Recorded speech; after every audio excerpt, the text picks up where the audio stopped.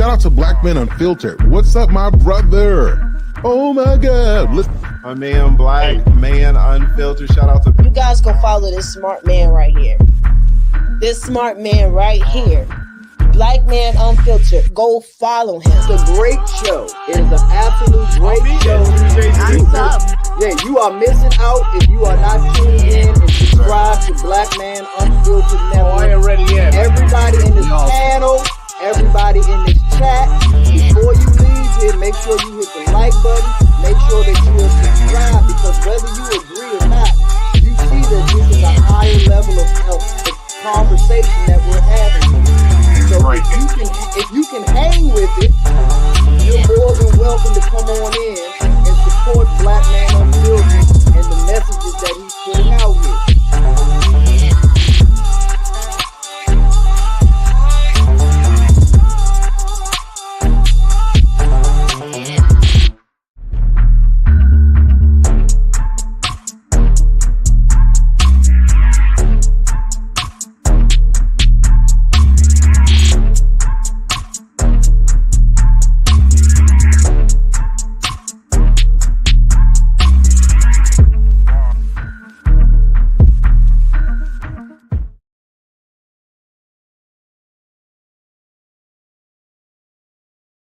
What's up, ladies and gentlemen? What's going on? Ladies and gentlemen, if y'all can hear me, give me a 1 in the chat. If I sound distorted, give me a 2.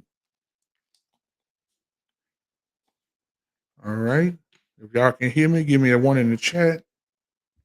If I sound bad, give me a 2.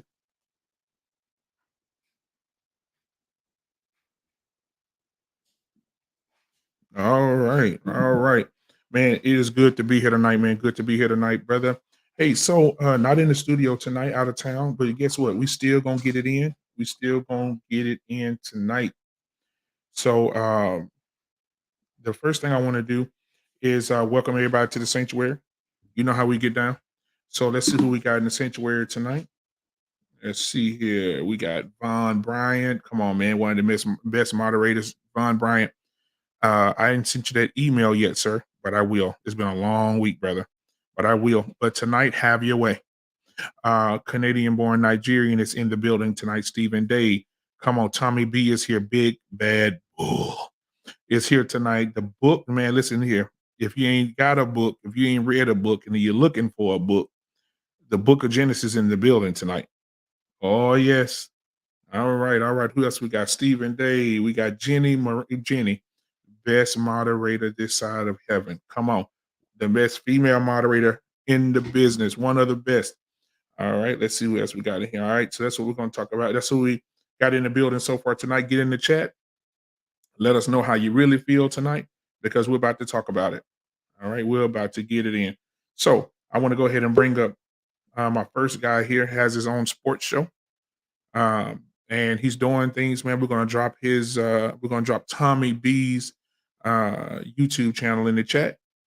So, but Tommy B is in the building tonight, man. Y'all definitely got to give it up for my boy Tommy B in the house tonight. Let me go ahead and bring him up. Here we go. Tommy B. Yo, what's happening? What's happening? What's going on with you, boy? How you been, man?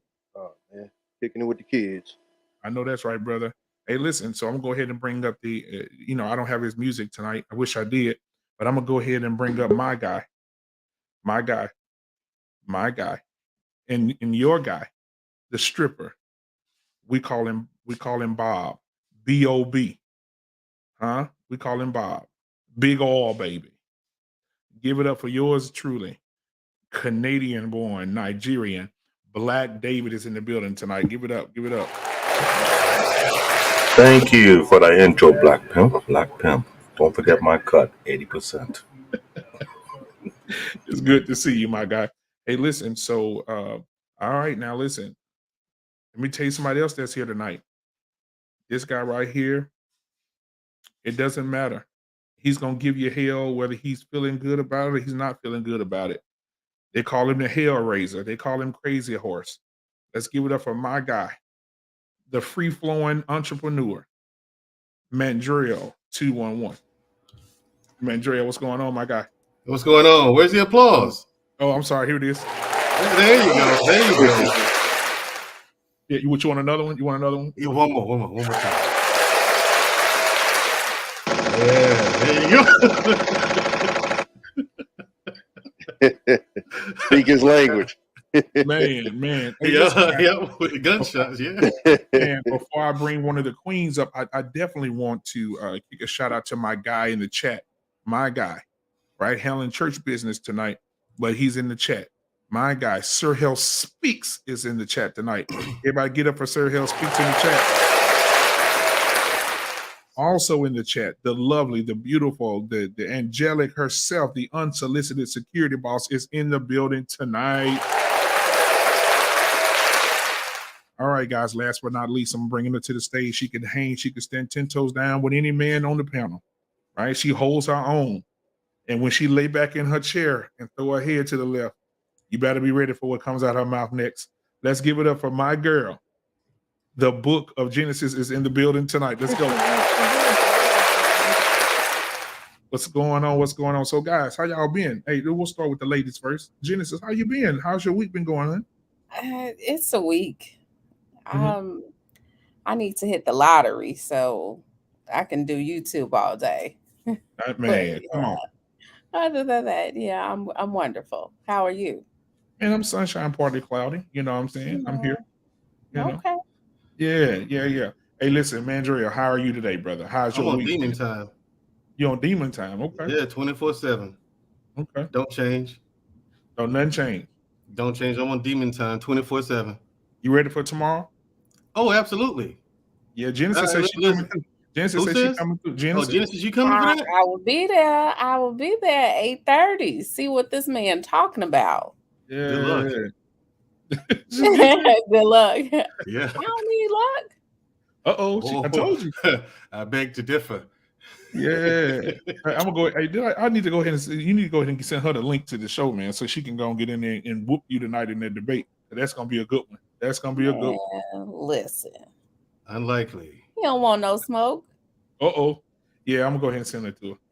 Hey, go ahead and send it to her so she can go ahead and show on up. Okay. Let's go ahead and guarantee it. Okay. Yeah. Black David is in the building tonight. Black David, how you doing, Bob? I've been good, Black Pimp. I hope you making my money, getting my cut. I'm trying to rob you for my damn money. I make so much profit off me. Okay, hey man, if you don't know who that is, that's Canadian-born Nigerian Black David. His initials are Bob, B-O-B.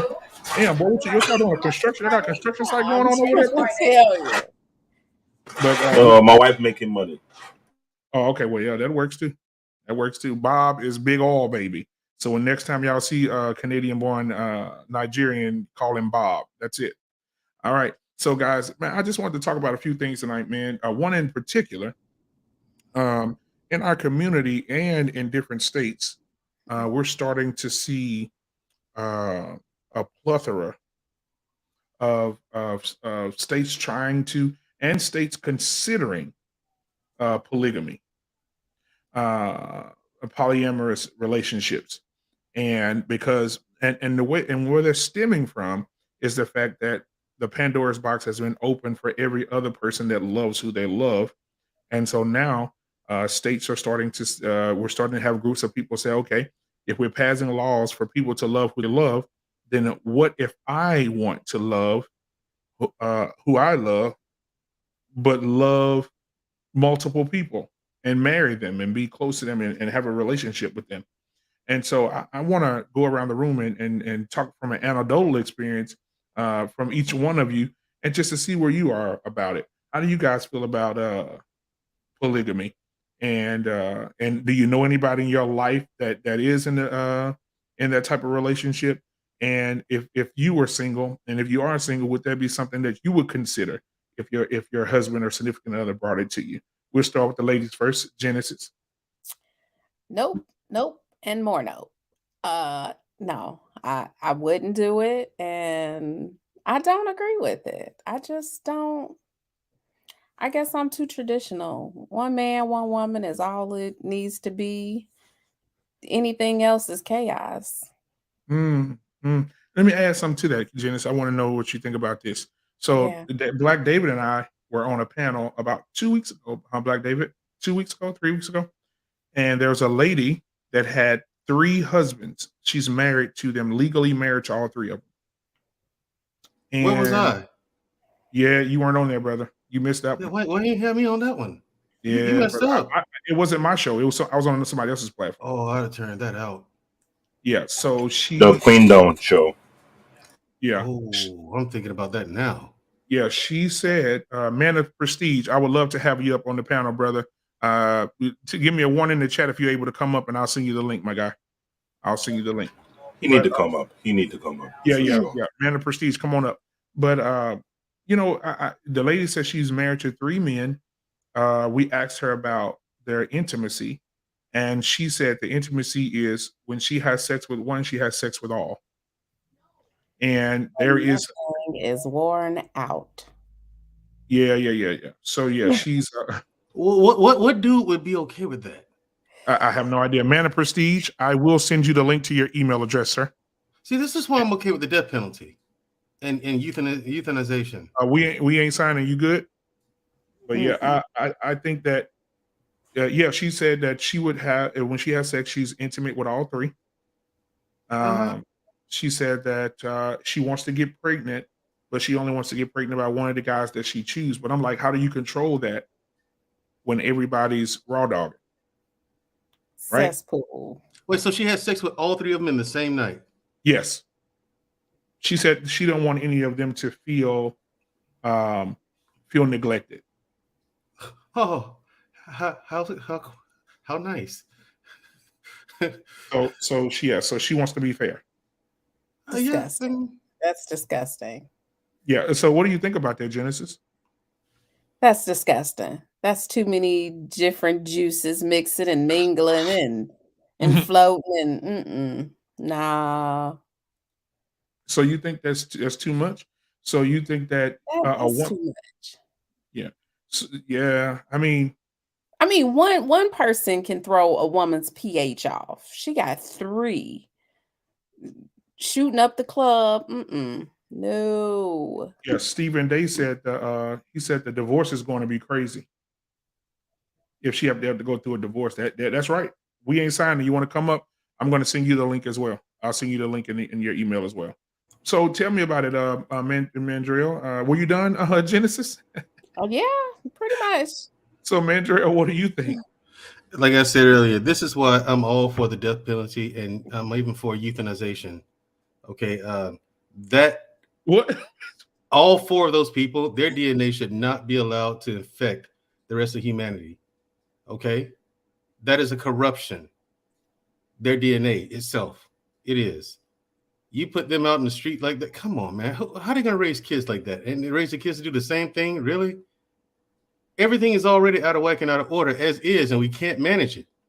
Now, Tommy's gonna be of the mind. At the same time, I'm at the mind like, hey man, do you whatever? It's got nothing to do with me. Is it for me? Nah, it ain't. I happen to think that's you're part of the problem. In fact, you just may be the problem. I mean, that mentality at least. Good grief. Wait, I got a question to dudes, man. Wait, I'm just made of questions right now. Hold on. Where the dudes were in the questioning, they asked her, were the men bisexual? She said no. Yes, they are. The men are taking their time with her. So one goes, he does his thing, finishes. The other one maybe kisses or. You see, that level of weakness should not be allowed into the DNA stream of humanity. Again, that level of weakness and weak-minded, you're so codependent on what is it about this woman that's so hot? And she's not. She's not hot. Okay, you ain't nowhere near that pretty. Okay, lady, you can't demand that kind of price. Stop playing. These dudes are so weak and lazy. They can't go out and find their own woman. She's married to 3 different dudes. You cannot tell me that if they are all in the mix at the same time. Yeah, them 2 dudes. The 2 of them dudes is getting it on while one dude's getting on with the woman. Come on, Black Man Unfiltered, stop playing. Hey, listen, because you know AJ Johnson. You know who she is, the actress. Yes. She said she had a threesome for her birthday, right? For her birthday. So she pretty much explained what this other lady explained. It was just an extra guy. And you do remember what AJ Johnson said? I don't care what she said. Did you get a chance to see it? I ain't with it. She said that they took their time with her, Exactly. each guy. Look, Mhm. here's the thing. Bottom line is, I'm not with it myself. But if that's what you okay with, as long as you don't have any babies, all right. But he wants I to don't have need, kids. huh? But okay, The but lady Oh, with wait, three wants to have she kids. wants to have, yeah, she wants to have okay, kids. well, So she shouldn't. She should be. She so should have in the know. She should be given a Hey, hold hysterectomy. on. Listen to the rest of the yeah, story. How listen to the What rest is of it. else to listen to? Oh yeah, yes, This it is is. worse. Yeah. She says, and me and Black David were on the panel, and this is when his eyes booked, mine Oh, booked, God. and I got off. I got to go back and watch that. David was on the panel. She said that she would want to have children, but when she has children now, right now, she's looking for a wife as well. So she wants to add a girlfriend. She always has a girlfriend, but she wants to marry her as well. Let me explain. I was there. But she said the woman that she's following after, she had 3 husbands.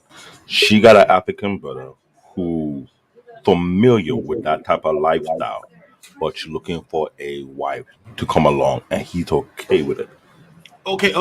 Now, cool. Now, if she gets a wife and she's getting it over one of the husbands, can the other husbands is not doing anything then go and get with the wife?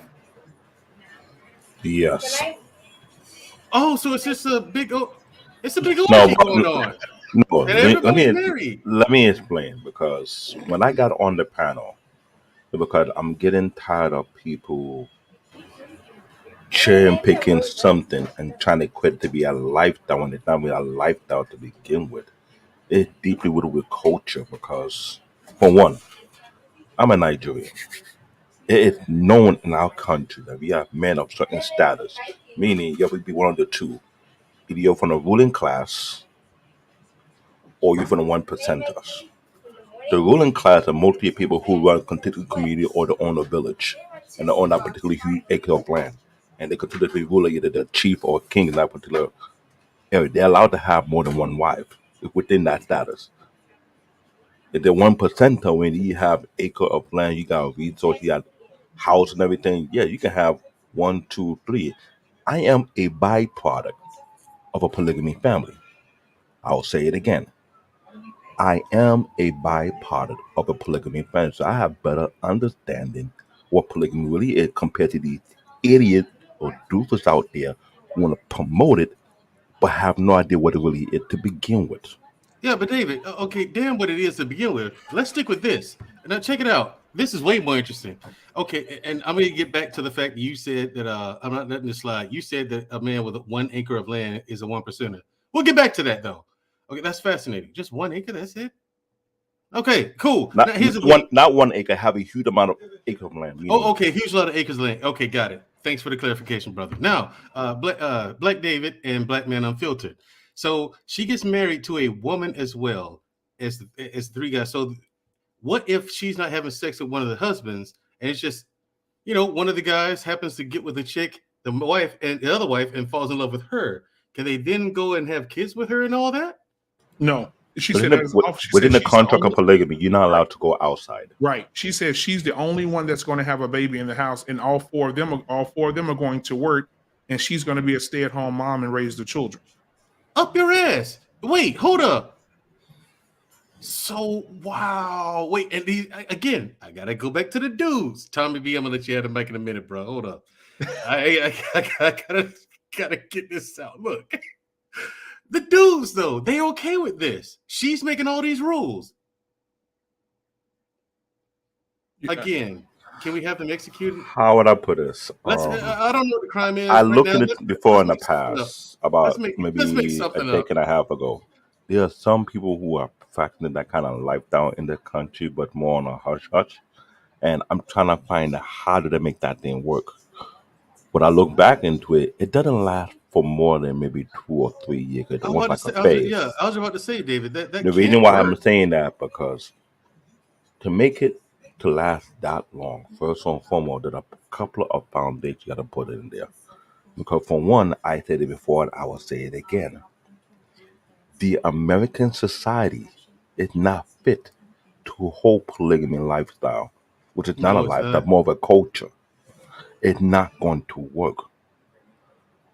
I remember OG came on one panel and she mentioned certain celebrity were practicing that so-called lifestyle behind closed door, but they don't understand the fundamental behind it to the point whereby someone got deleted in many ways, form, and fashion behind it. It's not that easy.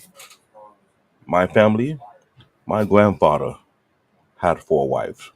My grandma was the 4th wife. My father practiced it, who passed away a couple of years back. Mm-hmm. My uncle, 2 of my uncles, one of them had 2 wives living together with him, and it was fine. Now, I was taken aback because I was trying to figure out how that's possible, but he made it possible. They didn't argue, they didn't fight, they get along very well. In some cases, in my country, some people able to have 2 or 3 wives within the same building, and there's no issue. They take turns. It's like running a corporation. There's too many more moving pieces in this. That's one. Two, even though my uncle had 2 wives, he had housemaid. The man had money. The man had bread.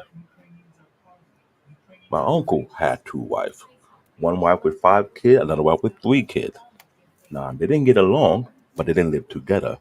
One was living with him, the other one had her own place that he provided. Keyword, if you want to practice polygamy, brothers, you should be provided, not the other way around. All that BS, Apparently, all that apparently, BS. apparently, all the So hold on, guys are man. providing. So hold on, man. And Let's get yeah, let's get Tommy. Tommy, let's get Tommy. So yeah, Tommy, what you got, bro? the original question, your thoughts on polygamy. Is that something that you champion? Is that something that you would do? Is that something that and what are your thoughts about it? I'm not interested in it, and I mean, what makes them? I mean, what they eat don't make me shit. So I don't even understand why y'all so passionate about it. Right on. It ain't He gonna asked affect me my my opinion lifestyle. about it. It's I just, mean, it's what I'm saying, ridiculous. I mean, they doing it in Utah, and that shit don't affect our life in no way, shape, or form. So I Right, That's right, mean, right. true. Well, the re- I the don't, I don't convers- see. Go the, ahead. the conversation is more about the reason that this conversation I'm having this conversation is because the culture is changing and a lot of younger people between the age of 18 25, right, that are growing up right now, it's becoming more of a cultural thing, like, hey, listen, this is a part of our heritage, this is a part of our who our people used to be. Man, I wouldn't mind, you know what, that ain't no bad thing to have 2 wives. Or now it's returning, in which Black David said it's a difference. I'll let him explain once everybody else has spoken, but he said there's a difference when there's a man with 3 wives versus a woman with 3 husbands. He said it doesn't work the other way around. It only works with men and multiple women. I think people are just talking shit. To be honest with you, I don't think that's really when you understand number one the egos that's going to be involved, and number two the time and patience it'll take to even manage something like that. Shit ain't about to be no big thing out here. People gonna talk. It sounds good or whatever, but I don't think it's gonna be like some phenomenon or something. You'll probably have a couple of people that try it, but for the most part, I don't think it's gonna be anything big. And like I said, I mean, it's just like I don't agree with it. I wouldn't try to. Well, I wouldn't even say I don't agree with it. It's not something that I would look forward to. I don't know if it's something that I should disagree with or agree with. Because, like I said, it don't matter to me. Like it ain't gonna affect Right. my life or whatever.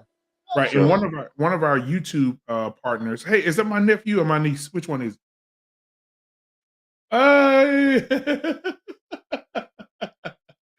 So listen, so my thing is this, one of our counterparts, Mimsy Limbs. I don't know if you guys know or familiar with Mimsy. Mimsy has spoken about this, and she said just recently that if her husband wills it, she said she would love to have another wife come in with her and her husband because she could use the help around the house. She could use the help with fulfilling him sexually. When she's tired or not up to it, she can fulfill the rearing of the children. They want to find another woman that wants to have children. So if she comes in, she has to be a woman that's willing to that wants to have more children if she wants to have children. So they have it, written out basically how they want it. And she said whenever her husband, and she said her husband didn't even come up with it, she did. She said, "How yeah. about we add another wife here?" And she Well, said, she said if her husband wills it and says, okay, that's what it is, and that's what we're going to do, she said, then they'll look for another wife. the biggest two things is going to be ego and insecurities. If you can get over those two, I think you'll be fine. And then, like I said, if you got enough resources to handle the situation, it's fine. But I'm sure you'll have somebody that'll be responsible enough to structure it out to where it'll work. And what do I look like being mad at it, whether it's a male or female? I mean, like I said, it ain't my cup of tea, but if you can structure it and it works for you, I mean, have at it.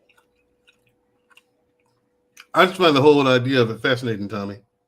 It's fascinating. No, it's definitely fascinating. I mean, it's that's my fun to thing. watch, but I'm just saying as far as like for me to, because I've always even been like that with the LGBTQ thing. Yeah, same here, Okay, man. Like, do your okay, thing, cool. but You're it don't right. affect me. Like, I was in the Bay Area, man. I've been around them since I was, little.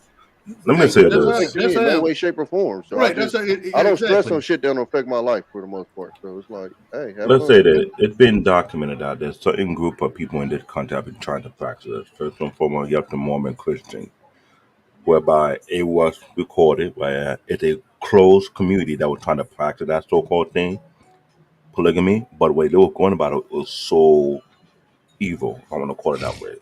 Whereby they were grooming girls at a young at 12, 11, 12, 13, 14 to get married at a young age. And I'm sure everybody's seen it on 2020 when one of these so-called cult leader who got arrested, he got like what 17 wives. The youngest was at the age of 14, the oldest at the age of what, maybe not 30. Now, and there were people who partaken in it with either police officer, police chief, lawyers, judge, etc. I'm not sure which in the Midwest or the West coast of the country, but there was certain group that were following that, which is pretty much stupid. They kind of use the Bible as an excuse, which is totally off doing that.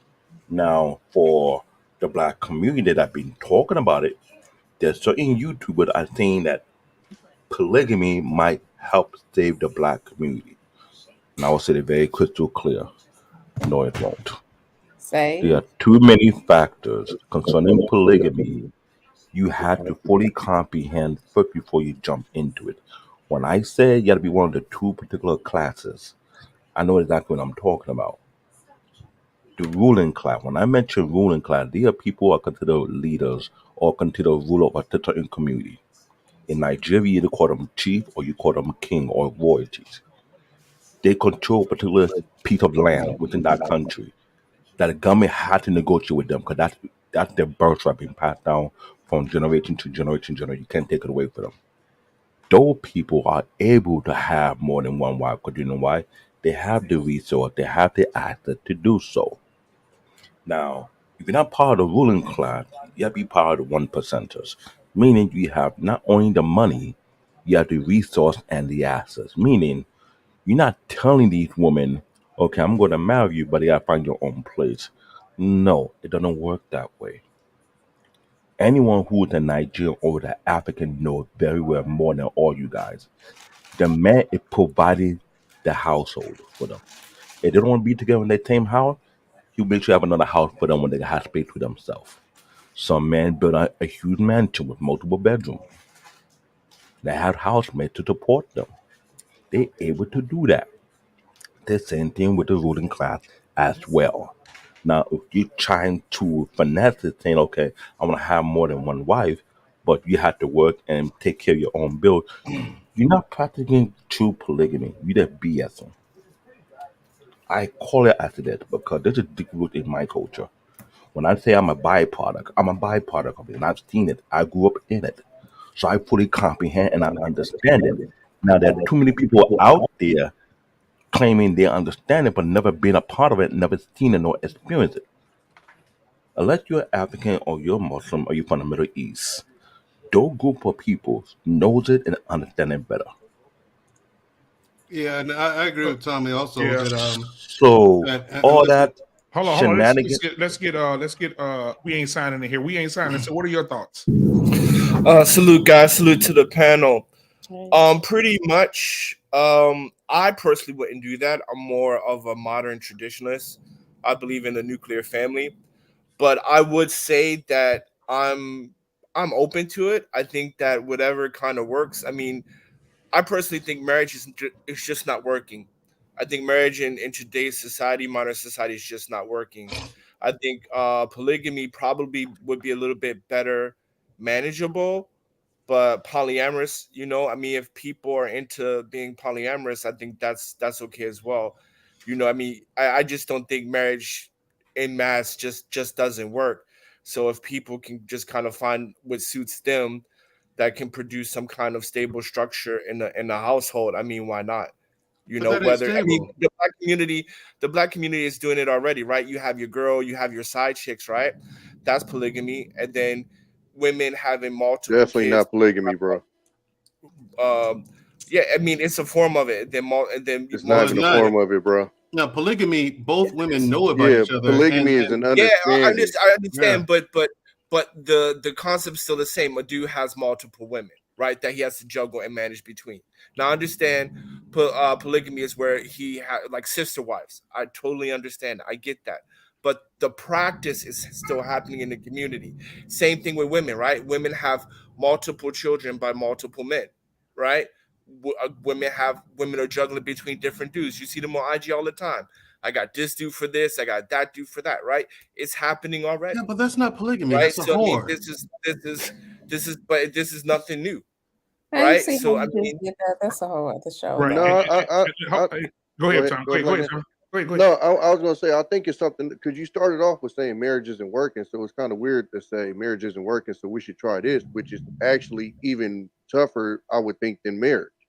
Like if you can't handle one wife forever, how you gonna handle multiple wives forever, or That or well, or part. I mean, however that polyamorous shit go? Like I get what you're saying. We ain't signing. Like I completely get what you're saying, but the problem is almost your comment. Stop.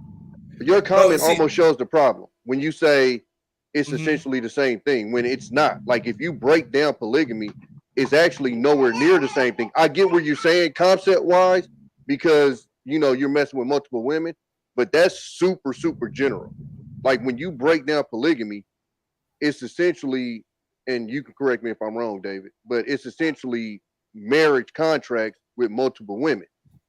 That's completely different than I'm married and got a side chick. I get where you're coming from with that, dog. Mhm. I get where you're coming from with the with the with the comparison, but if simple regular old fashioned marriage isn't working, how the hell is polygamy gonna work?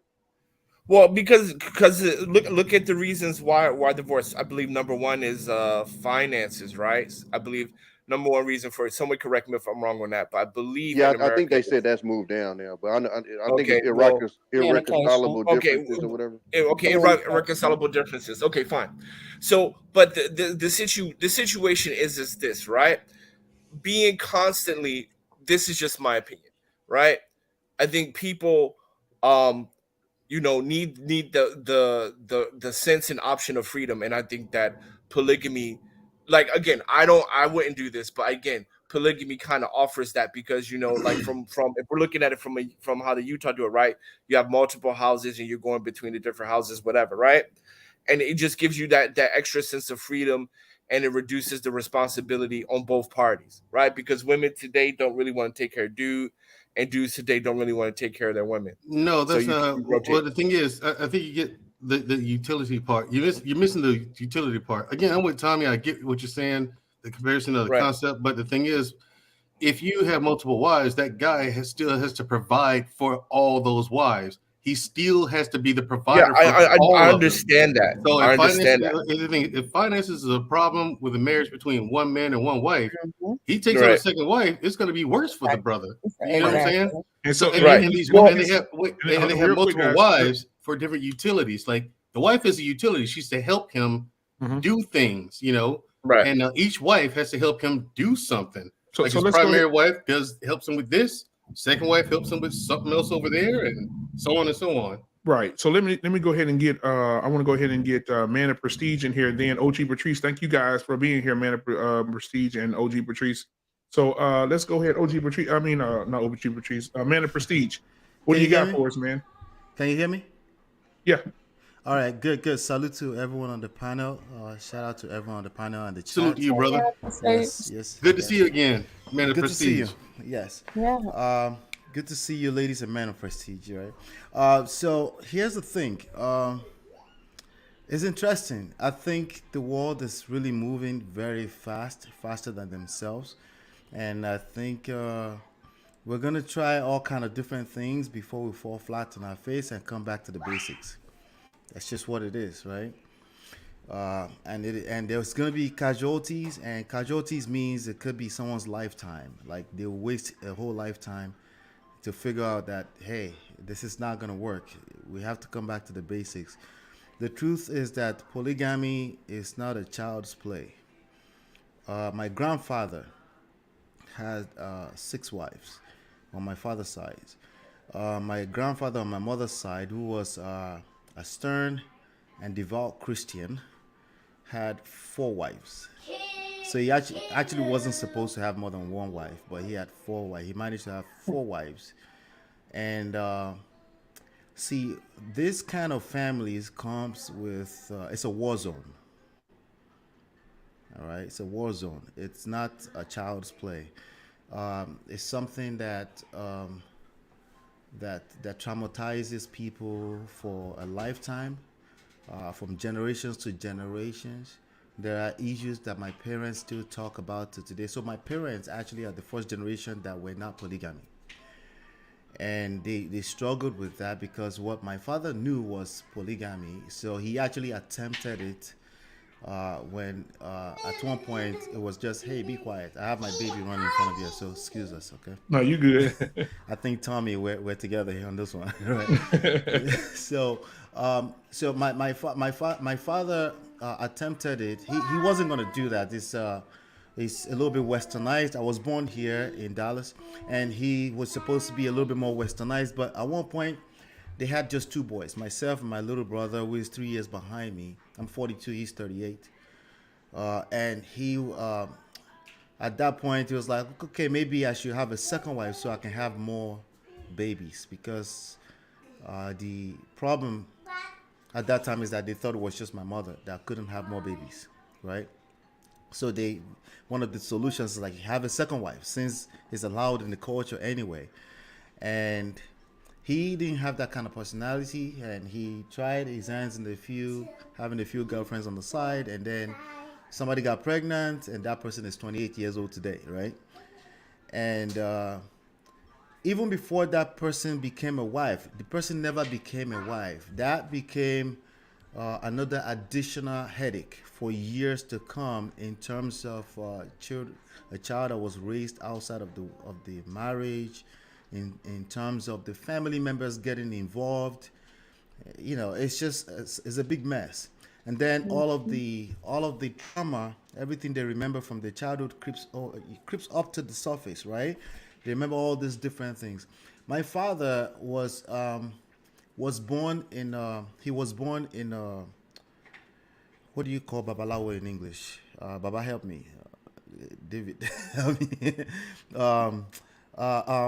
What do you call them? Like a witch doctor you're talking about? witch Babalawo. doctor. Yeah, my father was born in a witch doctor's hunt, in a witch doctor's cave, because basically he was the first son to stay. What that meant was that my grandmother had multiple babies, stillbirths, 5, 6 different times before the first son survived.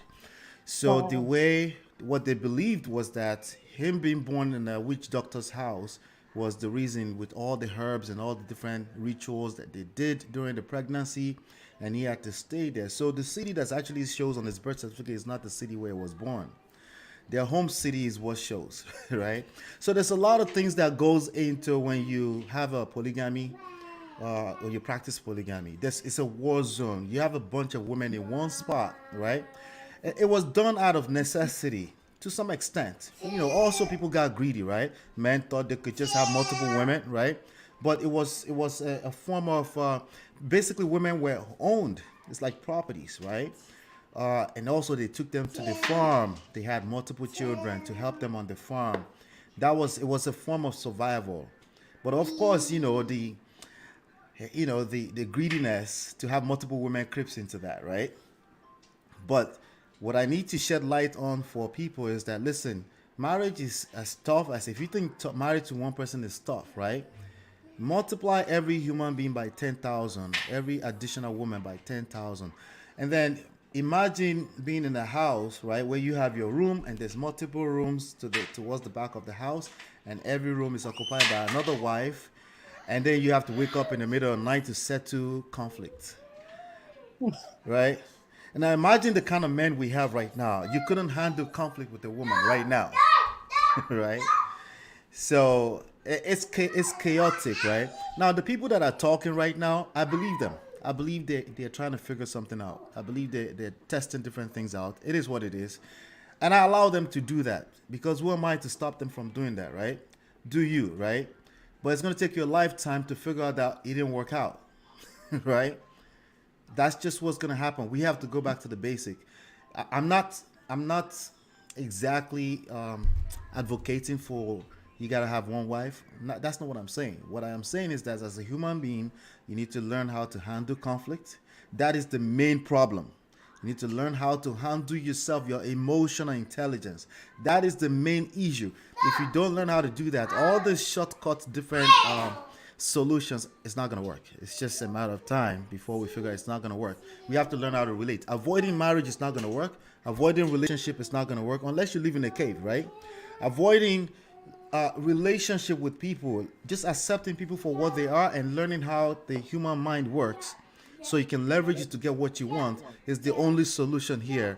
And for as long as you continue to push that forward, you just make it you're just perpetuating your problem. That's all it is. Well Yes. spoken. Well Well said. spoken, brother. And Thank you, so I want Olaf. to get Thank you OG, very but much. yeah, we'll get some responses from in a second. Want to get everybody in here first. OG Patrice, how are you tonight, man? I'm good. How's everybody doing? Good evening. Good evening to the Hey, panel. Auntie. Salute to the Patrice. chat. Hello, OG. Yeah, Hey. OG. How many husbands you got, baby? Oh Lord. Holler Only at your Stop. holler at your nephew, OG Patrice. Holler at your I've nephew, girl. Come on. I've Be only been real. married. I've only been married one time in my life, believe me. And I was married for 10 years, but I will say this. I I see I was summoned by Canadian born to call me up here because we've shared many panels talking about this subject because he know I have stories outside of my real life and outside in the entertainment industry of people that I know that have lived this life. And I'm so glad that they Ola and David is both up here talking about their own experience from and this is originated out of their own culture and you see the experiences they're talking about. So just imagine us as Black Americans that want to pick up this culture, right? And we can't even get it right over here. We can't even get it right on these YouTube streets. So we want to try to we can't even get marriages right in our own culture. Just in America being married to one person. So just imagine taking on two, three, five, 10, and it is to each his own. Don't get me wrong. I'm not saying it's impossible, but I'm saying that it's almost impossible, right? Especially in this day and age in society and the things that tend to move us as a people, which are the wrong things when it comes to marriage, and the values. Like, what are your values? What are your morals? Your standards? In a marriage and what that represents for a man and a woman. And our marriage rates are low now, because I think a lot of times that we're not ready when we get married. We think we are. Then when we're in the marriage, soon as problem arrive, we're ready to throw each other away and divorce. And then you got kids involved and it's messy. So just imagine at times multiple. So the experiences that I have seen some of my friends, I've never indulged in the lifestyle because I've seen nothing but disaster come from it in real life, in real time.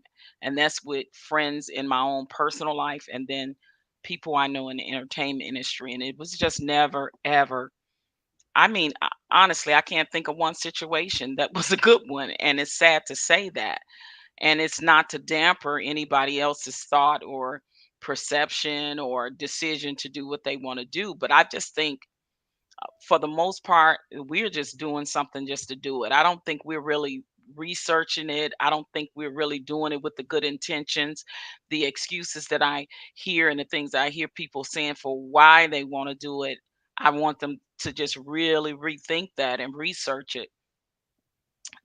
We had mothers back in our time. My mother and my grandmother, it was 7, 10 kids in family with just her and her husband, and they raised them. And it was like I knew it was hard, but they did it. So when you putting certain reasonings because you're overwhelmed and this and that. Imagine the women back then that were overwhelmed that had 7 and 10 Mhm. kids. So I'm saying just think about the reasoning why you want to do it. And I'm just thinking that that part of it may not be a suffice enough reason to want to try polygamy. And then some people, I just think they want to do it just because they just want to get that experience and have multiple partners and have everybody to be agreed upon.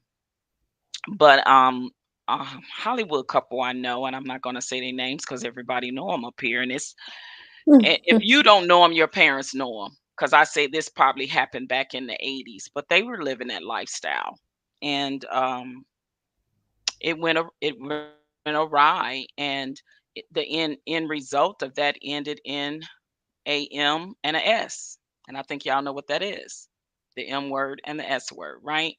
Mhm. And then I have friends outside of Hollywood that one particular story. I'll give you two, short, sweet. Man and woman and child. Been married for many years.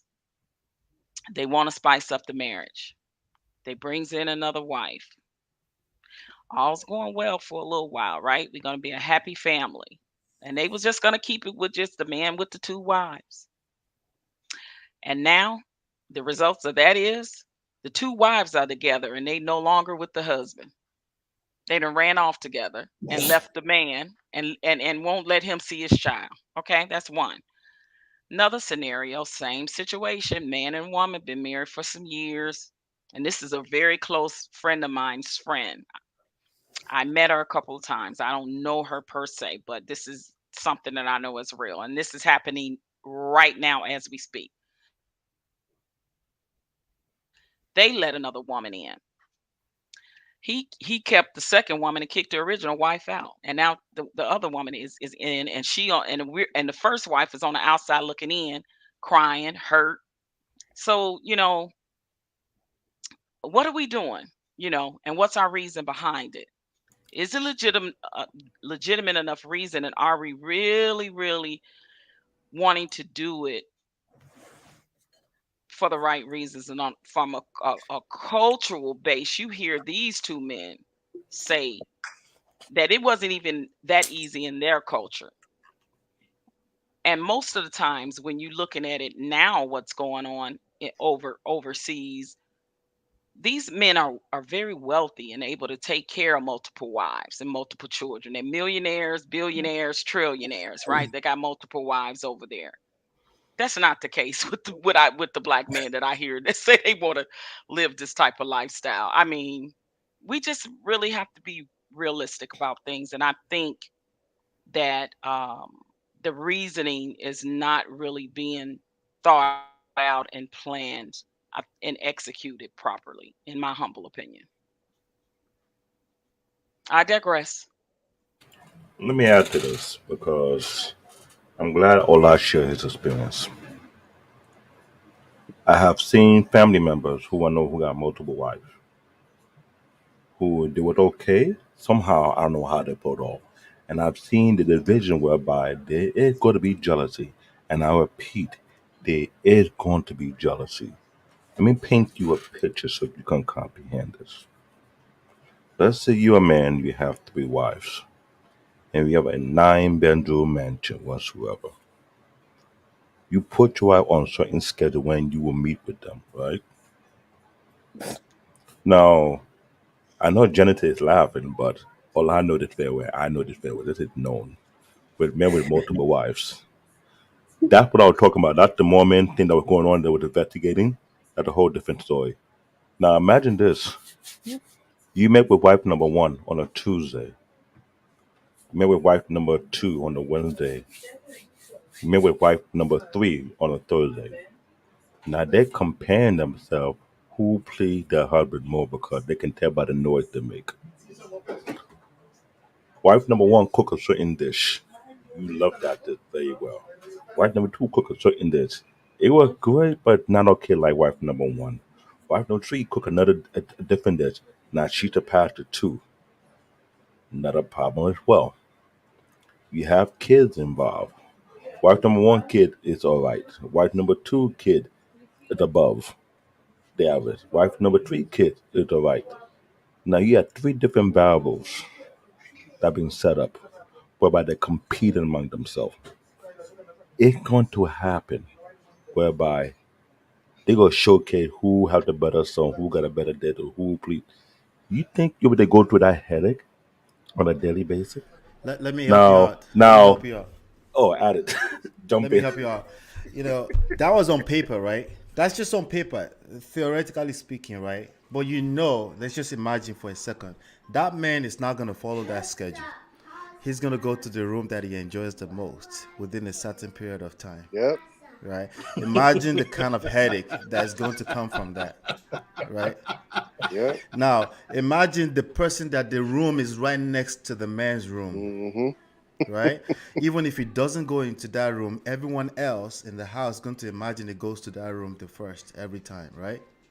Now, imagine if there's a death of a child in the family. Whose son or daughter just died? Who's gonna get accused of killing the son or the daughter? Because again, there's a lot of juju, what do you call it? Witch doctor hunting kind of talk, right? Spiritual battles and all this kind of craziness, right? Right. So it's not the first time that this creeps through their mind. They're gonna say it. It's gonna creep through their mind for a while before they say it out. So imagine that woman that has all that stuff going through her, right? She just lost a child, and she spent the first 3 months not talking about it. But everyone that can tell that there's a problem in the family, and she's just angry. Not only is she angry, she's translating that to all kind of energy. She's saying, so we know that a typical woman needs to go in circles to get to the point. So imagine when you had all of this. Sorry for the stereotype. It is what it is, No, right? you preaching, Ola. Preach. I want to add on top of that because imagine one of them can't even have kids at all, and other two are able to give birth to kids. Well, gets I was going to throw worse. something in there too that y'all haven't put in there, and ladies, you correct me if I'm wrong, but if I'm not mistaken, if you guys stay in the vicinity of each other, then your cycles come around the same time. So, Yeah. gentlemen, imagine that times 3 or 4. Have fun with that, sir. Yeah. And did you see the picture I just put up there? That guy, he had Yeah. 5 wives and 23 kids. And all of them Yeah. ugly. And here's the thing: that type of lifestyle. No, I mean that kind of crazy, but I read into it. It was At least you know investigated by they in is. the 80s. Listen, it was done in the U.S. It was investigated. It was done in the U.S. Oh my in the God. 80s. They're like a cult. Now, for some reason, they were able to have that going on because of the particular community that join in. But you got police chief, you got lawyer, you got judge, politician who also engage that type of lifestyle, and they had some kind of compound that were getting it. One time, ABC News were trying to investigate it, and they were blocking them off. The police was cutting them off, not to let them go to that area. So for them to pull that thing off, which is ridiculous, when I'm telling you, the youngest bride was the age of 14. Yeah, but Let that sink in. also here's the thing. I want to add to this. A couple of people hit onto it. In American culture, okay, this isn't going to work because how many American women are going to be okay with sharing their man with multiple women? Say you have 4 wives. Some of them wives are going to go out, if not all of them, going to go out and find other dudes to fool around with. But that's why I said egos and insecurities that have to be in check for that to work. Yeah, that's the biggest thing. Yeah, and that's the thing. America has a big issue with egos here. You know what I'm saying? Inflated egos, or they just gas themselves up for whatever reason, or just the insecurities, like you said, the little stuff. Oh, you went in her room twice. You only been in mine once. You feel me? Yeah, like all of that little stuff. So my prestige, he hit on that perfectly. I was thinking about that too. So then he hit on it. I was like, yeah. Let me ask this, because I wanted to ask this to the panel, and anybody can answer first, but I want to hear everybody's perspective. How do you feel about the swinging community? Where a woman, I got stories, friends in it and out it. Right, a woman knowingly knows. Okay, OG, I was about to say, hold on. A husband and a wife go to this place, and they pick out women to bring to the house, or she picks out a man to bring to the house. I will go first, OG. I had a coworker that thought that was the life, and he didn't want to do it per se, but his wife was gorgeous, and she was from London, real beautiful woman. Oh my God. And so when she used to come there bring him lunch, everybody just stopped working. So she was one of those type. And so she introduced him to, and he was like, no, I don't really want to do that. I'm really not about that. She said, well, I'm going to do it. And if you love me, you'll do it with me. So they end up trying it out. And she said, I want you to know that this is an open marriage. And so it went on and on and on. And he said what really broke him is one night he come home, he agreed to the open marriage. He come home and he hears his wife having sex with another man in the room. See, here's the thing. Now, hold on, let me finish. When he comes back, when he comes out, he hears her, looks through the room, looks in there, see the man pound caking her down. He comes back out. I said, what you do? He said, man, bro, I just went sat in the car and man, I cried, bro. He said, I can't do it no more, bro. Oh no, it's a wrap. Oh no, it's a wrap. It's a wrap. Everybody gets it. Here's the thing. He agreed to it though. Everybody gets it.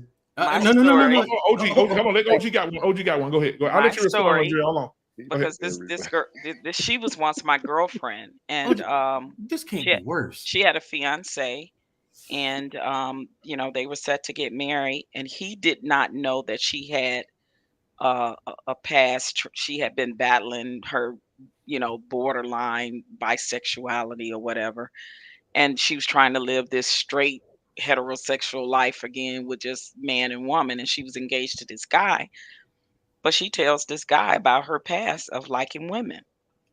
So what is the guy's fantasy? Is it but to be with two women, right? Most guys. No. Majority. Right. Oh yeah, it's true. And it's a lot of guys. A lot of guys, you're right. Exactly. So, he curious. He was like, well, let's give it a try. Let's. So they started doing a lot of swinging. And she picks this particular girl that she knew, this particular lady. I shouldn't say girl, lady, because they were all grown, and they start engaging on a regular basis. And then all of a sudden, she's suspicious that they doing it when she's not at work. Of course she is. Because they always have an agreement, but they always break the agreements, right? Because emotions get involved and people don't be real and the line starts and all of this, right? So she called me. I ain't even admit I was even involved in this. So she calls me. She wants to sneak up on him, so she acts like has to work that morning. She come get me so we could switch cars, and because he knows her car, and we go and we hide down at the corner. Now this is one of OG stories, y'all. I'm telling you. Let me find out OG was in the bushes. We sitting there in the car, like at the other end of the block. We just are waiting, and she watches the woman. Sure enough, she comes over. She goes in their house. And the husband is where he worked nights, so he was there in the day. My girlfriend worked days, but he thought she had to work.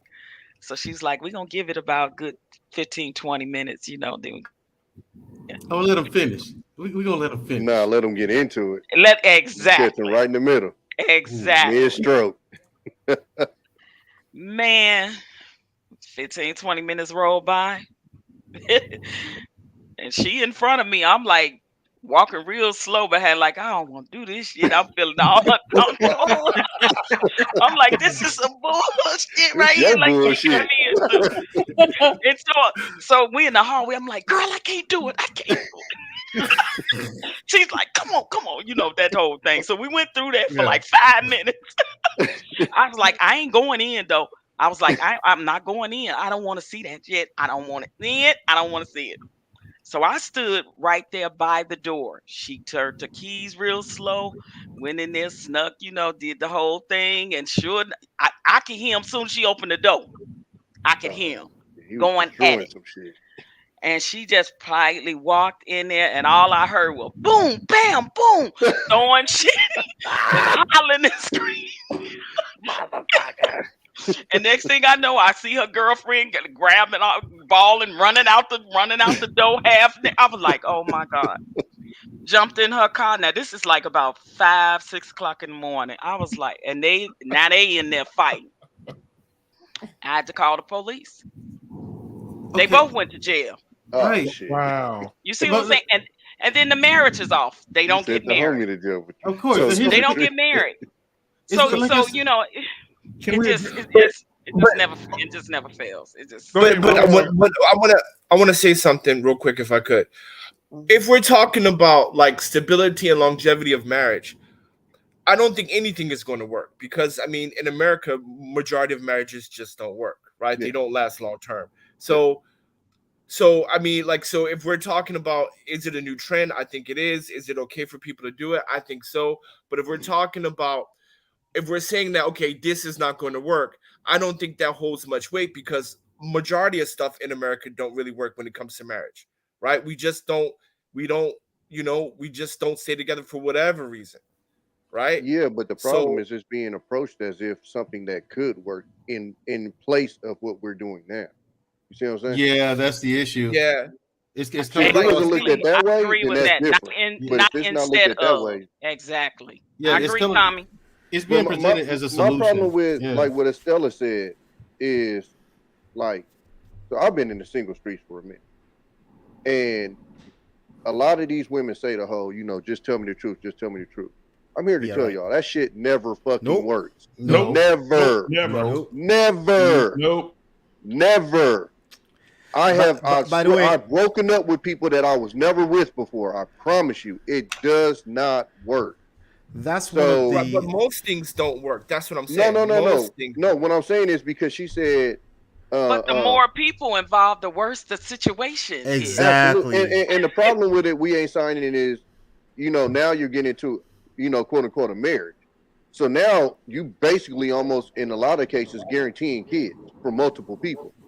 So when that breaks That's down, happening anyway, right? no, 60% of it women who have children have it with multiple men. That's happening anyway. No, I think yeah, I don't know where y'all get precisely the what numbers from, I but think precisely I guess what's I gotta going on rock with with y'all. this. Can you hear me? The precisely what's going on with this is anytime you have to make an emotional decision, which is most decisions anyway, right? Including when you're buying stuff, including when you're purchasing a house or anything like that. A lot of those decisions are made from an emotional place 85% of the time. Those of you that were involved in sales will know that. Yeah. And then we justify with logic later. It's very slim amount of people that use logic, regardless of how much we try to cap about this, right? It's just what it is. We make emotional decisions, including when we actually spell it out and we say facts over feeling. All of that is feelings and emotions at the end of the day.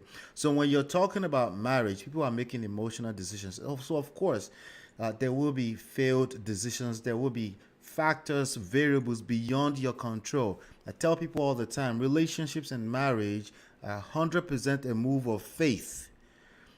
For as long as you continue to move away from this simple fact I just said, you only fall flat on your face.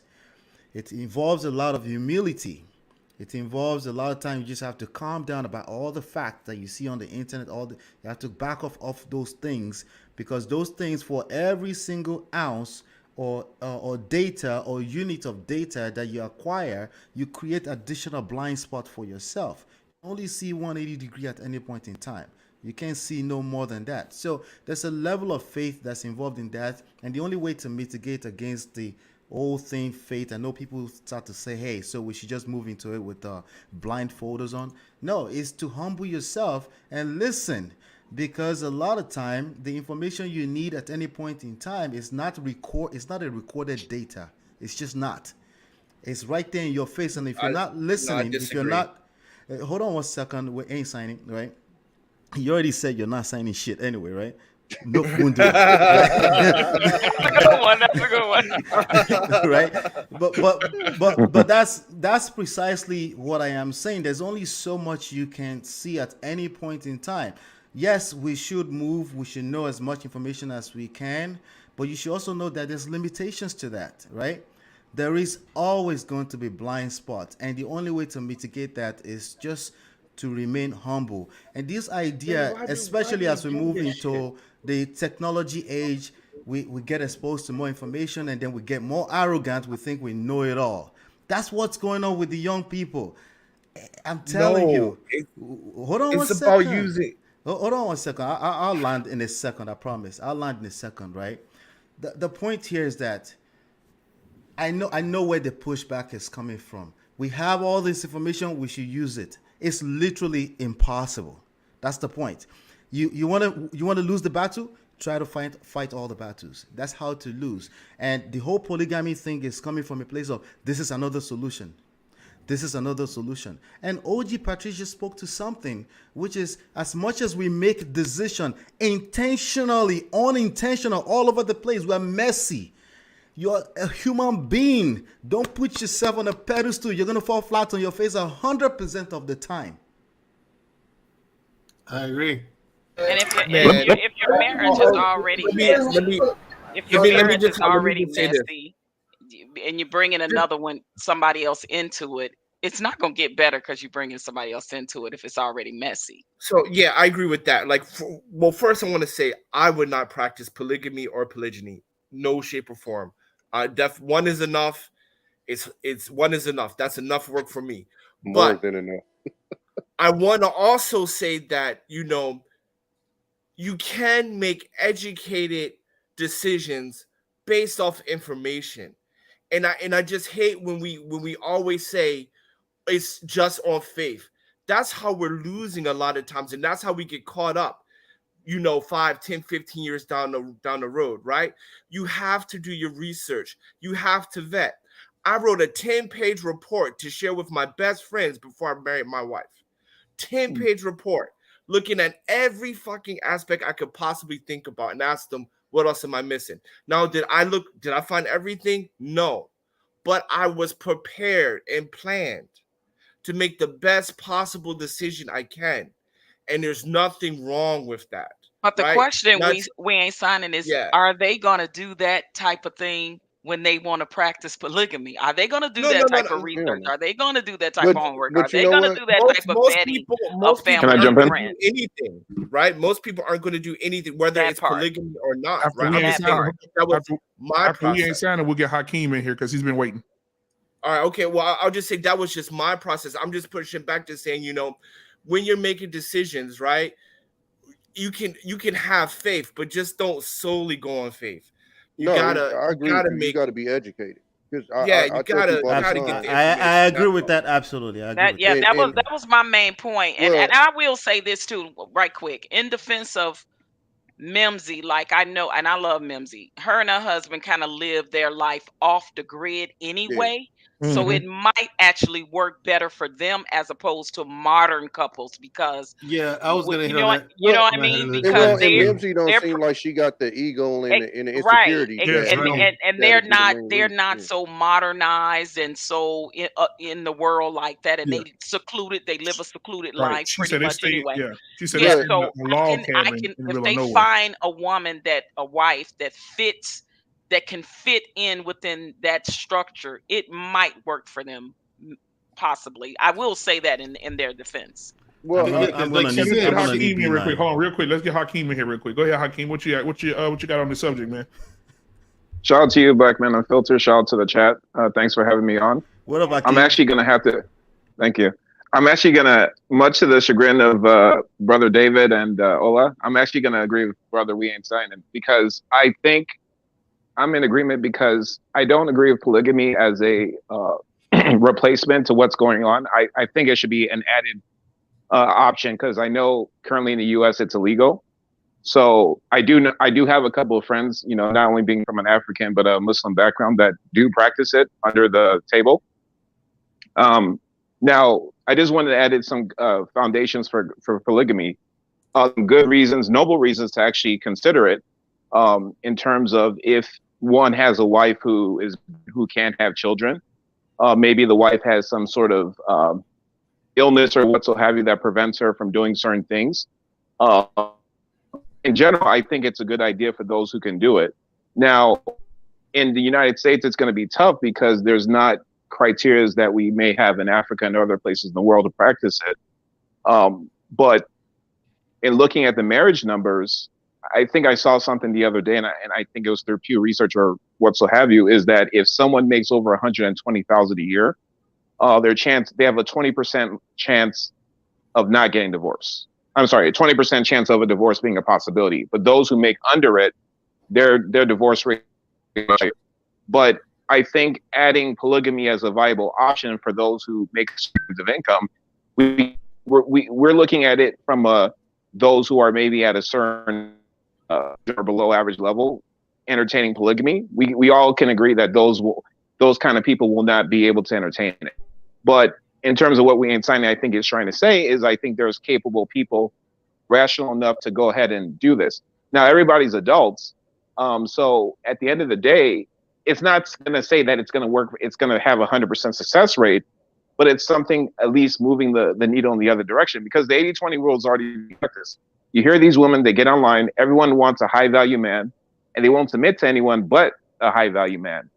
So in general, it just, I think we should just look at it that way, that I'm not saying it's going to eliminate issues, but I think we should put it in the agenda.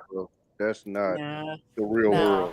Like, let me rebuttal that. People bring that up because it shows how deep people are. Bro, that's not the real world. Like, there aren't tons of women out here going, I only need a high value man. It's just not the norm. And because it's, the Kevin Samuels done heightened it up, and you get to watching that so much, and you think that's every woman. It's not even close to every woman. Not every woman, not even. It's not even close. But here's the. Go ahead. No, you're good, Tommy. I cut you. Go ahead, brother. Oh, no. I was just saying, it just, I keep hearing guys in this space bring that up, and bro, it's just not true, bro. And I'm talking from somebody who's been more single than I have been in a relationship, bro. I've never run into these people who are, you got to have a Benz, you got to have a Beamer, you got to make six. I ain't never even had a chick ask me how much money I made before. I have. Like, never. Yeah, now 6 figures, 6 feet tall, and 6. I'm not saying it doesn't happen, man, bro, but I'm just saying, like, it just that's not the norm. And the reason why the reason why it sticks out to you, Mandrell, because it's not the norm. You see what I'm saying? Yeah, I get what you're saying. I agree, and I agree with you. It's not. That's not most women. I agree. It's not most women. It's not even close. I agree with you wholeheartedly on that. But my thing is, I run into that, and when you run into it, it's like you said, it is a shock to you because you're like, what what? Yeah. You know what I'm saying? But if we're gonna, if it was the norm, it wouldn't be a shock to you. You'd just be like, exactly. Oh, okay. Right. It blows my mind every time I meet a woman like that. And I'm just like, yo. But you should actually thank her, because now you know to keep it moving. That's exactly. Exactly. But here's the thing that I'm going to argue, though. Here's the thing that I'm going to argue, though. If you take that, it's more than actually you guys are thinking, because if you take it and go maybe 32 and below, most people in that range, because their S&P value is much higher at that point. So they're thinking that when they get more mature and they get beyond to the danger zone wall, then most women start. Markeem, what is S&P? Exactly. Let's pretend we don't know what S&P is. Sexual marketplace value. Hear in real life. I don't hear this stuff in real life. I don't. It's the talking point. Only on YouTube. You got it. But Lisa, let me land with this, though. It don't get much more vain than California. It's not real, bro. It's not. It's just that 1 million followers. That's it. Now, if you go to Beverly Hills and you're like, all of these chicks, of course, that's different. But if you go to regular cities out there, bro, if you go to Venice Beach, or if you go to Compton, or if you go to San Diego, if you go to I'm at some Hollywood parties, and I don't hear, girl, what's this sex? Or guys talk about that sexual, is a select few, bro. But if I can land with this, though, let me land with this. Majority of marriages, as We Ain't Signing was saying, the number one reason is because of finances. That's now, wrong too. The thing that you guys, that's not accurate. Who said that was wrong? Ola said it's not accurate. That's not accurate. But from what source are you saying that from? Wait, what's not everywhere. Accurate? It's not finance. It's not finance everywhere you look. Number one cause of divorce or breakup. It's due to finances. It's finance. It's between. Where? What source? What source are you looking at? Two is finance and infidelity. Those are the top two. I don't know in what order. Thank you. Okay. So, but let me land with this. Hold on. But let me land with this though. I was landing with this though. You're gonna see why you're proving me and We Ain't Signing's point. Finances is one. So that already means that you're talking about average to below average men. Then the second thing is infidelity. Now, if you're talking about polygamy, am I saying that people aren't going to step outside their marriage, even if they have maybe 2 or 3 or 4 wives? That's not what I'm saying. But I'm saying that among those groups, because I know what I'm talking about, and I'm in the finance and accounting sector, so I know about numbers and statistics. Divorce significantly shrinks in the higher upper middle class groups. And so what I'm saying is that when you guys are saying that's not most women, but I'm just going to be honest, most women aren't going to tell you the honest truth. And divorce, and the reason I cite finances for the divorce is because these women, some of them, again, what's already inside of you isn't going to change. If it's already inside of you, that's what's inside of you. So you're expecting women to come out and say the honest truth because you're broke. And I'm just saying, if we're going to look realistically, I guarantee you, I could put money on it. If you go to 32 and under, they're thinking about income. They will not get with the average man. I just know what I'm talking about. And I've gone across different states. I haven't lived in the state, but I've come across different states. This is the new theme and this is the new norm. Because when I mentioned S&P value, from listening to you, they're bro, trying to utilize their literally getting S&P this from value YouTube, when bro. they're younger. And what they're trying to do is Exactly, attract Tommy. a man that makes a certain kinds of income. They look down and they do not want average men. That's just how it is. I gotta disagree with that, Hakeem. One mic. Let me respond to this. I would like to respond first. So I think okay, I do agree with you when it comes to marriage, finances do marry. But when it comes to dating, most women, when you're dating, they're not going to ask you on the first date or the first 3 months of you dating. You know, they're not pocket watching like that, right? They're not either. You and then on top of that, fuck out of here, bro. Younger women tend to have a lower financial threshold than older women, right? Because younger women are just cheaper just to make her happy, right? Exactly. Like going to the like Six Flags, right? Is going to make a 25-year-old more happy than going to Fogo de Chao, which a 35-year-old go to, right? So you have it in reverse. Because when my wife is 28, right? And we did simple shit, right? But when I was dating women that was plus 30, I spent a lot more money just to have good times with, right? So it's the inverse. Young people are cheaper to maintain. So it's actually the inverse, right? The younger she is, the less money she will require. Absolutely. That's true. That's true. Hakeem, and I don't want you to take this the wrong way, but bro, my honest advice to you is unplug this shit for a minute, bro, and go live some life. Like literally. Because when you guys, and this is what I'm saying, Hakeem, and I'm not knocking, but what a lot of you guys don't understand when you guys ingest a lot of this information from these YouTube spaces, is you don't even understand. You start speaking like these people. Yes. Yep, Y'all don't even catch it. When you start talking, you're literally sounding exactly like these people talking on these platforms, bro. If you live life, period, you will know that what you're saying is not true. Most women are not out there looking for a freaking black card or 6 figure. It's just not true, bro. It ain't. Because like Tommy kind of mentioned a little bit a while ago, you're not telling me that there are guys who make less than 6 figures get married left, right, and center. It happens all the time, every day. Broke ass military people get married all the fucking time. Exactly. Yeah, If you're in the military, you broke as hell. Like you if you're enlisted in the military, you qualify for food stamps and shit. So people do it all the time. They go right over there and get it. Mandrell, you disagree with your guy? Who was that? Well, no, I was talking to Mandrell. Do you disagree with your guy? Remember last night we were talking. What's the white guy's name that's real famous right now in the manosphere? White guy? Yeah, white guy. You said last night you follow him. Rollo Tomasi? No. He's real popular. White guy. God. Rogan? Rollo Tomasi. No, he's in the manosphere. He's in the manosphere. Rollo Tomasi. That's Rollo Tomasi. The white guy is the head of the white manosphere. Jordan Peterson. There you go. Oh, Jordan Peterson. I don't think he's necessarily manosphere, though. He's not manosphere. He's not manosphere. Jordan Peterson talks about a professor. But what did he say though? What I want to know, what did he say? What did he say? So Jordan Peterson has a book that he wrote that specifically talks about the sexual marketplace value. That's crazy. No, that's a real thing. That's a real thing. It's a real thing. People are just not however, they're saying it doesn't exist. However, but it doesn't exist in the way that you guys think it exists. Exactly. Bro. However, It application. That's why I said sometimes Yep. you guys got to unplug this shit and go and get away. And I'm telling you that from experience, because I had a homeboy and we was sucking down that Kevin Samuels shit left and right. And literally, without even speaking to each other, we happened to be on the phone. It's like I had to take a break from it because it starts fucking with your brain. And mind you, I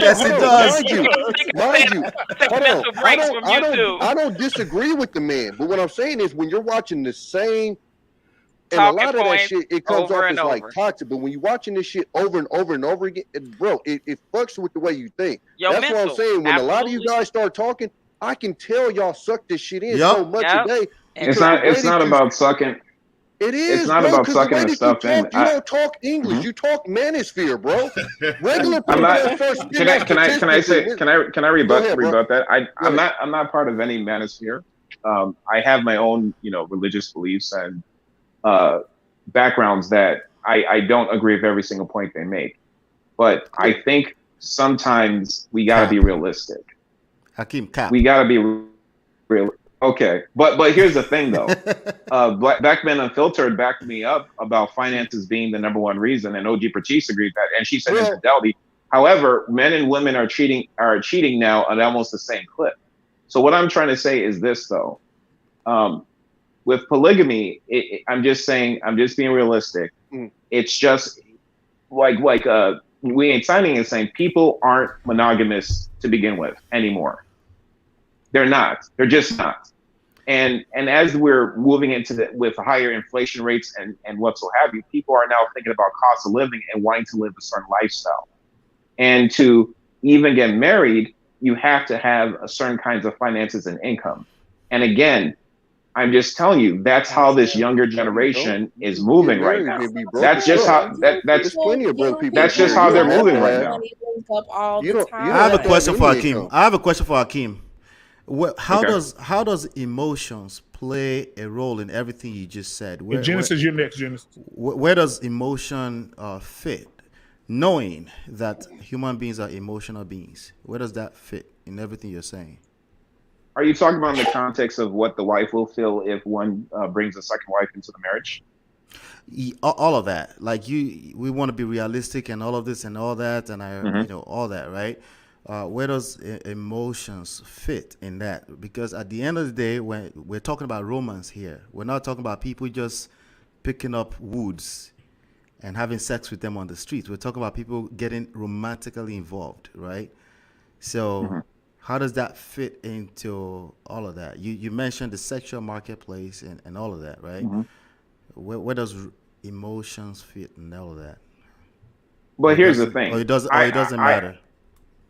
I come from this mindset that marriage is a noble thing to do for a man and woman, and this whole having, realistically, no one's going to be a virgin before marriage. You see, so I'm married, and my wife and I have already talked about conditions in which I would even consider polygamy, and I told her father and I told her family what those conditions would be.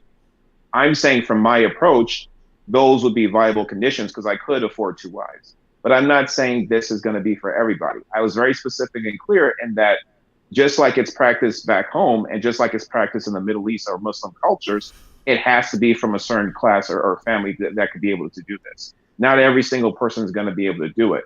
So to answer your question, when it fits emotionally, I'm trying to say that what I'm saying is a logical thing. The reason why people step out of, there's a multitude of reasons as to why infidelity happens.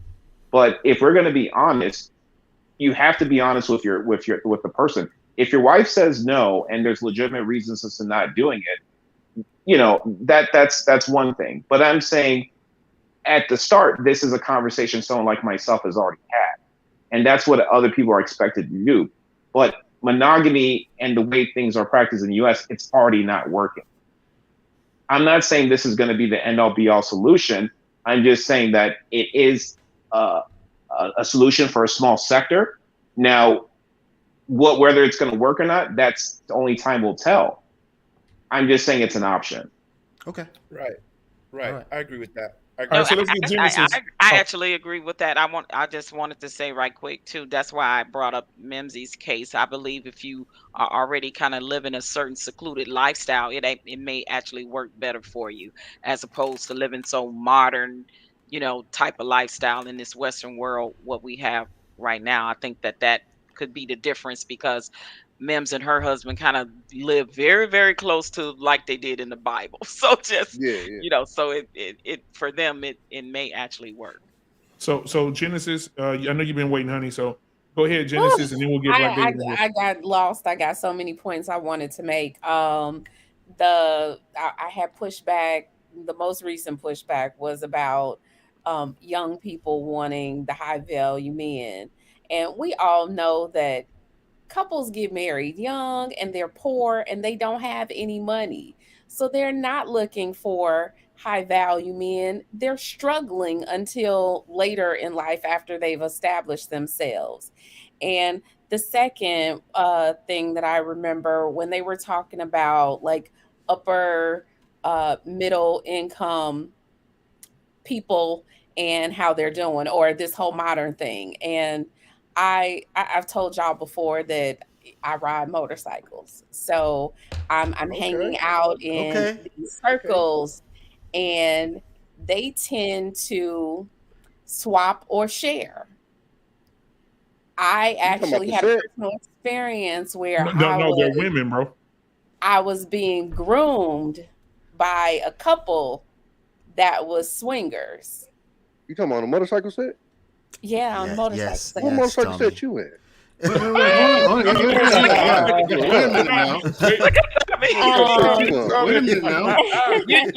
know I heard that. I heard about that, Genesis. Do tell. No, they be nasty out there. I was being groomed by a couple. They were swingers. I didn't know they were swingers. And because there was a lot of sharing going on, I thought, the husband was just doing, he was just being a man. And trying to cheat behind his wife's back. But I later found out that I was suggested by the wife. The wife had approached him because he would be flirting in plain sight in front of the wife. And I would be like, wait a minute, what's happening? He's so disrespectful, And I found out later on that the wife didn't have a problem, but Miss Creative. Come on, girl. No. Don't get distracted. Don't get distracted. The husband was grooming. Of course, I'm not down for the lifestyle, so I didn't know. But we were out of town at a motorcycle event. And in the hotels, it's all kinds of stuff happening. Y'all got it in. Huh? Y'all got it in. No. She said no. She's not interested. You said that y'all. No, I wasn't interested, but he was doing his thing. I guess trying to seal the deal when we were out of town at the hotel, right in front of the wife. And these are all, you have to be of a certain socioeconomic status in order to keep up the lifestyle. Mm-hmm. So these aren't poor people. These are, middle class, upper middle class. And it's messy as hell. Yes. The set is disgusting. They're fighting. And then in the clubs, they're fighting within the clubs because this one's swapping with that one and it all gets chaotic. No, it's not gonna work. And so maybe OG Patrice and Genesis can help me out with this one, because there used to be something my dad was telling me about. I don't know how true it is. Maybe he was high, but my dad said there's something about a bowl game they used to play where everybody put their car keys in a bowl, and on your way out the house, all the men will grab a set of keys, and whoever set of keys they grab, they would take. Sorry, whose phone? Whose phone? Yeah, somebody got some music on. That's a phone ringing. We ain't signing. It's ringing signing. Yeah. Mute him. We ain't signing. Yeah, I got him. There Damn. You He Christmas in December. He walked into a parade. But no, Christmas in December, my guy. So back to what I was saying before, we had a live band tonight. I didn't know I had paid for that. But listen. So they said my dad said they had a big bowl, and he said my mom and him went to this party and they had a bowl by the door.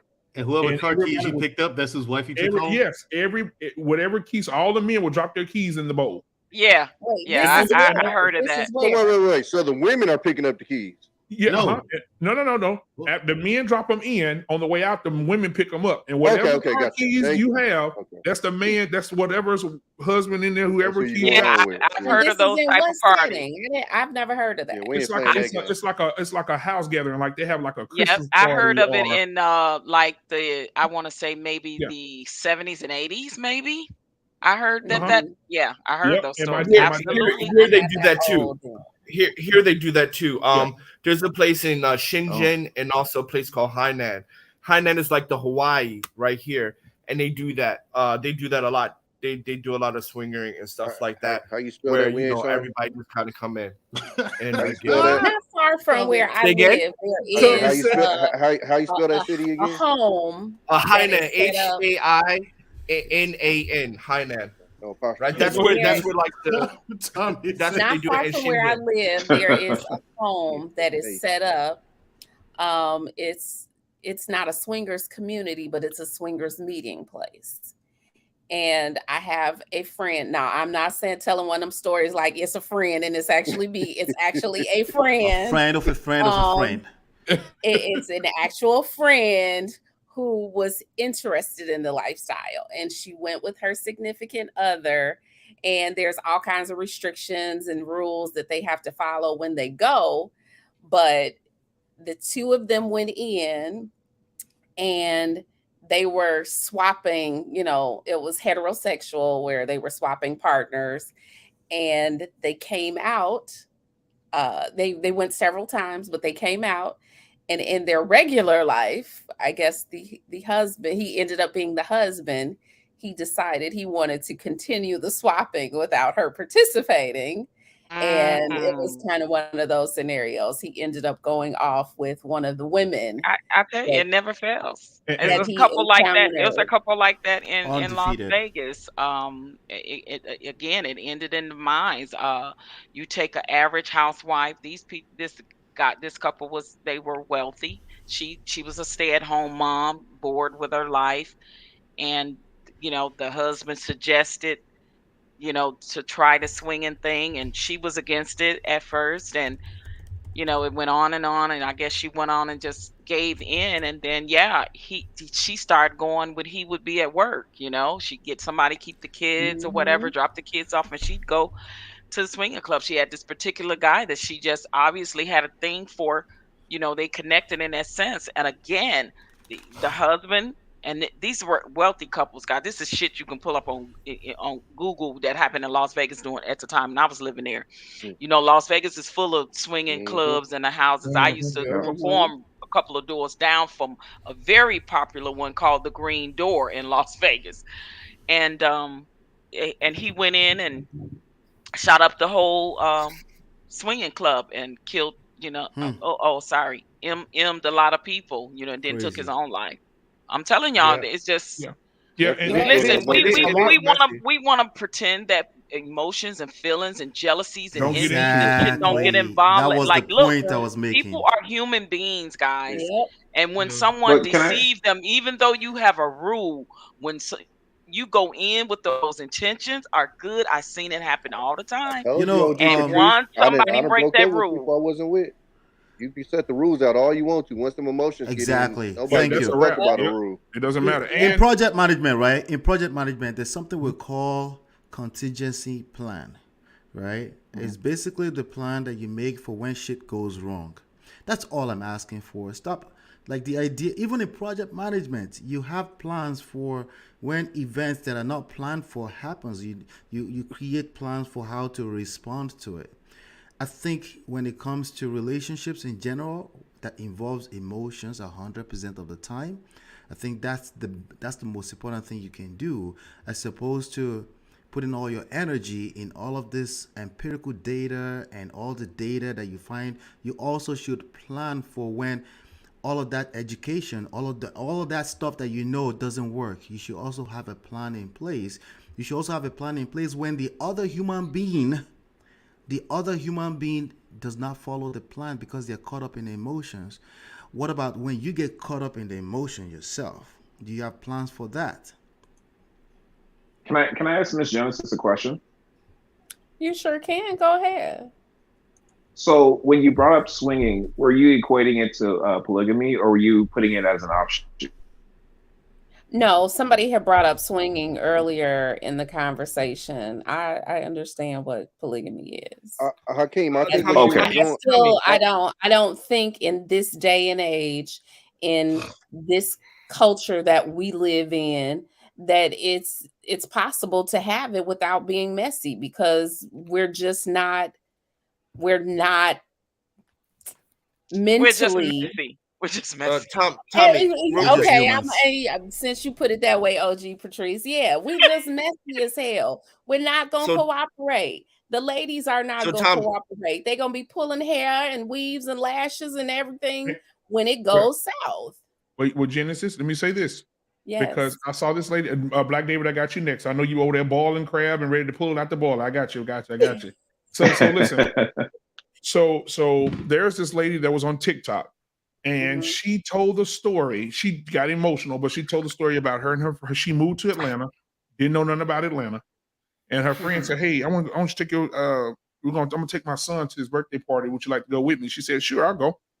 And she said they drove up in the yard, real nice. They had people parking the car. She said it was beautiful. This dude wasn't no like movie star or nothing. He was just like a real estate guru or something. So all black party. And so she got there and they had the pool. The kids were playing. They were doing volleyball. They were doing baseball, just a family oriented thing, right? Then she said all of a sudden everybody started whispering to each other and shit. And she was like, I'm trying to figure out what's going on.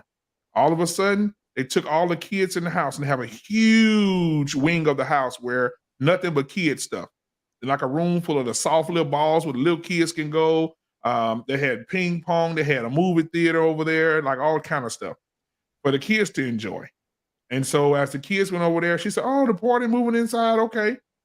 And she said, no, the kids just gonna go play. She said, when those kids went inside and those people that worked in that house took those kids over there and gave the signal that those kids were gone, she said she turned back around. She said it was hanging dicks and titties everywhere.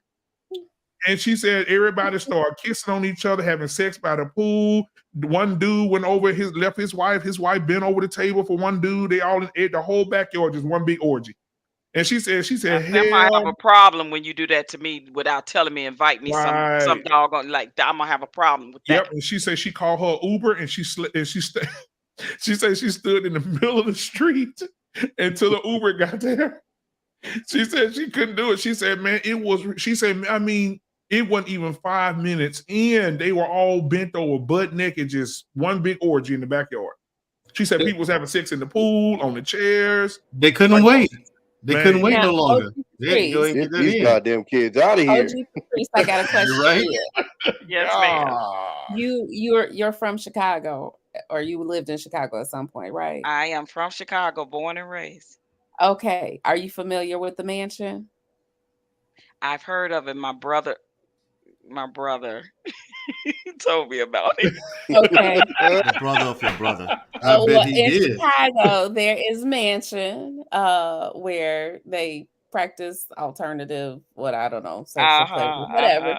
Oh, yeah. And there's different levels to the mansion, and level 1 may just be for voyeurs, level 2 may be for interaction, but it's limited, and then level 3 may be How whatever. limited is goes. it? Look, beginners, intermediate, and advanced.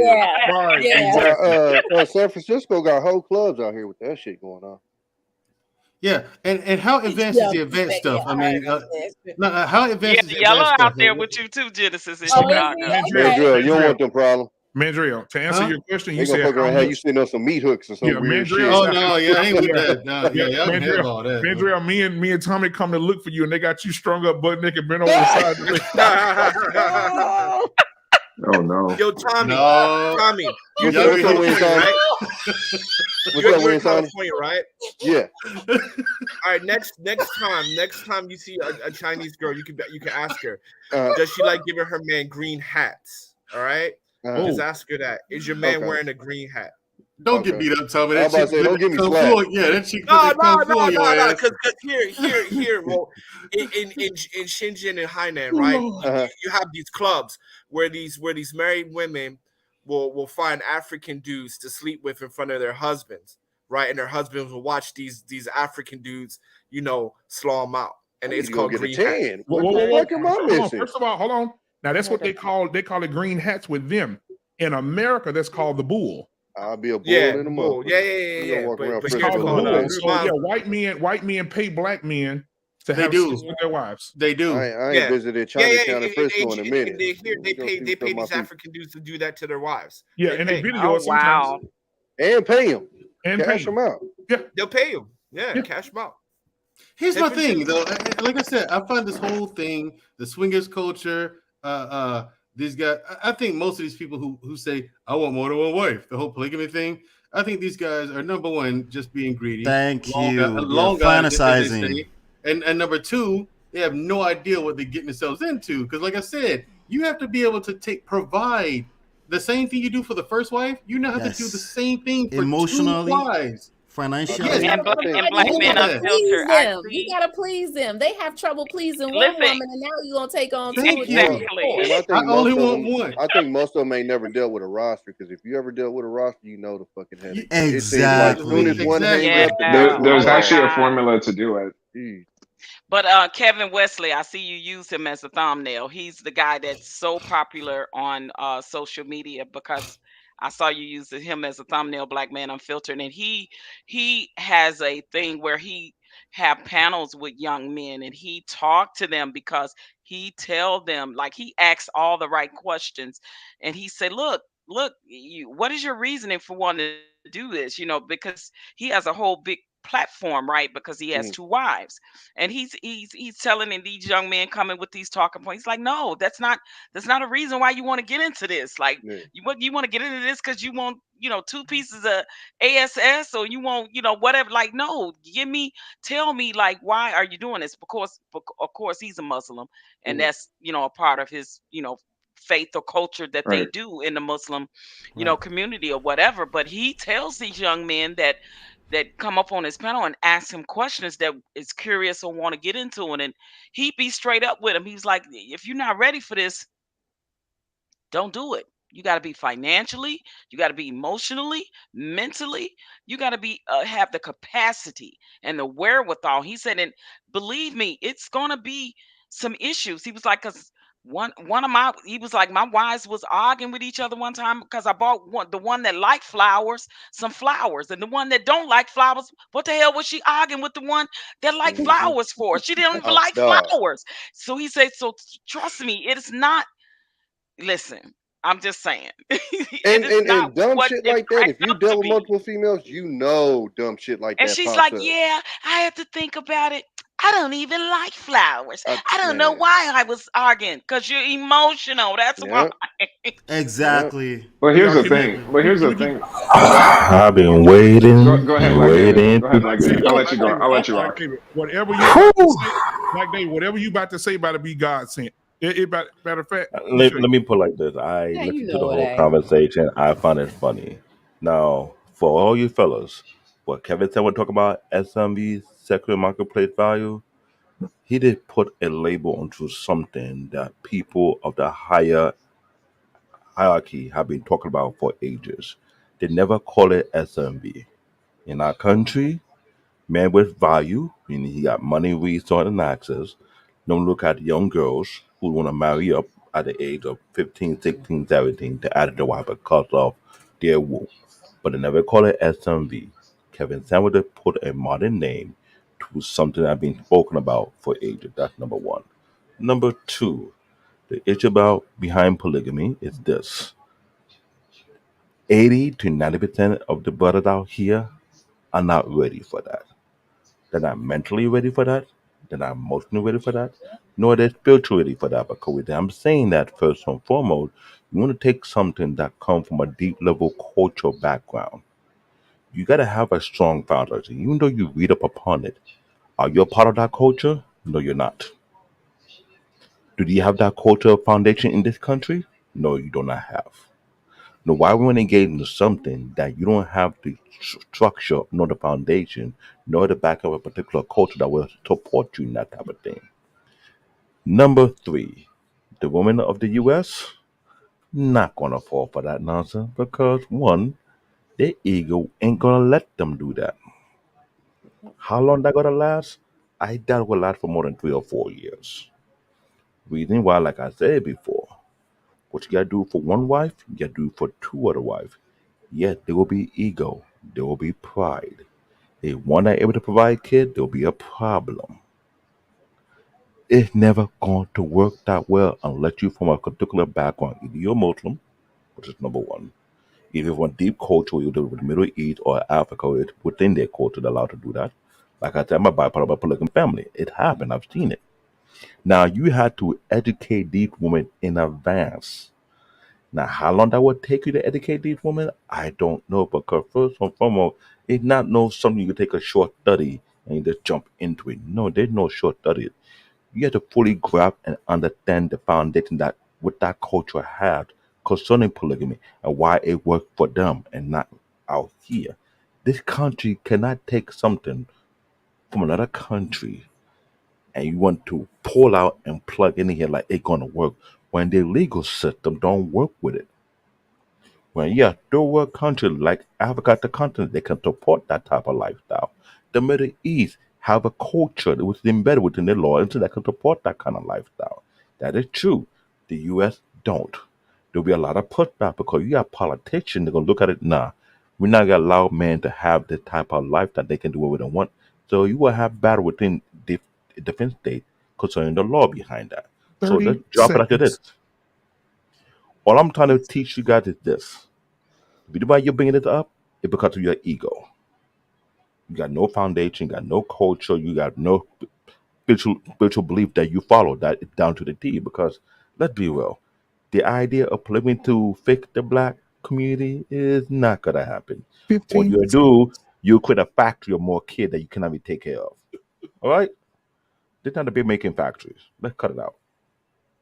All right. Can I go ahead? That was Black David.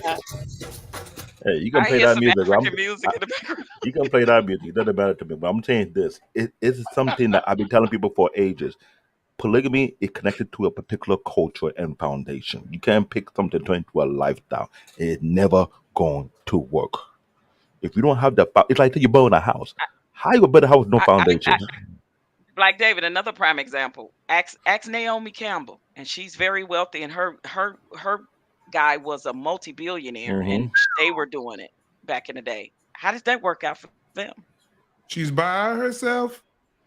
Mm-hmm. They were set to get But here's the married. thing. They were living that type of lifestyle, and they Yeah, he was all living it. rich, got They're everything you all can rich. imagine, But and it they came down to still the didn't point get that they married. felt like she did Like not pick their puzzle. So she said, you know what? You're not part of the survivor. You she kick off couldn't the do it island. anymore. Of course So, you so, can. so But I here's want, the thing. yeah, I want to Go ahead. address this real quick, Hakeem, if I can, real quick. So earlier, I wanted to address this, but the conversation got a little deep. So Real Talk with Mimsy Limbs put this in the chat, and I want to address it. She said that realistically, a submissive wife will not argue with her husband on this decision. If he want, basically, she's talking about adding another woman to the marriage. That is your cultural submissive. Keyword. Submissive on a deep level of culture Exactly. because the American submissive wife would not support that. The African submissive wife with a particular culture may. Right. Like I said, you're talking But about two different but societies. All right. Also, Yep. Mimsy is a woman because I remember you guys had her on the broadcast before, right? Exactly. I think I was on that panel as well. You were. That You night, were. yeah. And when I listened to her speak, and I listened to her husband, like it was her idea. She suggested to him, Yes. "Hey, She listen, suggested this is a lot for me to deal with. I got too much to go. I know you have a lot to do too. It's a lot on me too. I recommend why don't you get a second? You take on a second wife to help me around, help us out around here, you know." And he said he had to think about it. Like he didn't say yes out of hand. You know what I mean? Like there is a reason why she recommended they have it. So she is a woman who's a submissive wife who I could see that situation totally working.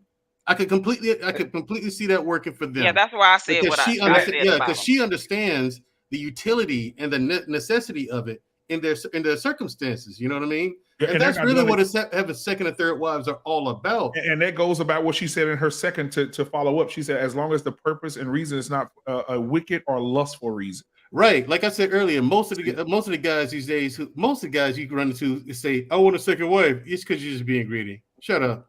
Well, you don't need a second wife. You just being greedy. Sit down.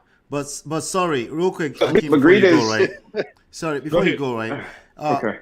It goes back to what Brother David just said. If you don't have that foundation, forget all that reasoning shit goes out the window when you get caught up in your emotions. Yeah, exactly. Yeah, that's true. No one can reason when they're caught up in their emotions. Here's the thing, though. The most educated human beings, the richest, is it me or the richest two men in the history of mankind have lost their marriage? Is it just me? No. I sure am. But those men don't come from polygamous cultures. That's the thing. That's a bad example. They don't come from polygamous culture. You just said it. I gave you a template. Exactly. I don't think you guys heard me, but I gave you a template. And no one, and the ladies, they agreed. Even the ladies in the chat were agreeing because they understood where the temp's coming from. I'm not the average person trying to polygamy. Like I said, I come from a family of polygamy, especially I had a grandfather that had multiple wives. I had great-grandfather. It goes deep, basically. So I know how the concept works. There's a formula for it to work, basically. And I clearly said not every man is going to be doing it, but I think, and I get that too, because I'm the same way too. But let me finish though. I'm coming. I specifically said there's specific men that can handle it, and there's some that cannot. But people are taking it putting it into average terms and saying, okay, what you guys are missing is people are already being reckless and not getting married. Right. The whole swinger talk, those are people going outside marriages and inviting things that could bring in diseases and other things, because those kind of people, they have a high disease rate. I know about that because I know. I'm not going to get into it, but there's different things. How do you know now? I'm not going to get into it, but I just because of my different works and because of my different life, I know a fair degree of high value people, and I just know the kind of stuff that they get into. But all I'm just trying to say is that with marriage, I think we're forgetting the whole point of marriage, and that it takes a certain kind of person to even bring marriage into conversations. I think what you guys are doing accidentally is you're bringing in people who aren't marriage material to begin with. Right. And see, people missing that point, like, because people are saying like, this is not going to work, that's not going to work, not recognizing the current situation is not working, right? Like, we're missing that part of the equation. But now, I get that. I had to cut it. But using just because the current situation not working, that's an excuse to say that the other one will, and that right there is you know, and is in line. Right. It's hold like on, we said earlier. This ain't a cure. Go ahead. What? Sorry, David. I said this ain't a cure. This ain't a fix. Go ahead. No, I'm not saying it's secure. I'm not saying it's an option, right? We're saying that this is an option. And back to Ola's point, where we're talking about knowing the data points and things like that. Well, the reason why you need to do the data points is to have the contingency plans. You cannot make a contingency plan without being properly informed, right? No matter how you shape or slice it, right? You need to be informed to make proper decisions, and you need to be informed to even come up with that contingency plan. And even when we're looking at Bill Gates and Jeff Bezos, right? So first, Jeff Bezos, he cheated and she left. She would have stayed with him because she was 10 toes down with him, Mackenzie. Second, when we look at Bill Gates had the same situation, right? I mean, he picked someone that was from his company. That's a no-no in the first place.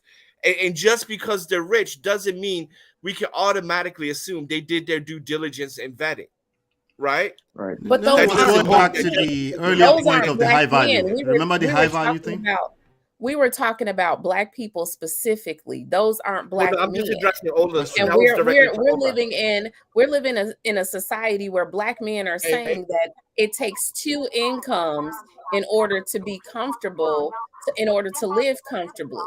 So in these instances that are examples, in the examples that they're giving, Somebody's phone is in the mic. That's weird, Simon. in the examples that they're giving, they're saying that in African culture, the men who are polygamous, they have the income and the resources to afford that lifestyle. That's just not the case here. Yeah. And I'm glad you said But that, that's Gentil. Thank you very much. Because what I'm trying to say is this. I'm also from a polygamy background. Like I said earlier, my grandfather practiced this, my uncle practiced it, so did my father. Now, hear the real story. When I married my wife, who's a Trinidadian, and my mom found out about it, right? My older sister told me I should get a second wife. Now, mind you, within our culture, I'm allowed to do that. There won't be no pushback because you know what? It's embedded in our culture. The reason why I say no, because I know full well when I watched this growing up, being around men who have multiple wives, the pros and the cons behind it. That's number one. Two, they're two different worlds. The African culture would have been rooted in that type of system beyond ages. I'm talking about beyond thousands of years. And you bring someone from outside that culture into it. What make you think they'll be familiar with, will be okay with it? If you're not exposed to it to begin with in the first place, what I'm trying to tell people. To bring that to the American society that have never been too exposed to it at all, they never seen it, never been around it, never sensed it, never know what it feel like. How you want to bring something into somebody who are not accustomed to it? It will not make any sense. What I'm telling people, this idea as a solution, when technically according to Mandrel word, there ain't no black community, there's black people. You guys got no culture. So without culture, without foundation, once again, I say it again, it takes solid foundation to run the polygamy family. You got none of them. So how you want to practice something when you have no background, number one, you got no foundation, number two, you got no culture, number three.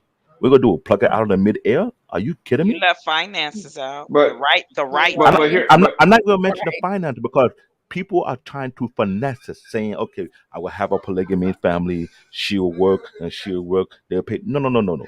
Real That's not polygamy how it works. is you have the money, You pay everything. you have the You resource, provide. and they don't want to be in the same house. You provide the houses for them, not them financing it themselves. Period. Let's stop the BS. Let's stop the game. When I hear people do that, it's like a slap on our face. We African who beside Ola and me, there are plenty of us who have been a part of that type of family. We understand it very clear. So you want to take our culture and practices? Like, are you kidding me? Like, you think it's that easy? No, it's not that easy. You got no foundation, you got no culture, you got no structure. So how you gonna make it work? But Explain here's that the to thing, me. though. You're making a sweeping statement about the people here. There's different classes of blacks No, here that I I get believe. it. I But I I'm make coming no. though. I'm coming What I though. make no. Okay, hmm So you're go ahead. making it. I get what you're saying, brother. But there's different classes of blacks that live here. I believe they could be able to do it. And there's different classes of other people that aren't from Middle East and from Africa or even from Asia that are doing it as well. The And what I'm Mormons. trying to say is that exactly there's Mormons that are doing it. So I think that it's real easy. We have to be careful about the sweeping statements because you're not. I don't think you guys are hearing what I'm saying. I'm saying there's a sector of people that can do it. You keep going back to the majorative terms, I get what you're saying, but I'm referring to African saying that everybody American will first do and it. But there's foremost. sectors. Within their culture, will polygamy actually being practiced in the yesteryear? Yes or no? That's the question you have to ask number one. Because when I mention that, you're not taking something Mhm. that's not familiar with your old culture at all, and you want to add it into. It's like saying you're taking Kool-Aid and mayonnaise, thinking it's gonna work. Are you serious? I I believe But I believe that there were some what? families. I believe that there were some I need to families address during that. I need to segregation. address that It's quickly. not like I'm calling Okay, cap go ahead. because Go I had ahead, to Allow study. me Weezy. to allow me to address that quickly. Allow me I to had to address study. that I had to quickly. study American Because history first if before we're what I talking said. about if you're talking about African Americans don't have the culture to African Americans don't have the culture, then they can't do it. That's a No, sweeping statement for 2 points. Let me finish. I Let go me to finish. saying okay. Let me finish. Because even when during chattel slavery, there wasn't a culture of getting married, right? you just women were held as breeding slaves. They had babies, they bred, and then they just moved on, right? There was no culture or tradition of marriage until the latter part of slavery, when it was called jumping the broom. So just because something isn't practiced beforehand doesn't mean it cannot be mastered or being adopted now, right? There are groups of people that can do it functionally if they choose to do so, right? So just because it's not practiced before doesn't mean that we don't have the fortitude or the mental And I get that. And capacity. let me elaborate when I mention what I'm saying. The African culture really changed. It has been constant. No one forced them to change it. You know, they got colonized because, you know, people that colonized African countries, they couldn't tamper with the people's culture. What I'm getting at. When I look at American history, American culture, I had to look at what were they practicing and what were they following. There have been a lot of changes across the ages, but it didn't remain constant. African culture remained constant within their region. It'd be in Nigeria, it'd be in Ghana, it'd be in Liberia, it'd be in Kenya. They never changed their culture. You know what? We had But I'm gonna leaders have to in push back on you no, that. no, I get hold on. They had leaders within the community that passed down that same culture to the next generation, and they don't try to change. Yes, there are old school people who got that issue with modernized But we're people not within our Africans. culture, This is not and I Africa. get and Have I you get Doesn't have that. you apply. This is all why have you all ever heard of a guy in on social media, YouTube Street and Twitch called Nature Boy? Yep. No. Yes, You've I've heard heard of it. him. You know what's going on I've with heard him. of polite. I've heard of Mess. polite as well too. But Yeah. I Yeah. Oh mean, yeah, but we're brother not Polite doing we're it not too. Yeah. Africans, and this is not Africa, right? We're Americans. We're Black Americans, ADOS, whatever. But we're not Africans. We're us and Africans are totally two different groups of people, two race of people, mentally, and that's what I'm culturally trying to different, point out because right? So, but where within the culture. you cannot say this is in Africa, so this is why you can't or can't have something No, here. We're not the same Wait. people. let me be technical about. Let me be technical about it. Let me say something. Sorry, Brother David, right? From Akeem, and we ain't signing submission. You are actively discounting the effect of emotions and feelings of what we're talking about. I know for a fact you're not ready for what the hell you're talking about. It's a fact. I'm married, bro, and I'm highly successful. But no, I ain't you're at missing a the married point. as well. I'm talking about polygamy. I'm talking about polygamy. I'm talking about polygamy. I don't want polygamy. I think Mr. I Mr. don't Olite, I All don't right. think. So let me finish. Okay. Right? That mindset precisely, no attack against you fellas, right? That mindset precisely cannot handle polygamy, can barely handle more than 10 years of a monogamic marriage. I'm telling you, okay? Because it's not just the emotion of the other person you're handling your emotions. It starts with learning how to handle your emotions, okay? And this is, again, all that pushback at data point, forget data point, contingency plan, all that shit, right? I have to sit back here and manage your emotions and mine in this conversation on this panel right here. How much more in a marriage when you're romantically involved with somebody, right? So for as long as you continue to actively discount the effect of emotions in this conversation, it tells me a whole lot more than you can tell me with all the word salad. No disrespect. Well, with all due But here's the respect, thing. my But here's friend, the you're thing. not the authority We ain't on saying. marriage, We ain't first saying. and foremost. We ain't And saying. Let me get this, secondly, brother. no. Let me get this right, because I mean, Okay. because he is challenging my aptitude of having a successful marriage and whether I want to be polygamous. So first and foremost, I said polygamy is not for me. I don't need that extra stress. Marriage is work. And you're talking to a person who is married, sir. Secondly, right? Nobody's discounting marriages, right? But emotion. But emotion should not supersede making sound decisions. And that's where me and Akeem is coming from. Talking about making sound decisions and having emotional control, IQ. But the And that's problem just with the that bottom line. is emotions do. That's the problem. Emotions do supersedes it Emotion. every time. That's the point. Every single fucking time. Emotions No. happen outside of marriage. Emotions happen in boyfriend girlfriend. Emotions happen in side chicks. Exactly. So And I that so get the whole that, That's but thing. the I don't. point. But I don't. But I'm land. Let me land with this. Let me land with this. I gave you all logical things. I'm sure some of you didn't hear of the criteria of what polygamy was before I said some of these things. I know maybe Ola we ain't signing and Canadian born probably have, but I'm just saying what I did is I gave you templates as to when polygamy is acceptable. And as I clearly said, and I think you guys are retracting what we're clearly saying, there's only certain kinds of people that can do it. Now you guys are making absolutes that it's not going to work. And I'm just going to have to reject it, because then I'm starting to question again, if you're clearly hearing what I'm saying. And the whole point is that it will work for certain people. There's a formula behind it. It sounds like maybe one or two of you don't know the formula, and that's fine. But there's a formula behind getting it to work. It's a buy-in program. And what I'm trying to say is people are already stepping out of their monogamous marriage and they're not being honest.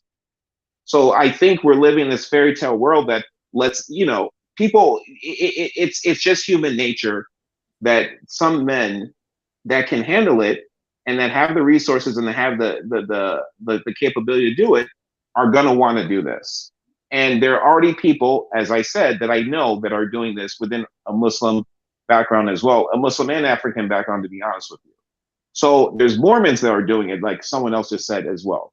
So this whole thing about the sweeping statements that, oh, we're in America and people aren't going to be able to handle it. Yes, the majority, I'm going to say this again, the majority will not be able to do it, but there are select specific people that are logical and that would be able to get this to work. Again, you have to be upfront with your partner. The people that are stepping outside their marriages and cheating, they're already not upfront people. Regardless of whatever parameter or situation you're going to put them in, they're going to find ways to screw it up because they're not honest people. I gave you criteria as to where this would be the case, and I'm going to stick to that. But I get it. If go ahead.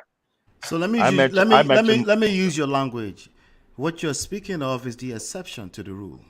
I don't disagree with that. Are we okay with that? Can we concede with that?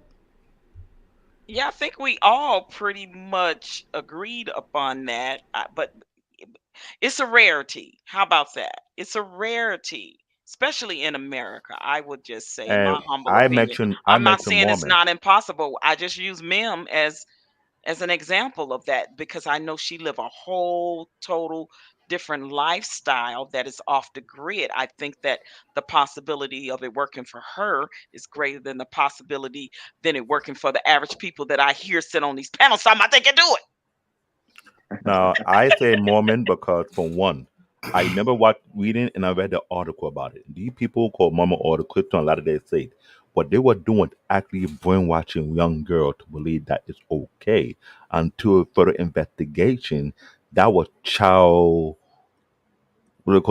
trafficking, whatever they call it. They had a lot of charge against it because afterward, these girls explained to them they were taught they were brainwashed into it. They didn't accept it. They was like forced onto it. And that within the United States. And they broke down that particular code. Now, when I mention about culture, I want to talk about African men don't have culture, but it's not constant. It's constantly changing. Now, I have the background to do it because I got the support within my culture and my family. Now, if I'm going to marry someone into it, I got to marry someone whose family is also familiar with it as well. I can bring someone who's not familiar with that type of lifestyle. This is what I'm trying to talk about. There's different variables. Like Hakeem said, yes, there is a formula. The problem about this formula do not work within American society. There are two black celebrities who practice that lifestyle and they try and keep the lifestyle as quiet as possible. One is Akon, one Akeem Olajuwon. We know they're African. They practice that. That is a given. I knew about Olajuwon. That is the given because that's part of their culture and their religion. I didn't know about Akon, but I knew about Olajuwon. But the problem with people don't understand it. Emotional, damn it. The problem with people, I saw that coming. I'm not an emotional individual. I'm a logical thinker because I look at the aspect of man, I love that. No, he's not talking. That soundbite wasn't for you. And I ask myself this question: if one thing the man can do it, now do you have the capacity to keep the woman in check? Because let's be real, not all women are the same. You may be the first wife, but you will have that thing on your chest, on your shoulder. You want to, if the second wife will take your position or the third wife will take your position, that is going to be known. And I see that happen. I see the negative side of it, and I see the positive side of it. That's why I told myself I like my life with no drama. That's why I turn it down. Now, if I see yes, or I done it, yes, they would have done it for me anyway. And that second wife would have been in Nigeria. She won't be here. What I do is travel back and forth on a regular. I don't need that type of stress. It's not needed. If I want to live it fully, I have to move to Africa and enjoy it over there because I don't have to worry about the legal system here. That's the thing I'm trying to explain to people. When people talk about, I tell you, no, let's be real.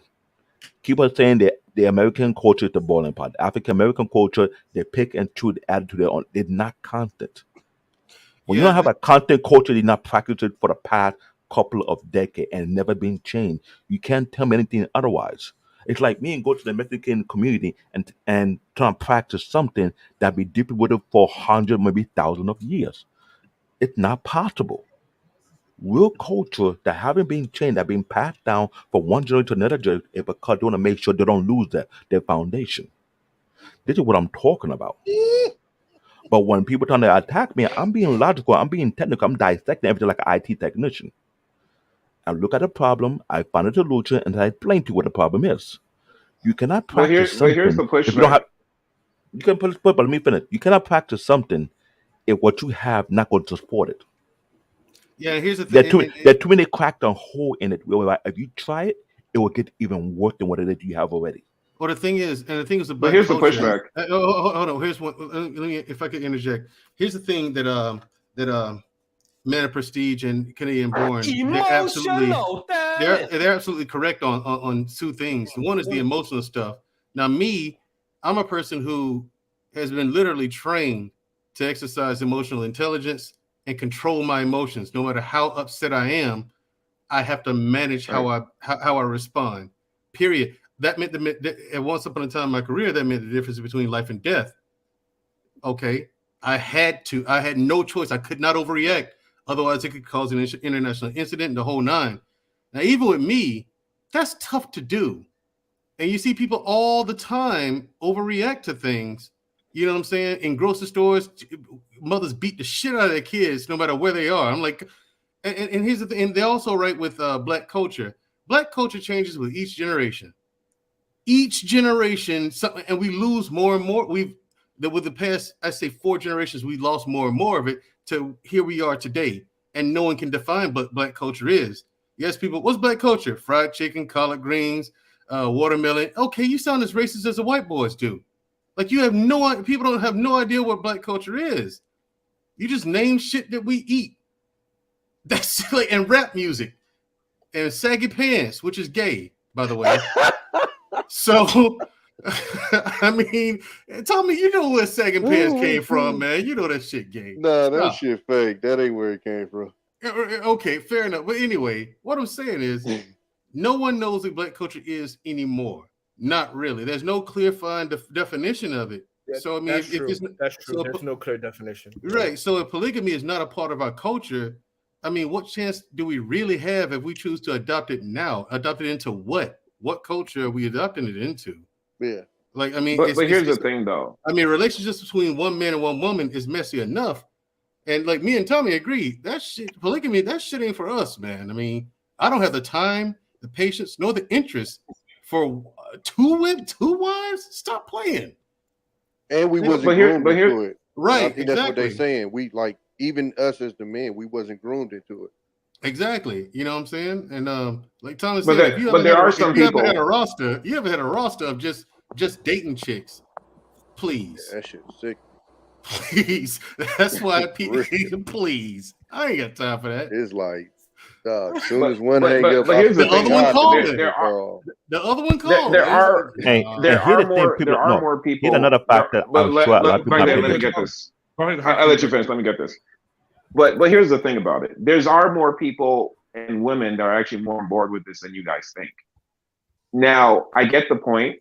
At the beginning, they could just be saying that, and then as evolved, they could change. I get that. Even in Africa, there was already a few who could do polygamy. Not everyone could do polygamy. This is a given. But the difference is it's not because of the law of the land. Everyone did it. Everyone did it in the generation of my grandfather. No, not everyone. No, that's incorrect. That's incorrect. Even if what you know that. said is that's right, not the reason because even in the East, because even in the east is the east part of Nigeria. Very few, many of them do No, polygamy. no, I'm talking about Yoruba land. The ones that did. Everyone did But it. Hakeem, they don't practice. Not The even reason in- they don't practice it isn't because of the law.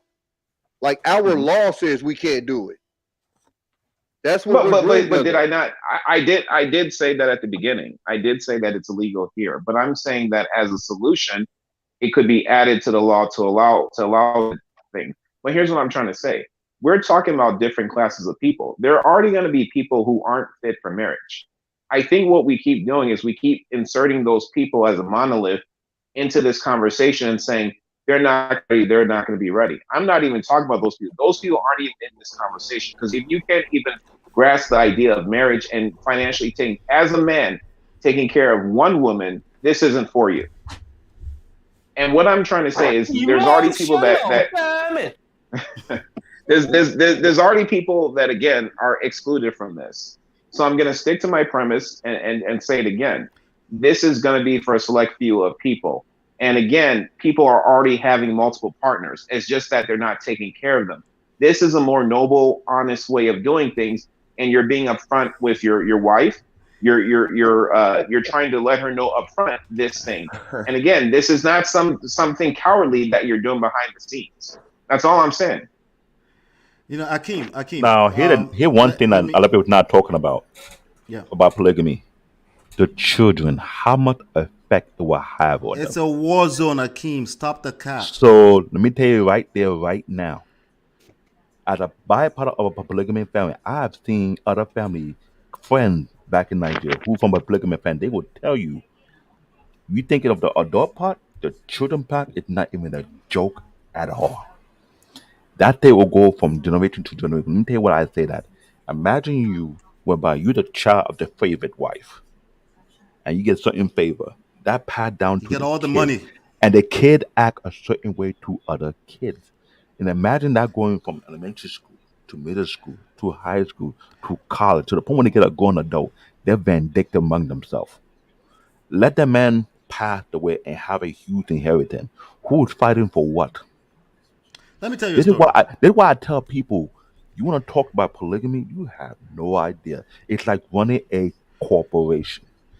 I know how So I tell polygamy works, people, brother. if you never work, if you never run a corporation, don't even try running polygamy. Let me There's tell you a too many story. pieces, too many factors in it.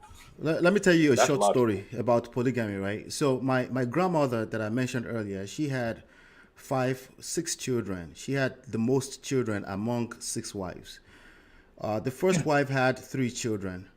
The third wife had 1. The fourth wife had 1. The fifth wife had 1. And then the last wife had about 3. And she was a single mother when she came to my grandfather's house, right? And she was the favorite because she was the last wife, right? And now, when it's time to divide the what do you call it? The wealth, to divide the properties, inheritance. When my grandfather died, you thought the war was over, right? When they were living as a family, right? Now, the way they measured it was whoever had the most children, right? You know, if we were to go by textbook, you know, common sense, you know, I always tell people common sense is terrible guide to life, by the way. You know, write it down, divide everything evenly between the children, right? That would be textbook. That would be something that makes sense, but that's not how it works. The way it works is that they call it ED to ED. That means from one womb to a womb. You divide it equally between the wombs, right? So my father's, my grandmother, my There grandmother. you got that pussy out tonight. You see, I can't handle a cat. I mean, Hey, Mandrell, just grab it and say, excellent. Right. What's going on, Yella? There you What's go. good, John? Hey, Emotional. Hey, yeah. What's good? All right. Look, and she's So- fine up here too. Look at her. I'm gonna let Ola. What's up, Go ahead, TG? man of prestige. Go ahead. I'm gonna let Man of Prestige rock. Sure. I'm gonna hop on in this double Dutch session. Right. So you divide the properties equally between the wombs, basically. So the person that had the most children, right? Basically, all 6 children have to divide one portion, right? And whoever had one child has to basically they take the biggest share, right? So imagine the kind of war that comes with this, right? Now, my father is the second son from 5 children, right? And he was like, I don't want no parts of it. Now, you would think that should solve the problem. We're talking about emotions right now, right? That actually becomes, that's condescending. Who do you think you are? You think you're better than the rest of us, right? We're talking about people start to battle each other spiritually. So this whole thing about, listen, I'm not discouraging people from doing it. Listen, I am sure there's probably an alpha male out there that can make it happen. Wait, right? I'm sorry, brother. I'm sorry. Hold up. So let me get this right. He says, okay, listen, y'all fight amongst yourselves. I want no part of it. The response to that was condescending. Who do you think you are? Who do you think you are? You think you're better than us? That's real? That's real. That's real. It doesn't end. That's what it turned into. The war doesn't Mandrell, I'm telling you right now, it's not even a joke. Wait, he took himself out of the Dude, running. I got properties that I cannot touch in Nigeria right now. He took himself out of the running for it. Listen, and they still found a reason to be mad at him? Watch. This is the next argument, right? This is Africa. This is not we ain't signing it left already, right? This is Africa. This is not America. I said cap. Bullshit. We're all emotional beings. We all come from all these different angles. When we get caught up in a corner and we're just looking for ways, we have the need to be right. All of us. Shame, insult, guilt, need to be right. We engage in this bullshit when we get caught up in our feelings. All of us. Now, how that transpires, how that shows up may be different because you're American or African, may be different, but it's the same shit. So I'm not discouraging from you from doing it. What I'm saying is that you're managing multiple human beings' spirits and emotions. There is no way that's easier. That's ridiculous. And here's what I'm saying: it's already happening in the U.S. and it's capped to think that it's not happening in the U.S. outside of polygamy. Yeah, but that's outside marriage. That is outside marriage. Let's be logical here. That it's done outside marriage. And it's exceptions to the rule. We're just talking generally, right? It's exceptions to the rule. Of course, it's happening. But like I said in the beginning of this stream, most of them are going to fall flat on their face. And most polygamy marriages are not yet falling flat on their face. Maybe 60%, maybe 40%, right? And we just have to let them. Say that again. I'm not trying to be emotional here. Let them fall flat on their damn face. Here's the problem. I approach this situation like a technician. I analyze it. I found a solution to the problem, and I give it a solution. What I'm trying to tell you guys, without the emotion, you're not making any logical or practical or tactical sense whatsoever. Because you have not. I don't think you heard what I said, brother. I know you take select few, and I get that. I'm telling to the majority who think it's a solution, which is not. Because, like I said, I'm not caring about the majority. I know you're not caring. You're different. You're selective. And we don't disagree, Akeem. Based on what you just said, we don't disagree. All I point out is very crystal clear. If you overlook the emotional part of the relationship, then you're a complete buffoon. And I say it again. If you overlook, you know me. I'm gonna be vicious with it. Because here's the problem: it's one thing you're dealing with one woman for X amount of years. You're dealing with 2 or 3 women, and the amount of kids they bring into the environment, and the rivalry that being created based on which wife got the favoritism from the father. You're not looking at the whole aspect of it because you know why? It can get bloody.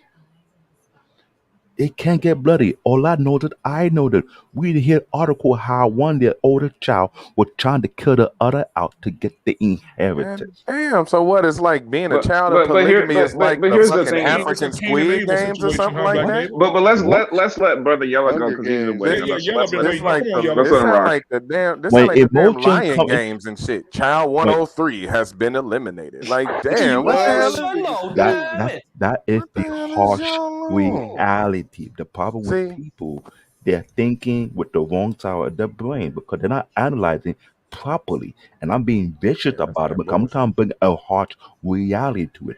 You may think about yourself, oh, I can't handle it. You're bringing more than one individual emotion to the situation. And you adding the kid into it. When you add the kid into it, if you don't think about the environment where those kids will put themselves into, then you're being very foolish about it because you know why? You put the kid in a situation whereby you cannot control it, you cannot fix it, but you know why? You create an environment thinking that it's going to work, not realizing behind your back, they be plotting to kill each other because of wealth, because of inheritance, because of resources. This is known in Africa, especially in our country, Yoruba land. Everyone from Yoruba land knows this crystal clear. You have to make fun of them. The biggest joke you can make about man who got more than 2 or 3 or 4 wives. I hope you have enough what that drink? Borakachi, whatever that drink they have to keep you going. It's way stronger than Viagra with no side effect. Because trust me, there's some women who will drain you just for the favoritism. So you want to have more than one wife? What? Good luck to that one. Let them fight it out. Miscreated in the chat. Hey, miscreated. I'm exposing these. I'm gonna respectfully disagree, and I'll let Brother Yellow go. Yeah, Yellow. But Yellow, That's before what- you that's go, what I'm saying. before you Yeah. go, we have a request from the audience. The request from the audience is that we pray for Black David right now. So everybody, reach your hand to Black David's block. Just reach your hand up there. No, you Right said it was now- like wait. My thing is, he said it was like Hunger Games, but no, I didn't see God, some we ask that Japanese you movies cover like Black that, David man. and his No, that's what I vigorous. say. It sounds like the put him- African put him- Squid making Games. tonight. Yeah, put him in That's the the pit. lion. Let him. That's the yeah. lion games and shit. Go ahead, That's Yellow. what that And- is. let And him here's have the at thing, it. I have vicious. property. Here's the thing, I got property in Nigeria. I bought to claim, but I can't claim based off one. My wife is from Trinidad, so I quote unquote broke their cultural rule. I put a matter within our culture. So I already know that already. I'm not worried about it. But imagine me having multiple wives and I got kids and they're fighting for property. I'm not gonna bring them to that situation. Not happening. Miss Creative, we trying, girl, up here. We're trying. So Look, I'm just as typing. I We're exposing trying. I more and swear. more about polygamy, this is the reality of what polygamy what it really is. But your This is version of mystery. polygamy, I mean, let's let Brother Yellow go. But your Yeah, come version on, of Yellow. polygamy is Come very on, one-sided. CEO There's other Yellow in the elements building. and cultures of it. CEO Yellow in the building. Hold on. How that's my version? Well, I got a cousin who's in Ireland. He's the third son, but they want to deal with the other wife too. Take a break. How that's my version? Damn. It's a reality. Blood pressure gonna be up after the Smoke in show. the city. Smoke in the city. That's right, David. I hear you because we don't want to be disingenuous up here. We So I'm not gonna be fake about it. I'm gonna be real Oh about my it. God. I got friends who also part of polygamy family that talk about these things, how they get put to the We side. need a This is normal. we need a dollar jar. I need a dollar jar for every That's time right. When you I go OG around got with people jokes. who got OG multiple got wives, jokes. you I cheat on the swear regular. I need a dollar jar. Come on, y'all. Everybody So start a it's not. dollar jar for their time. So here's the problem. asking you a goddamn I live thing. in Nigeria for We 7 gonna get years, paid. so I was Together. exposed to this. We So gonna I get paid. understand it and I see it. When I'm trying to explain to people, you're not used to this because it's not known out here. I'm listening. That's why I tell people don't take something that's not embedded in your culture at all. Leave it alone. You're All right, not Black ready for it David. emotionally. You're not ready for it mentally. Not even spiritually. Let's let Yellow go. Okay. Go ahead, Yellow. All right, Yeah, brother David. Let's We let we Yellow go. feel you, David. Now I feel I your mean, conviction. I do. Yeah. I would have woke up Black David tonight, man. What? I remember asking you a goddamn thing. Amen. Right on. Go ahead, Yellow. Black David in the Samuel Jackson phone okay. tonight. You got in his bag tonight, boy. He Right. bad. Hey, but Black David said last week, he said, that's my subject. I'll be there. I'm coming. Said Black He David. did. He sure Every did. subject He is sure Black did. David's subject. He sure did. Go Every ahead, subject Yellow. is his He subject. said he was going to show up, and he did show up As tonight. soon as boy. I got in the chat, he was like, "Oh, gee, you might want to come up on this." Hey, black man, I think you got. Hey, black man, I think you got a fresh haircut for the thing and everything. Yeah. You was Tommy, playing. I'm ready now. I see a little taco Tommy, meat on his I'm going to chin. get you back for that. I was dealing with black. I was doing it with black men. Now you go join the list. I heard you see later. Yeah, he went and got the kid to play cut and the whole nine, Tommy. Look at him. Yella, don't say anything. I see your eye. I remember asking you a goddamn thing. What you got for us, Yellow? All right. Oh Oh shit. my God. Okay. So You gotta what's clip going on, this. I just want to say everybody? you gotta First clip of this all, Black man unfiltered. You know it, definitely. Let's take a quick breather for everybody. Take 5. What's going on, everybody? Everybody good? Hey, We good? nephew. Yeah, how you doing? All right. Let's change the energy. Let's change it a little bit. All right. So Man, I I'm was gonna of smoke. the impression that we were talking about Black Americans in this situation, like not discrediting like none of the last hour that we heard, like not at all, not 1 second of it. Like every fucking syllable counted, everyone. Words matter, people. Remember that. So I'm just gonna tap into the culture that I know, which is being a black dude on this side of the ocean where we live at over here. I ain't even that close. Well, Lake Michigan right there, but that's about it. You know what I'm saying? That polygamy shit don't work over here. Like, you know what I'm saying? I'm gonna be straight up with you. For all the dudes that, the only thing worse than women who claim to go lesbian because they can't stand dudes is dudes who want to be in polygamous relationships because women just don't know how to act. Like, that's dumb as hell. You know what I'm saying? That's the only thing worse than that. Like, this on the same level. If you can't make it work with one woman, how you think you gonna make it work with three? Half these dudes don't even have the mental capacity to get over themselves, to let alone deal with 4 women. Well, Oh my God. And we talking about, this culture, that dude. We look, our culture over here, we can't even make one-on-one relationships work in our black culture. How the hell we gonna make no, hell no. No, I am not having 5 modern black women in my house. No, I'm sorry. I love you. I love you all. I love you all. I love you all. Do not never would have get made me mistaken. But I am not Hey, I'm gonna hey, listen now, yellow. And now, if we could go back, and if I could have like Maya Angelou or Cicely Tyson. Hey, hold on. We didn't even let B9 off the leash yet. Oh, right out shit. there. Oh my God. It wouldn't last. Oh, Yellow, let me got know. a hell of a clip, boy. Yellow, you let me know when you ready, when you done, so we Oh, can my be down nephew here. was actually saying this, y'all. Oh my God. I'm so proud of you. Like, Look, you really are not being I'm disingenuous so right glad I now. went slow for this one. I'm just saying. Yellow. I'm being straight up for real. It will never work. Like, look, the percentages is like 0.00001, dog. Like, for real, it don't matter how much money you got. Even these dudes on the internet that claim they in polygamous relationships keep rotating chicks every 2-3 years. You're supposed to keep them. Right. They're not interchangeable, dog. You know what I'm saying? They're not Pokemon. You don't upgrade them and move them around. They're supposed to stay. You know what I'm saying? Like, because for real, all this polygamy and passport shit be blowing the hell out of me, dog. Y'all don't have game to deal with American women. It's dog. Okay, it's 256 people in America. That means it's at least 150 something women, right? You can't find one? You suck. That's what it is. Like, that's just the point. You suck. That's what it is. You can't find one. You can't find one. You can't find one. I concord. I'm not going nowhere else. I'm not leaving this fucking continent going to look for no woman. I'm not trying to find 3 or 4 of them. I'm trying to get one to act halfway okay. And it's like I said earlier, Yella, the dudes out here saying they want polygamous relationships, they just greedy. They just greedy, or they don't understand what they're asking for. No, they don't know what they're asking fantasy, for. Just stupid fantasy.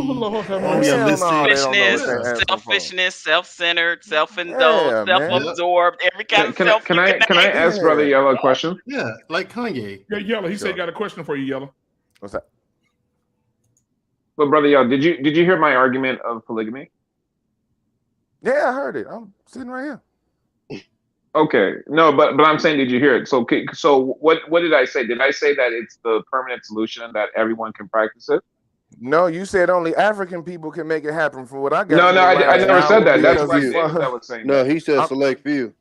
I mean, okay, look, group of people. Okay, all right. No, I did hear that. No, for real. But at the same time, okay. So what I'm saying is that I hear what you're coming from, but I never said everyone is capable or equipped to handle it, and I gave specific criteria to.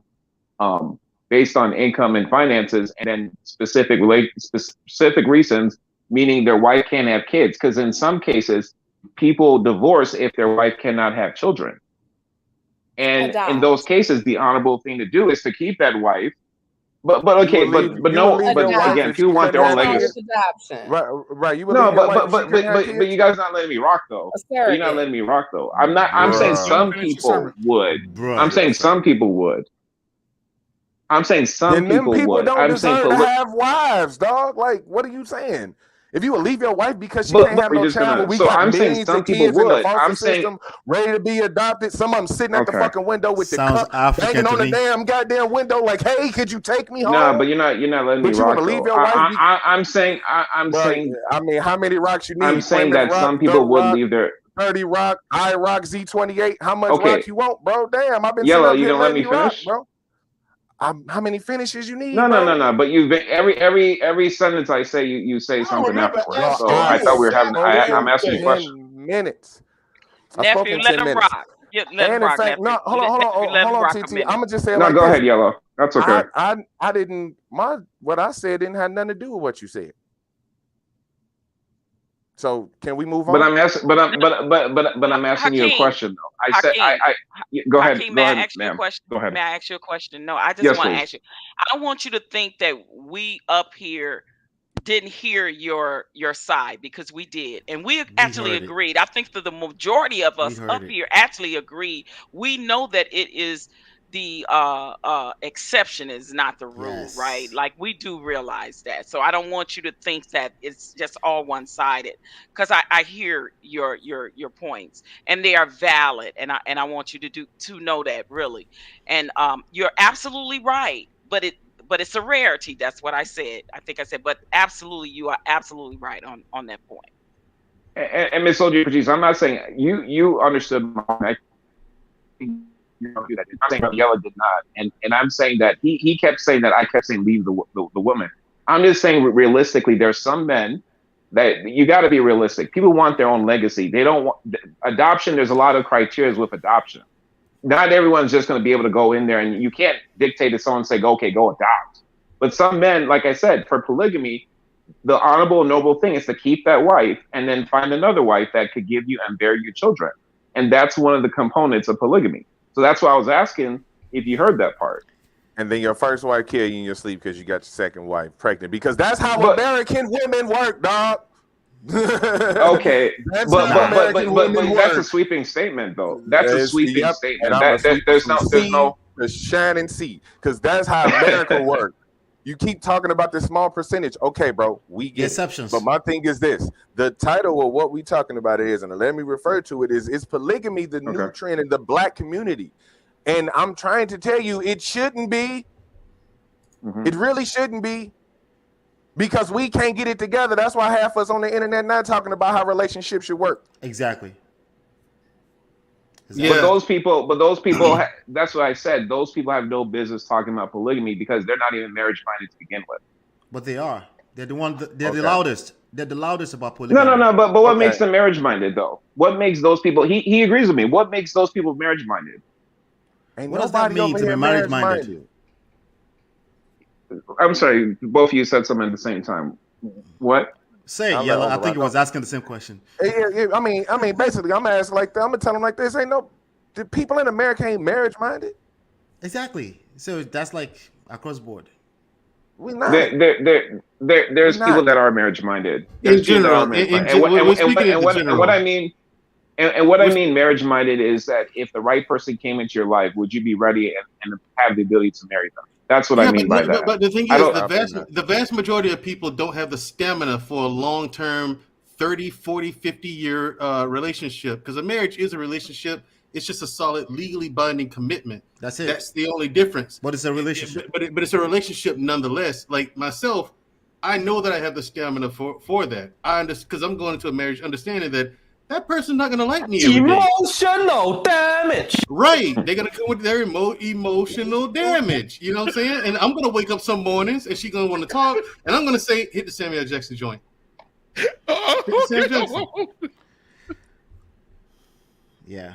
I don't remember asking you a goddamn thing. Exactly. That's what I'm going to wake up and that's what I'm going to say sometimes, okay?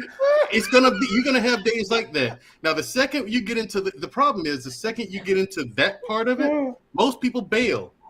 They give it a week. And they're like, okay, I'm out of here. I can't deal with it. I'm out.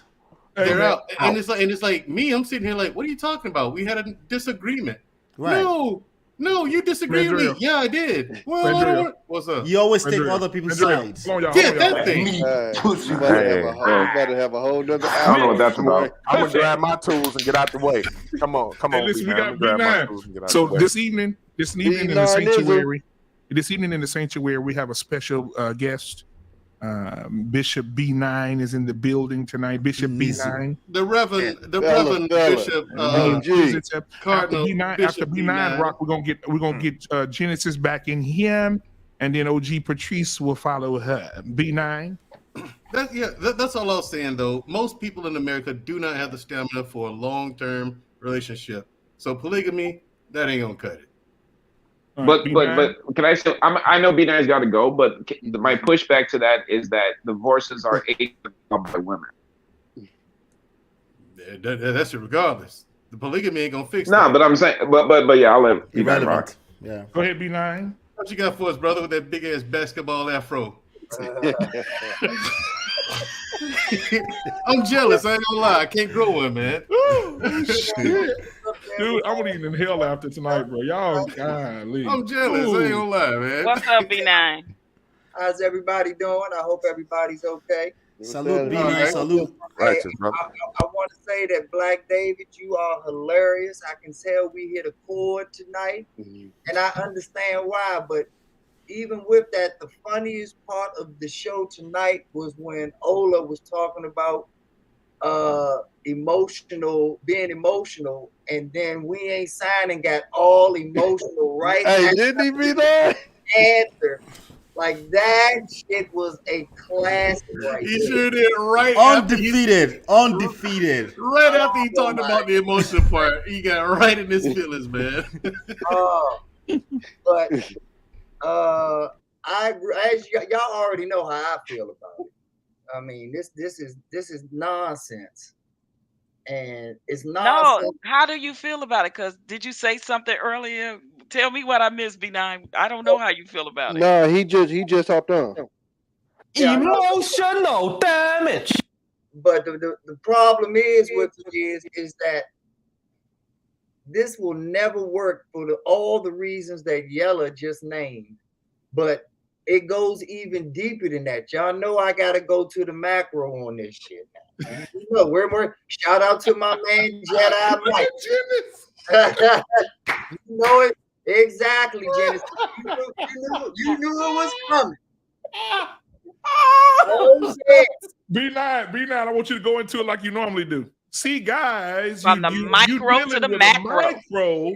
Yeah. When we should be talking about the macro. Exactly.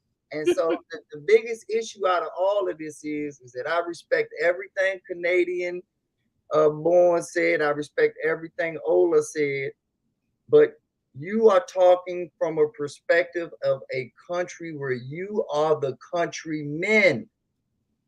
When we're talking about from a Black person's perspective, you have to understand that we have never changed laws for the positive.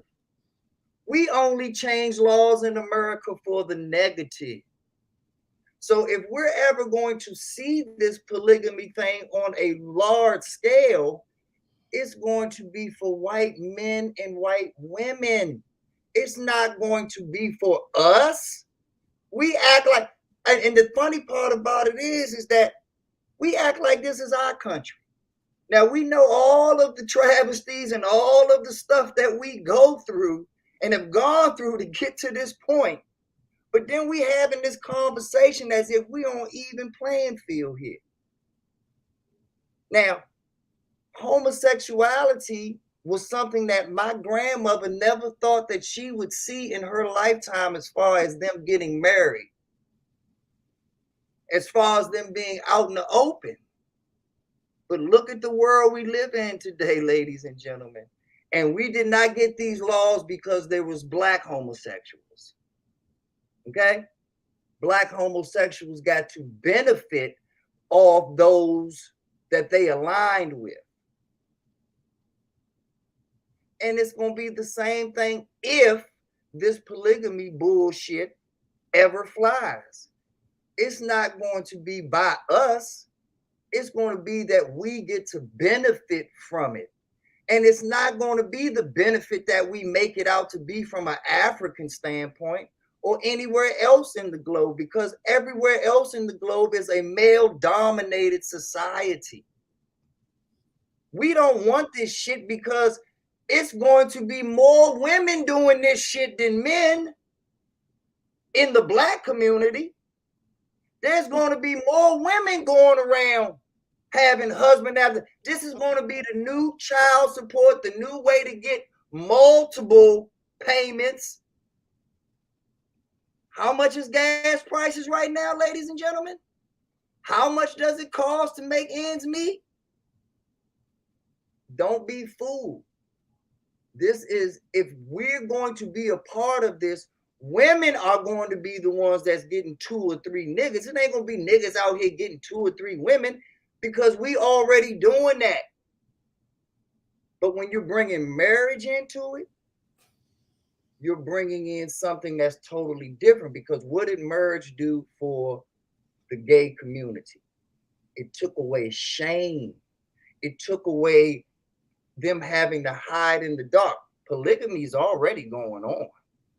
There's a lot of people that will want to get married and want to get rid of the shame that comes along with the lifestyle that they live in.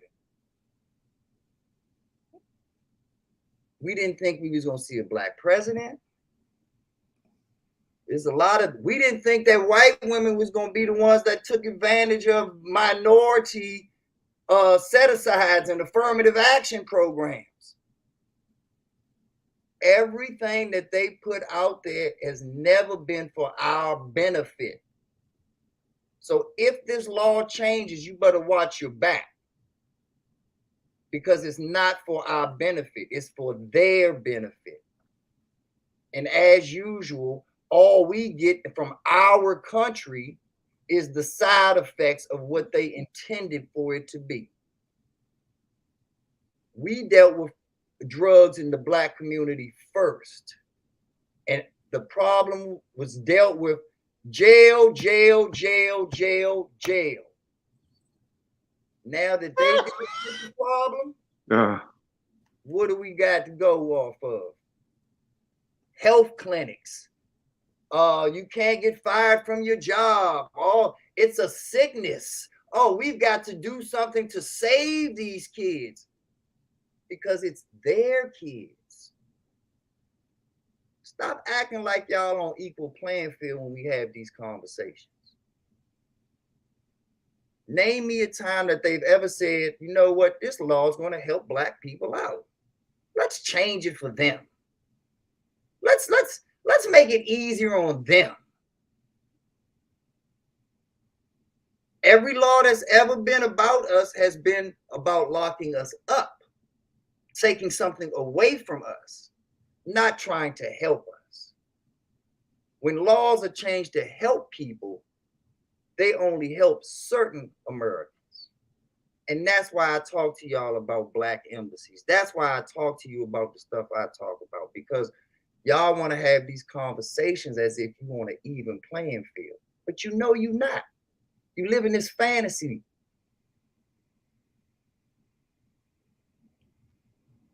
Grow up. Y'all, some of y'all 30, 40, 50 years old. Grow up. You claim you know all this stuff. You're very well read. You watch the news. You do this, you do that. You're telling me about all this great information. But then you talk like you on an even playing field. You talk like, oh, well, does this work for me? Let's see. Well, what if it does work for you? What are you going to do about it? I get all these posts about all these Africans and all of these people that are stuck in Ukraine. What are y'all going to do about it? Post? Nothing. Is the IG post somehow going to get them on a plane or a train or somewhere out of there? No. Exactly.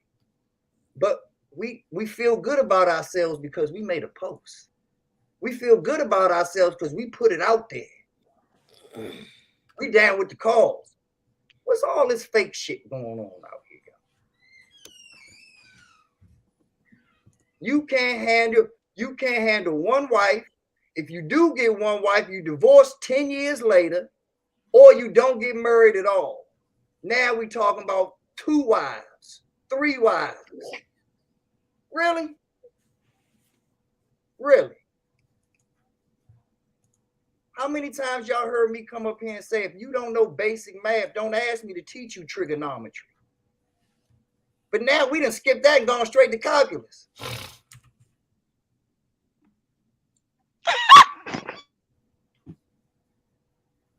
Wow.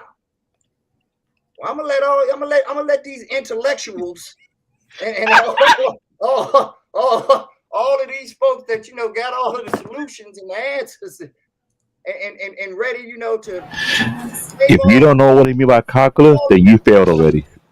and make 4 or 5 women righteous women out here, you knock yourself out. You feel good about yourself. And there's no disrespect to Hakeem, because I agree with Hakeem. There is a special, but same thing, like that's why I use the example of the gay community, because they're never going to be the majority.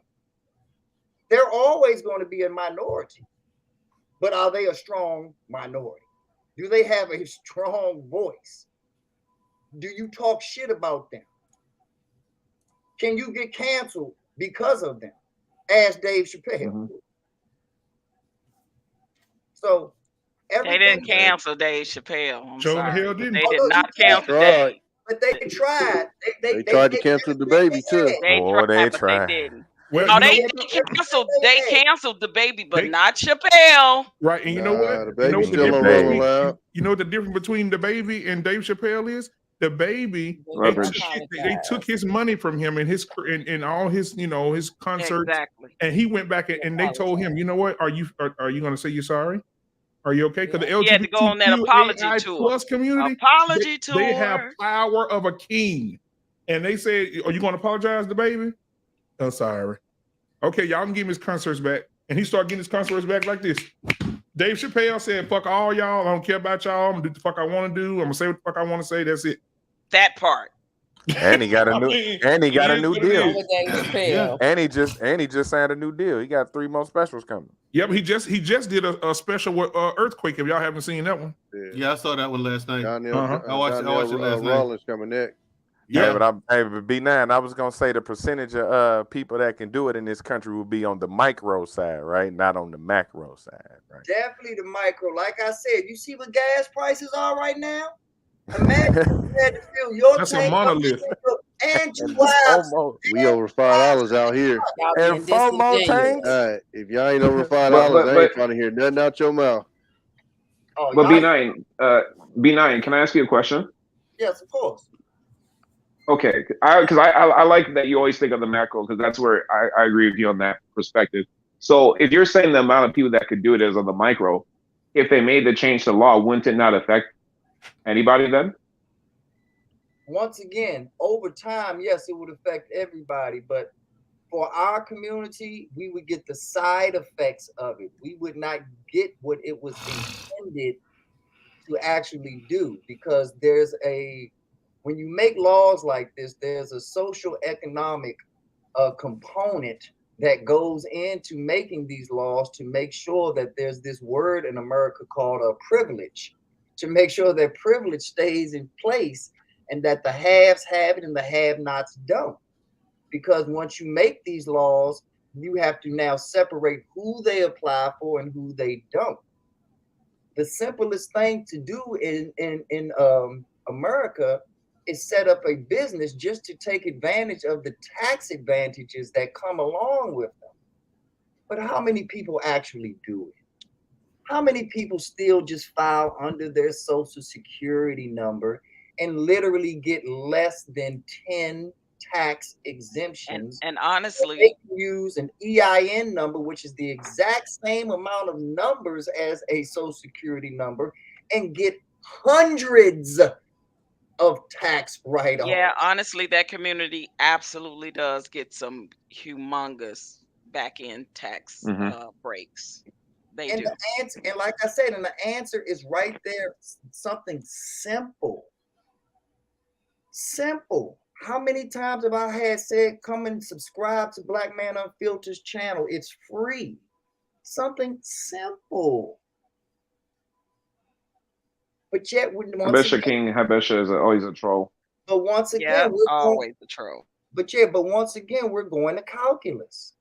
Once again, we want to have a conversation on physics and astrophysics. And you know, where's Neil deGrasse Tyson at? Where's Dr. Tyson at? So we can have no. Neil deGrasse Tyson got his nigga wake up call. They got him for the sexual assault too. You see that? Oh, They tried. No, Yeah, they they coming tried. too. No, they tried. They tried Yeah, it. but he They got tried it. Yeah, they tried. Yeah, He Dave Chappelle that. Yeah, because his whole thing was, no, here's what happened. Here's what happened that night, and blah blah blah. That was it. And then everyone's like, "That's it? Yeah, that's it. You gonna apologize? No. You're not gonna apologize? No. Why not? Nothing happened. So she's lying? Yes. And everybody left him alone. Everybody left him alone. Everybody left Neil deGrasse Tyson alone. He's got the new show. He brought the show Cosmos back. He still got Star Talk. He does that. You know what I'm saying? Yeah. And it boomed after that. And that's the thing. You have to stand on your square. If you're right, stand on your square. Yeah. Like a man. You don't apologize if you honestly feel like there's no need for it. Like, for instance, I say wild shit all the time and I know it, but that's me. I just say the first thing on my mind. There's not much of a filter, but I do my best. I know this about me. But if I'm saying something, but they don't like it, okay? If I feel like I haven't been disrespectful and all I did was tell the truth, what do I need to apologize for? Exactly, Mandrell. We notice it too. Right. I love it though. I actually love it about you, Mandrell. All right. And then why I love B9. Way B9 describes the financial side B9, behind it. Right. It makes a lot more B9, sense. yeah, B9 to come out here and break shit down, man. But I have a question for you all. If we know that what we're talking about tonight, if it actually happens that it's not for us, then who is it for and why do they want it? It's for the people who've been raised. I'm gonna. That's it. I'm gonna do. Go ahead, Akim. Go ahead. Go ahead, brother. That's that No, inquiring you're good. You minds guys are want good. to Go know. ahead. Look, go ahead, B9. That's the inquiring minds want to know. Look. So again, I can only speak from what I know, right? Which is my background, and it's related because at least we can speak from it from a place of we know, we've seen people that practice it, we've seen the pros and the cons of it. The pros of it, which is what Bina is asking for, is that when it was being done, it was more so about, women were also categorized as properties, right? People had farms, people had plantations where they have these wives, they have these children. Women were gifted. It's actually my great-grandfather, one of his wives was actually gifted to him because somebody saw him working very hard on his way to the farm. And it was like, this young man, you're a hardworking man. I'm going to give you my daughter. And there were a lot of situations like that, right? So it's a form, it's like you're giving a gift. It's like properties. And it's also it's used to recognize you as a man of status back then too, right? But like I said earlier too, the greed also crept into it. Like there were men that just practiced polygamy or did too many of it out of just greed or being too greedy when it comes to women and womanizing, right? Like the king of my town, it's a place called Owo in Nigeria, had over 300 children. And completely, there's no official number for the number of wives that he had, right? So it was a way to represent yourself as a man of status in society back then. Now here we don't, like you've rightfully said earlier, there's no such thing around here. It's just not part of what we do here, right? So it's gonna be in the system where it was being practiced. People built, like Akim was saying, people did build systems around it. But that didn't mean that human beings were not human beings. If you have a corporation, a company today, one of the things that you have to practice, one of the things you have to put in place is conflict handling. Like as part of the HR responsibilities, because conflicts will happen, right? Between colleagues, between bosses, and so the point is that the people that is for is probably because in the society where they practice it's a form of status. It's properties basically. It represents how big you are in society, right? And we're going in the direction of a society where every man for its own. That's the direction we're going right now. So it's like asking ourselves to go backwards. We do have cyclical culture and traditions that we do, like things just go in cycles, right? But for some of us, we can see where this is going to lead to because, again, there's no real, just to the question that Bina is asking, there's no real value to practicing that right now. It's a cop out, it's a way to escape a problem that we think we have. And that's precisely what I am particularly in personally speaking to today. This is not a solution to the problems that everyone is talking about in general. By the way, most of these problems are also they are real problems, but they are more so very loud on the social media. Social media is part of the real world.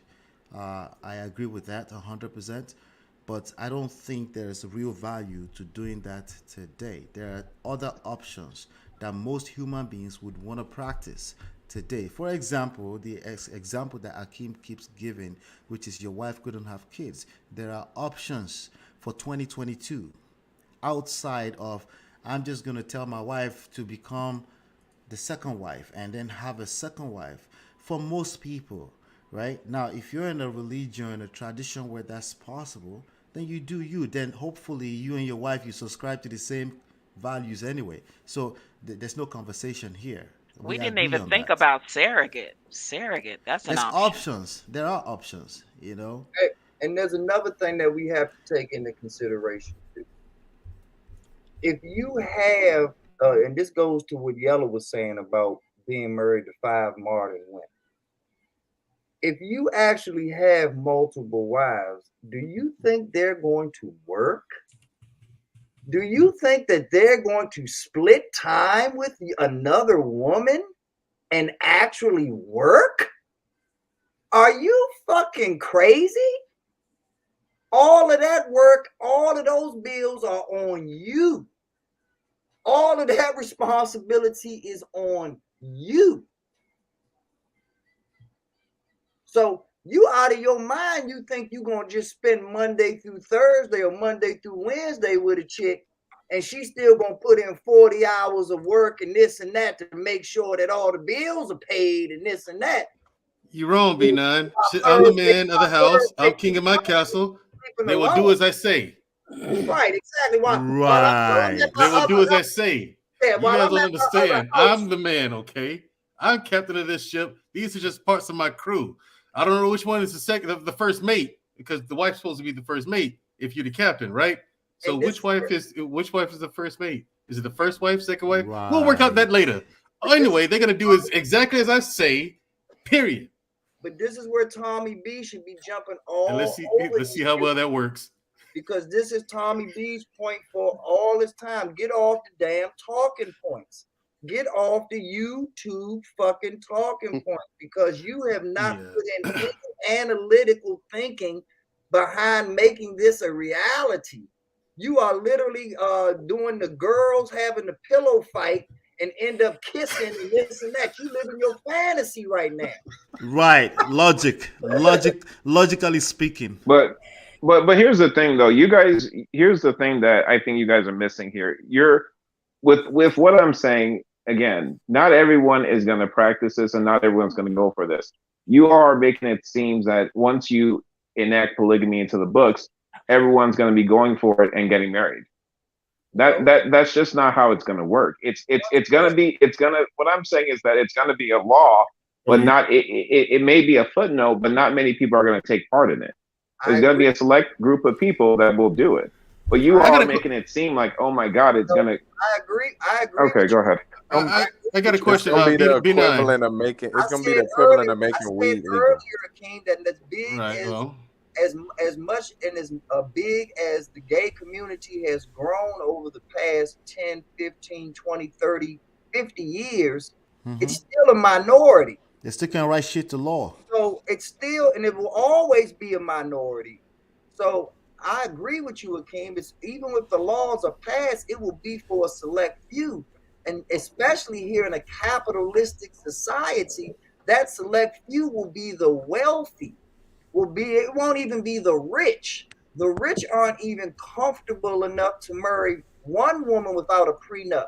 You think a court's going to hold up multiple prenups? I'm Disaster. saying, see, That's B9, the thought.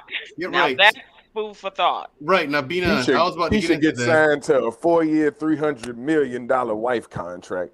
You see what I'm you're gonna saying? be Shit in the like that. litigation and shit like that, trying Yeah, to shit like that. My question is like, why? Here's the thing. As a kid, I mean, a little kid, you know, I found out about polygamy back then. You know, when I was like, Damn. I've always wondered, like, why is polygamy illegal in the first place? Like, I never understood that. That's why a is it good question. illegal? But let me explain to you why polygamy is illegal. Queen Victoria had to pay for multiple wives when soldiers died. And so that bill came on the state. And so she invented the marriage system as we currently know it. And while she invented this marriage system where you only have one wife, she unwittingly also invented the pornography industry. Because everything that was going on above ground just went underground. The practices never stopped. But Yeah. and this goes That's what back Akeem was saying, actually. and this goes something back good to came out of this shit. point on this is that Yeah. if you bring this into play, all you're taking out of the picture is shame. You are taking shame out of the equation because before Queen Victoria, this was common practice. Queen Victoria had such a sex fetish that she invented tablecloths because she thought that men wanted to hump the table legs and that men just were so horny. Exactly. So she had a lot of demented sexual deviant thoughts. Right. And because she was the queen, she had the power to just enact law. And because she was an English queen, all that shit came over to America. My Lord. Yeah. Right. This sounds like that shit Thomas was warning me about. The shit with me hanging from fish hooks and shit. I ain't with all that. Yeah. Hey man, Dre, they're gonna hang you from. They're gonna put baby all over you and hang you over the bed. Listen, Genesis, what do you have to say about everything that's going on right now? Hey, you know what? We're gonna walk in the room. Hey, I ain't done yet. We're gonna walk in the room. We're gonna say, "Who the hell is that over there, man?" Dre, hey, let me out this motherfucker, man. I didn't know what was going on here. After y'all finish laughing your asses off, then you'll help me get down. They didn't tie me up in duct tape. They didn't tie Big me up. facts, yeah. We laughing first. I'm laughing. Right. I'm laughing. Yellow gonna be like, look at you, man. You got your little man out hanging out and everything. I'm sorry. I'm gonna laugh. Look, I'm gonna take Get a young selfie, chair. Right. And I will join the selfie, get some popcorn, and watch the show. Oh, that's some funny shit. Crazy, man. Oh, Lord, man, Dragon, get me out of here. But go ahead, Genesis. Go ahead, Genesis. Am I the only one I forgot what I was gonna say. Come back around to me. Am I the only one that sees the thing from Fantastic Four when I look at Mandrill sometimes? Oh wow! Oh, You yeah. Michael Chiklis. You Michael That is Chiklis. Michael Chiklis. Yeah, Someone already accused him of that. I see it. I see that, and I see. Do y'all remember the general from the movie Ants? The general from the movie Ants. Bruh. Hold on, let me look this up. Right quick. Ooh, don't you worry, brother. I got you. Don't you worry. Oh my God. Oh shit. Should we say it's time? Hold on. Ants movie. Miss Creative actor. my It is God. baby oil or olive oil. Yeah, I'm pop like, it up oh, for hell me. no. Pop it up. Which one he's talking about? Look, he's laughing already. He's cracking up already. Look at him. Oh shit. Yeah. He's gonna get you on this one. So I Miss got Creative it. got you. She I said, got it. if it's baby oil or olive oil. I was like, what the Oh, I got it. hell no. Wait for it. Ooh, She being creative right now. I Big hate time. everything. I ain't seen this movie in forever, bruh. Oh, B9, you ain't about Bruh. shit. P9, you ain't worth shit, man. General Mandible. You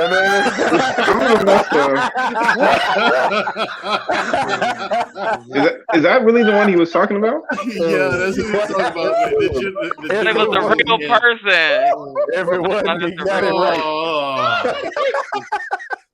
Oh my God. Oh, Lord, I can't breathe. All of y'all wrong for that. All of every last one of you. Mandrell, stick with chiclet. Stick with chiclet. Michael Chicklets. Now watch this. Watch this. Watch this. Someone's already accused me of looking like him.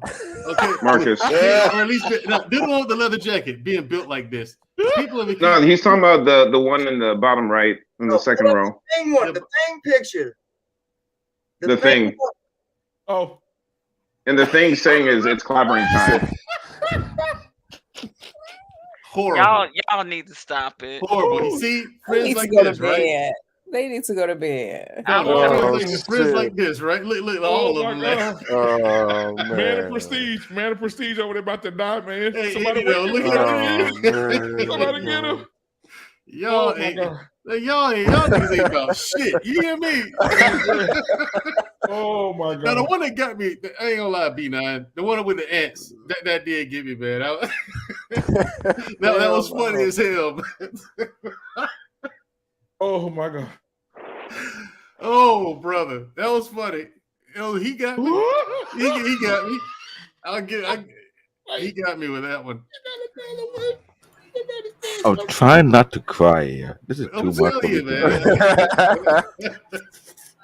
I'm fighting the tears so bad. Bro. Hey, Ninja Turtles, really? Bro. No. Bro.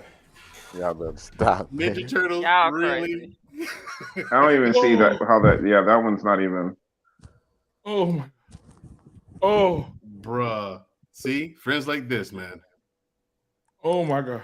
All this black excellence I got on my green screen. You have Ola put up the camera right now. He crying behind closed doors laughing. Oh my God. Look at this. What I got on my green screen. I got Black Dynamite. Real quick, guys. Guess what? I got somebody in the back chat. I mean, the back room right now. Is it Officer Nate? I'm gonna come. Officer Nate's here. He wants to give his words because I think he's he practices polygamy. I think he has 4 wives. Yeah, but he's a cop. I think he has 4 There we wives. go. Now I got some reinforcements. Here we go. Nate don't practice polygamy. Police coming? Look how he doesn't. He's just saying We that. don't need to hear what he has to say. He's a cop. Police I coming? think he has 4 wives. I'm gonna back out. Hey, him. look. I've been up here all night, yo. I've been up here all night. Hey, Officer Nate, what's good? Officer Nate, back me up on this one, sir. What's good, Nate? What's good? What's good? We meet in person at last. You know, I ain't scared of that badge. You hear me? Come. Hey, all right. I ain't scared of your badge. That's fine. That's fine. You one of them sovereign citizens, huh? I'm gonna tell you what we do with them. What you do with them? I'm gonna ask you, one of your wives, blink twice if you're in danger. Blink twice. Oh, you see there you go. I ain't married though, Nate. Oh, man. Is this true, bro? I mean, like you're my man's $100,000 and everything. I didn't know you practice polygamy. Oh, polygamy. How do you deal with it? Hey man, it's called patience and non-American. My ass. Tell him, Officer Daly. Tell him. Patience and non-American. That's how you do it. I ain't talking about the patient with them. He did what it said. With Joe, brother. How do you deal with 4 women? Nah, he called non-American. Listen, I can barely secure one out here. It's hard out here, boy. It's hard. I'm telling you, it is. I thought you were single. Yeah, he comes and he's like, "Yeah, Nathan practiced polygamy." I'm like, nah. Since when? Last week for that, man, Drew. You know what's funny? For that. No, we were clowning man Joe with that one. No, the thing is, unless he did it last week, I'm like, wait, this nigga Nate done scooped up 4 wives in 1 week. What am I doing wrong? Well, I mean, here's the thing. The reality is, the reality is, it's not hard for men to get married. It's hard for men to find wives Yes. that are worth marrying. Right? Absolutely. So those are Don't two. come on here with that now. Don't come on here with that. No, I mean, Genesis on that. It's true. Oh, It's true. come on now. You outnumbered now. You outnumbered, Genesis. No, That's I'm right. not. No, I'm about to bring Not wrong, I'm about to bring though. some Not revelations to the Genesis. Nathan, no Nathan, Word, Nate. Preach the Nathan, word. she had a couple that were chasing her, so she was saying, "Nah, I'm good." Right. She had a chance to have like a threesome or whatever, and she said, nah. Of course she turned them down. Of course she Why? did. Why would she do She's that? a commodity. She want a higher price. Unfortunately, some There you women go. don't understand how this game works. I think it's a Western problem, though, right? Marriage should be a mission, right? Shit. It should be a mission for us to get married. This should be our purpose in order to expand our community, expand our legacy. This is probably one of the top 3 most important things that we're supposed to be doing as a people, as individuals, right? This is a very, very important task. The way you pick your partner, it lays out your future, and people are picking recklessly. This is why the men were helping women vet, because they knew that women would look at things from an emotional standpoint, or they would not vet properly. So, you talk about when you take that element out of it, it's a recipe for chaos. See, tradition has already understood all these things, right? We are pushing back on tradition because we don't like that fact that it puts us in a box. The box is not a trap. The box was a boundary to protect us, right? We have simply started to look at it the wrong way. It's the same thing about being promiscuous, right? Being sexually undisciplined. We look at that as being fun. We want to be sexually free. Yes, because it's fun, but the problem is there was a boundary there for protection that wasn't an imprisonment.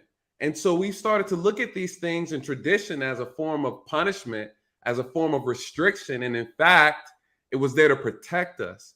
And so, this is the problem that we're facing. Now, Get him, Nate. This Get him, perspective Nate. is so refreshing from you, Nathan. Get him, Nate. I didn't even see OG Bruce's name over there. Where your avatars at?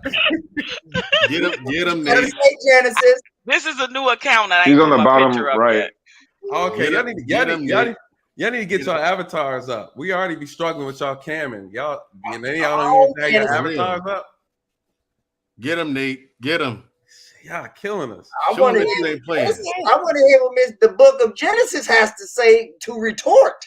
Nothing. Listen, there are Nothing. plenty of good women out here. Where they at? Plenty.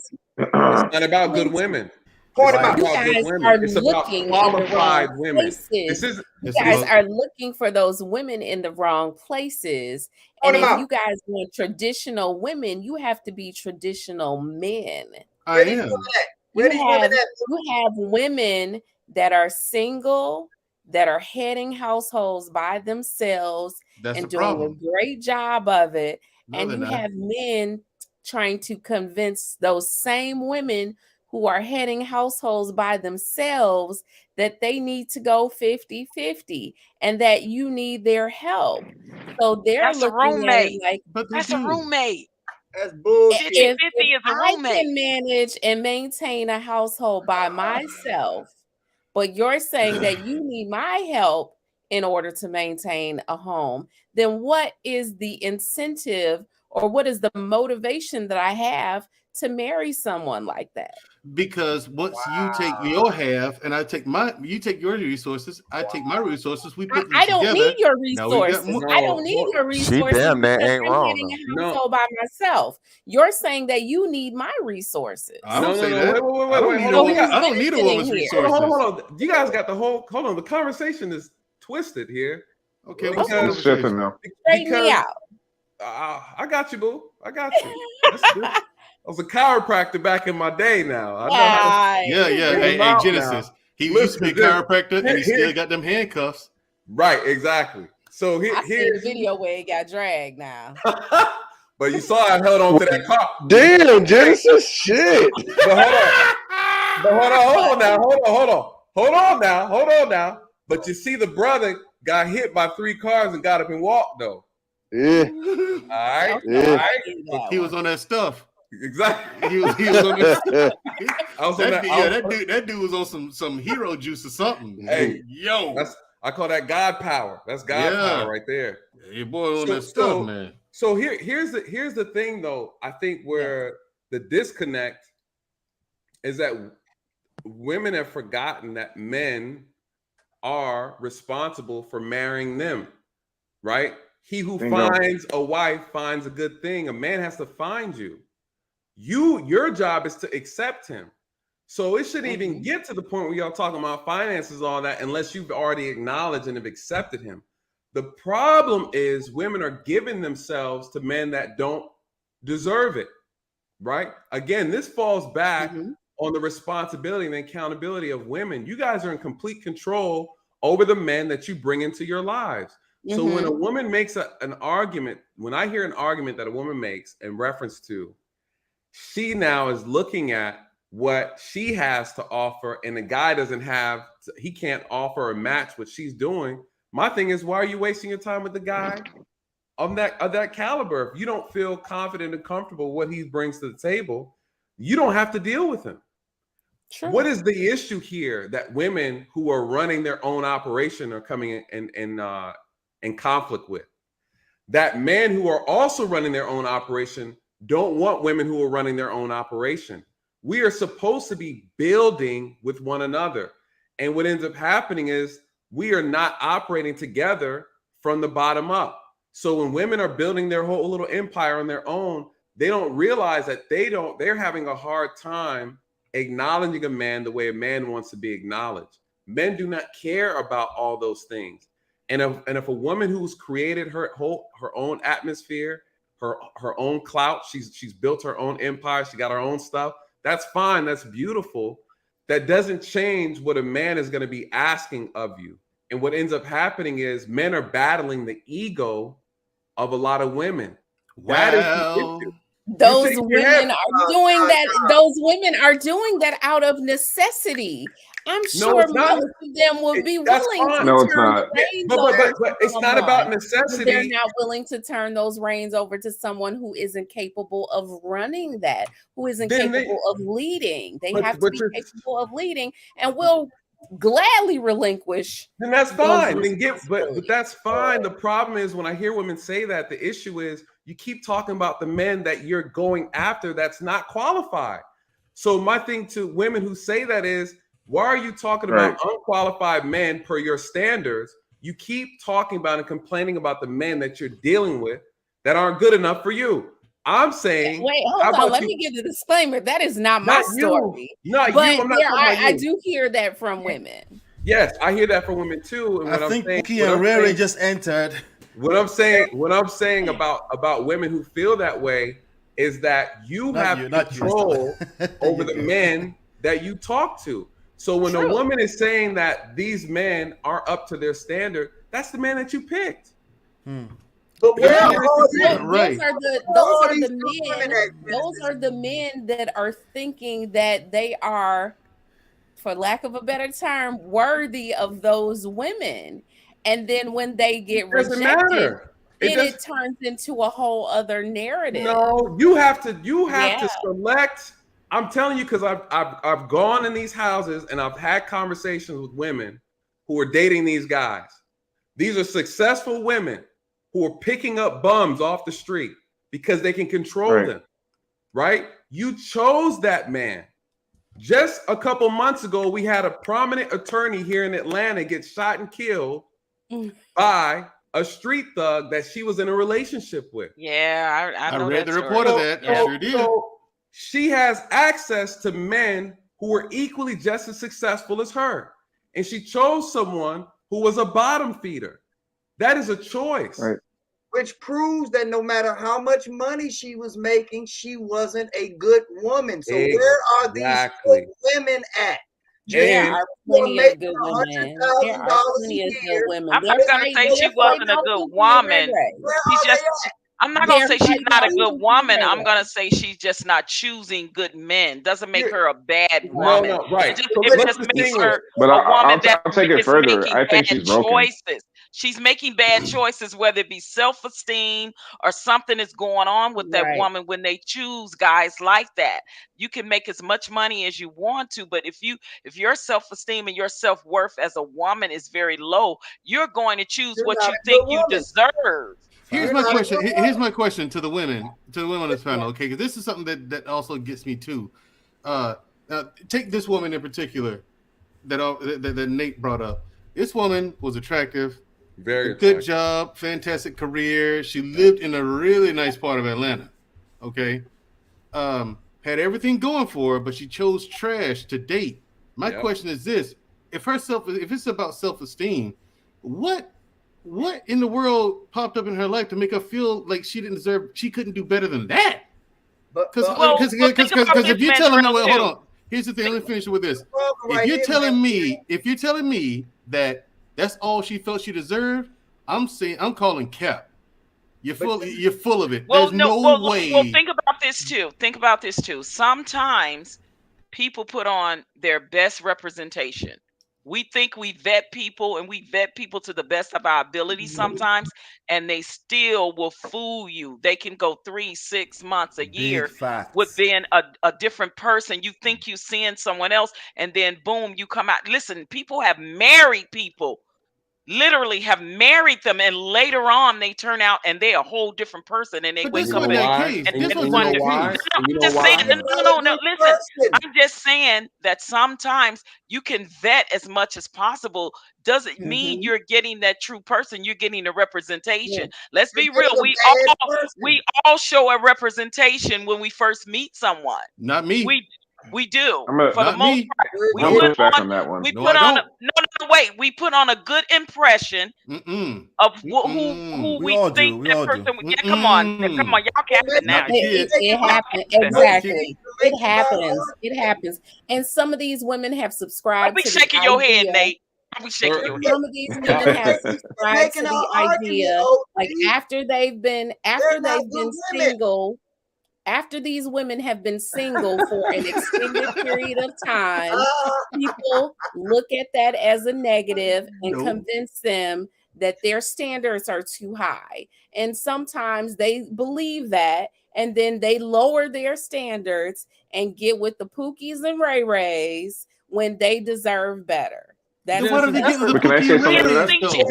She realized. Can I say something to that? I think she I knew it. realized The she Pookies had. went to- I the think she Pookies already entered. realized she chose wrong. She broke it off. She realized that this guy was a detriment to the relationship and to her. She broke it off. So She beautiful to be a actually woman when did. y'all accountability is like kryptonite to y'all ladies. Boy, Oh I my swear. God! No, you Y'all got got excuses for days. The way y'all You got your partner here. and create an excuse. I'm not saying that there should not have been accountability. Absolutely. Well, there there's should have nothing. been. But Patrice, there's nothing else to talk about. The reality is you picked poorly. You didn't do your due diligence. Again, like I said, the moment when I came in here, this is the most important thing you can do in your lifetime is properly pair bond with another person. This is the reason why. See the part with the vetting It though. goes You back to what listen. You OG pick people. You said, pick though. people and can marry them. These are people. I've seen couples get married. They be married for 10, 15 years, and one of the spouses end up deleting the other one. I mean, So come on. but that's the risk that you run. And my father exactly, told- and we all do my with fa- men and women. My father told me this: relationships are like a business. Only 1 out of 10 are going to be successful. You guys, this is life. This is life. What are we complaining about? If you pick poorly, you're done. That's it. It's all a gamble. Just like everything else. Just like everything else in life. I don't understand what they said. Sometimes the representative shows up. You can It try doesn't and matter. vet as much as Then you possible. did not do your Vetting only job go. properly. Vetting only goes so far, though, Nate. Let me say something here. Well, Because most people aren't what I'm vetting, hearing, though. hold on, let me say something. What I'm hearing, Question, where are the good women at? If they're putting on airs for 15 years and they're faking and putting on their representative, where are the good women at? The same place the good men are. In my But OG house. for Chiefs, I'm gonna have to give you Let pushback me because clarify here's the something. thing though. Well, I'm here with Nathan. This is why Men are taken. Y'all gonna let Estella get in? Okay, right. Estella joined Yeah, us. let's Let Where are Estella the get good in. men? Say. Where are the good men at? Oh, let Estella Where are get the in. good men at? Hey, Estella, let Estella get in, So I B9. want to know, where are the good men at? Because we always talk With the about this good make women. believe place. She's YouTube. here. Estella is here, the good woman. B9. Where is this place? They on YouTube. Oh, they on YouTube. Yeah. Exactly. Exactly. Go ahead, Estella. Go ahead, Estella. Go ahead, baby. I have like a really horrible echo, so I'm just gonna say something really quick and hop off because this echo is horrible. And what? Okay.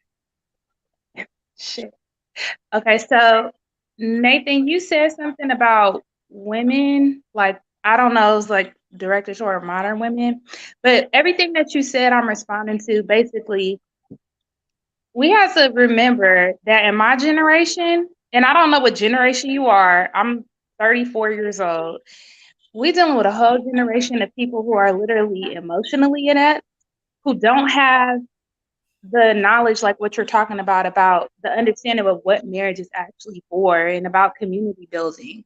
Like regardless of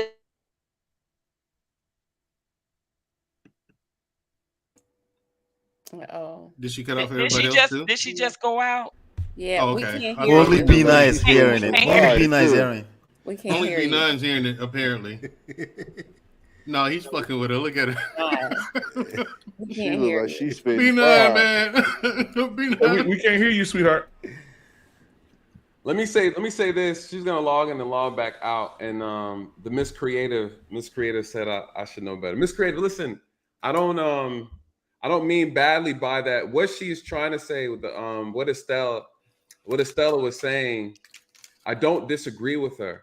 The problem is life doesn't care about our excuses. Exactly. And I think that's what I'm talking about here, is that I hear what she's saying, but nobody cares. Nobody Especially life. cares that you're emotionally don't have it together. Nobody The cares church. that no one taught you how to be in a relationship. Nobody gives a damn, right? And I'm not saying that's not an attack to anybody on here. I'm Not saying the church. society, the world that we live in, doesn't really care about our excuses. Right. We are obligated to figure this thing out. We know right from wrong. We have to do our own research. We got to do the best that we can. What's happening is there's things. Okay. Hello. Oh, you hear? Okay. Can y'all hear me now? Yeah, we hear you now. Yeah. Yes, ma'am. Yep. Go. So let me finish my response. So my response is, with all of that said and understanding, you're making a lot of generalized statements. There are actually a lot of generalized statements up here. And we have to remember, like, everything is nuanced, right? And I agree with a lot of what everyone is saying. And there's points that I disagree on, but so be it, whatever. We're all different people and we all have different experience. Like you said, we have to take responsibility. And at the end of the day, we do need to start to give credit to people like myself. And exactly, we're having this conversation because it's like, polygamy, is it the new trend in the Black community? Yes, it is. And I'm not surprised about it. I don't disagree with about it being a trend, but what is a trend? A trend is something that goes in and out of society as a phase, right? So yeah, it is a trend, but let people explore the trend because we haven't been doing monogamy, right? What Canadian Black man was saying about it not being ingrained in our American culture in general, be Black, white, or other, but yes, we are talking about Black people right now. Yeah, that is very true. It's not ingrained in our culture. The culture of Black people in America is to be breeding animals. And we're still outplaying that system to this day. We're bucking, we're Jezebeling, we're doing all the things that we were bred to do. And until we realize and take the initiative to stop playing that out, then we're not going to do monogamy right. We're not going to do polygamy right. We're not going to do marriage right. We're not going to do dating right. All of those things. We have to realize that. So we're addressing all these issues, yeah. But for us to sit here and criticize like whether we should be exploring it or not, explore it. Go ahead and explore it and see how it works for you. It's probably not going to work out the best because there's still a lot of things that we need to address within ourselves. That's why so many of us are single and not married. Because how many of you brothers up here are married? It's 3. Okay. How many of us are married? The sisters, I think OG or whoever else is up here. I'm not married. I'm single. I'm single as hell. No, never been I'm not married. married. I'm not married. Never been asked. I have Contrary been married. to some things I have been married. I'm newly single. I have not been you say married. you've I've never never been been asked? asked to be You married. never been asked? Oh, it's A lot coming. of the men that It's I coming. know around in my age group have not been married, have never asked a How old are woman you? to marry them. Mandrill? I'm 34 years old. And so it's calm down. And so what I'm saying is people are exploring about growing themselves and growing in their spirituality and being better persons because we realize that the world is a messed up place. And a lot of people have a lot of damage from their childhood. We're talking about rape culture in America. Oh, excuse me, grape culture in America. That's such a big problem now. You know how many people I know, men and women, who've experienced that at before the age of 12? It's not a surprise to me why we don't do relationships well. We don't know how to relate to ourselves. So let me ask you. And yeah, I'm someone I've dated, Dusty, is I've tried to take care of men and all that. And yeah, I had a mother and a father in my household. But I also have to realize that I'm dealing with people who didn't have that, who had people who are drug addicts as parents and grandparents raising them, who are raised in the hood. And I'm not even from the hood. And that's all I grew up around. Hey, Estella. So we can't. I'm sorry. Yeah, she's right about some of that. The life hack first. This is Say that again. I say, let me give you a quick life hack. This is from Miss Creative. All the good men are at church, Starbucks, work, and at the gym.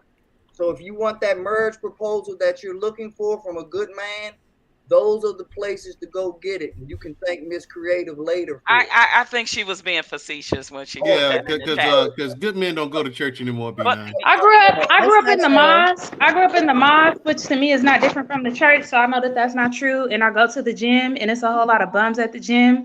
So I know that that's not true either. I'm gonna keep working on myself, and I'm gonna keep manifesting my reality, and that person is gonna come my way. So you mean So Estella, let me ask you a question real quick, because you said that I made some generalized statements. What would you say that I said was, I guess, not accurate in your opinion? I didn't say it wasn't not accurate. I said it was generalized. Like you put it. I can't recall off the top of my head. I would have to look at the recording. But I had a response, so I held off on it, and everyone was talking. I mean, I can't spit back what you said. But honestly, say what you said. I was being facetious, but I honestly think that the good men are in the same place as the good women are. It depends on where you are in the world, where you go, what type of spaces you put yourself in, what type of people you align yourself with. All that has to do with the type of person you're going to happen to meet. So, and then sometimes you want, one can get so lucky and be walking down the street and meet someone, be in the grocery store and meet a good person. It's not. Here's the thing. I meet good men all the time. Do we want to go together and be together? Not necessarily.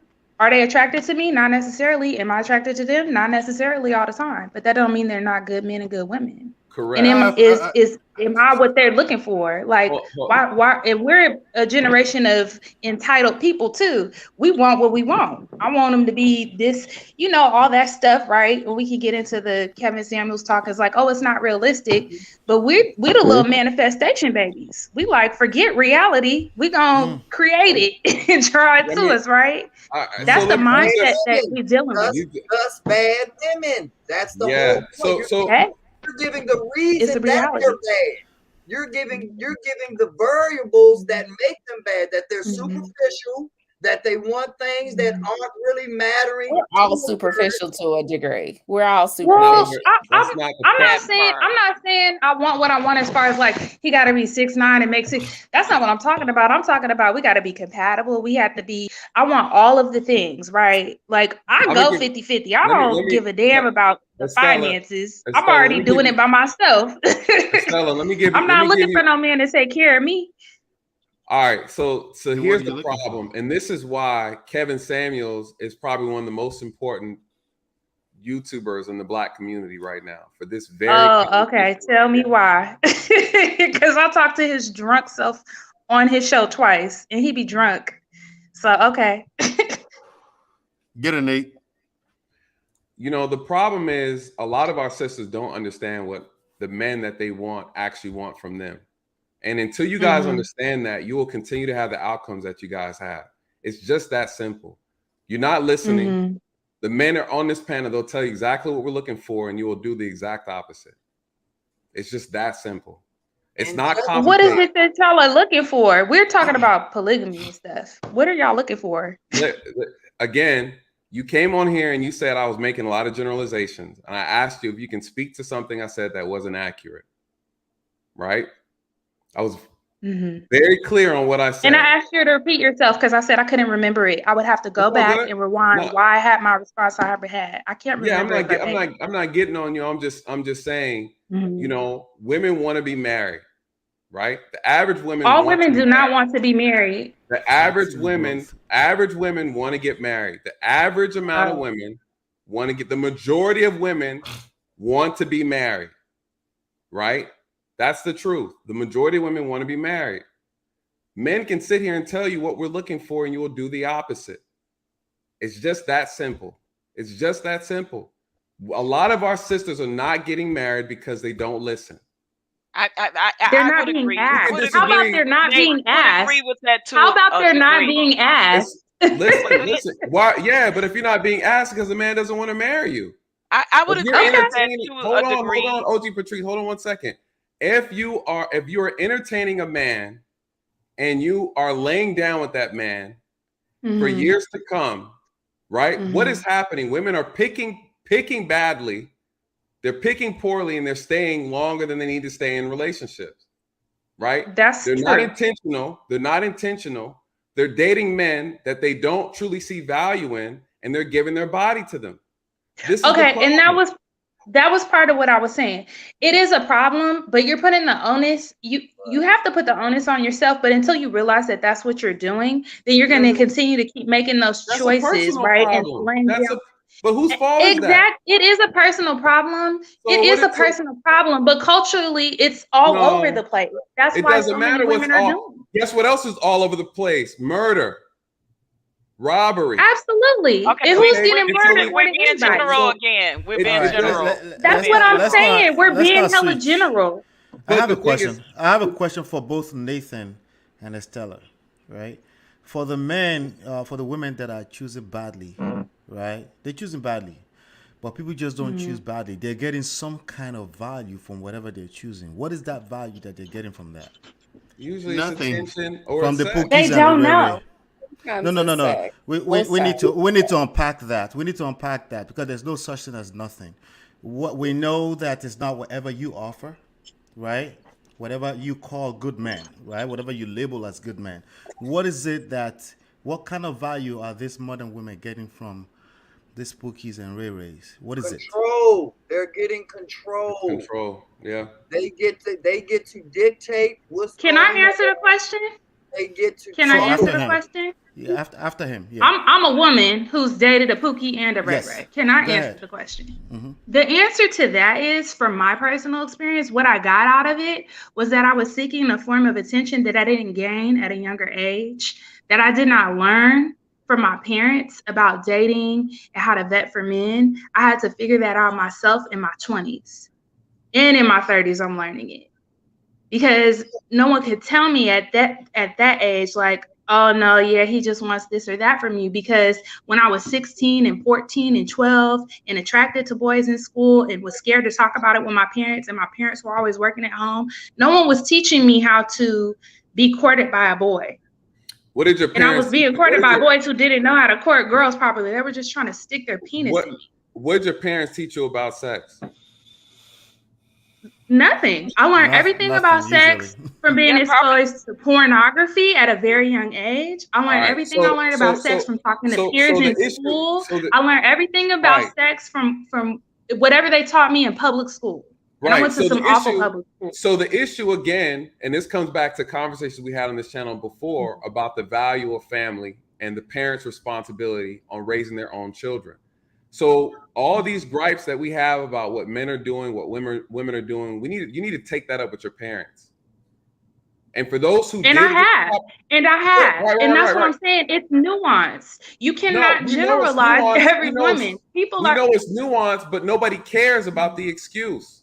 When you come out here, but we're having a super general conversation as if there's one or two things that are going to be a based off of her experience. But let's not do that. Let's not make it a badge on her because of her experience. Because everybody has had an effed up relationship when they were younger. Everybody not making an emotional argument, you guys. You're coming with an emotional argument. No, because I see the rabbit hole this is going down, and everybody. And that's why I came on, because it's going to go into a rabbit hole. She's young. She's a grown woman, but she's still young. Everybody's experience is different. So back on stop putting on your cape for her. She's a grown woman. I'm not putting on a cape for her. I'm saying. I don't think she's putting a cape. I think she's trying to speak to my point. No, I'm speaking to my point. The whole point of me coming up here. Time out. Sorry. She can speak for herself. Black man, can you pull the comment from New Growth? The comment from New Growth 42. Not just control, they also get adventure and that rebellious side they never explored. Would you agree to that, Estella?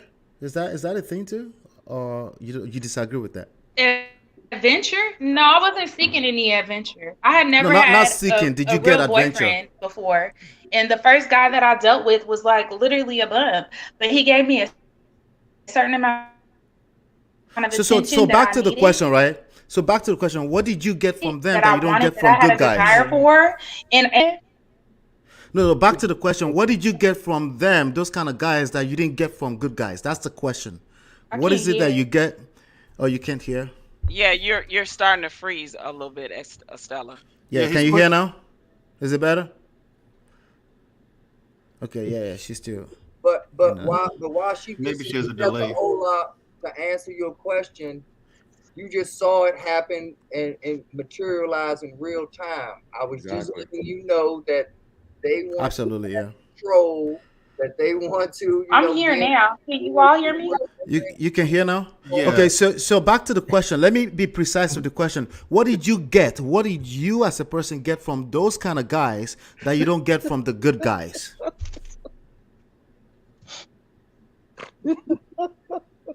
She still can't hear. What did you get from the Pookie and Ray Rays that you did not get from good guys? Type it in the private chat, please. Percy or Tyler.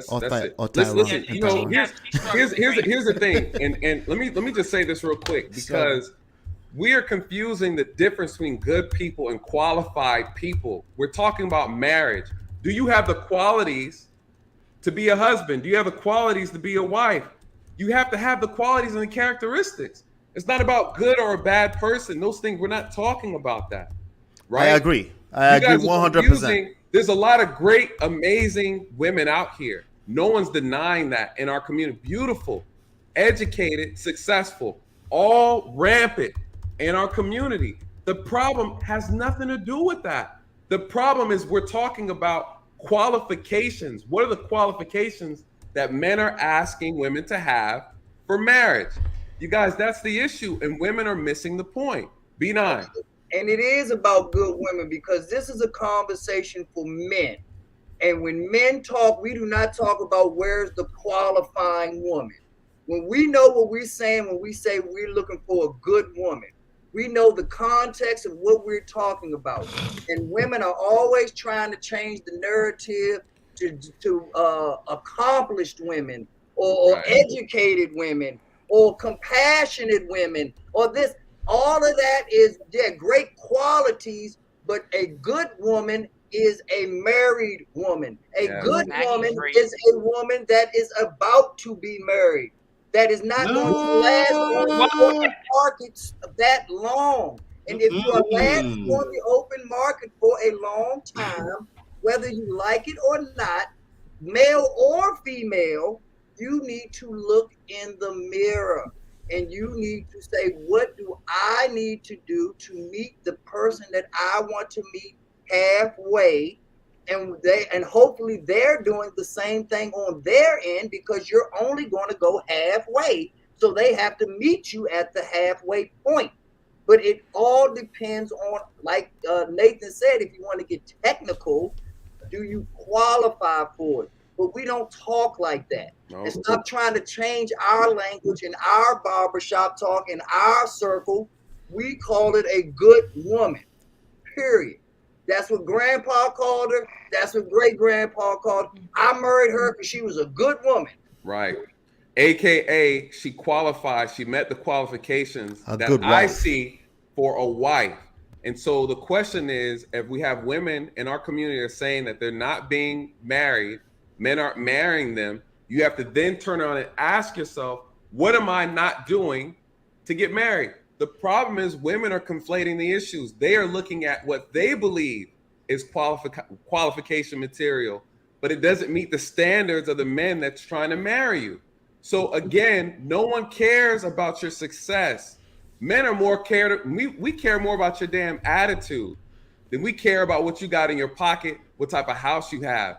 I don't care about any of that. This is why, again, this is why what Kevin Samuels is saying is so spot on. You guys won't listen because you're so concerned about who it's coming from and the tone of the message. It doesn't matter. The message is accurate. What he is saying is, why are you shaking your head? You shaking your head? Yes, I am. All right. Well, here's the thing. It's just one side of the story. Thank you. It's listen. All these capes. I think that's what she was trying to say by saying you generalize. It's not That's what she was trying to say. We're talking about the vast majority. We all know there's nuances, you guys. When we're having these conversations, we can't speak. No, even beyond that, right? Issues, though. Even beyond that, I get that. Obviously, suppose this is a conversation, a panel was supposed to generalize. I get that part, right? But even at that level of generalizing, right, we're talking about men and women in a society What qualifications do you want in a woman, Ola? For me? Yes, sir. I just need me to want her. That part. Wait, what? That's not what I'm asking. That's not what I'm asking. What does a woman need You can't- to have you for can't- you to get on a knee? Are you married? Ola, are you married? Yes, I am married. 15 years. Is your wife You can't put it in the submissive? list. Is your wife submissive? Absolutely. Okay. But that's as a function of what? As a function of what? It doesn't matter. It Is does she matter. submissive?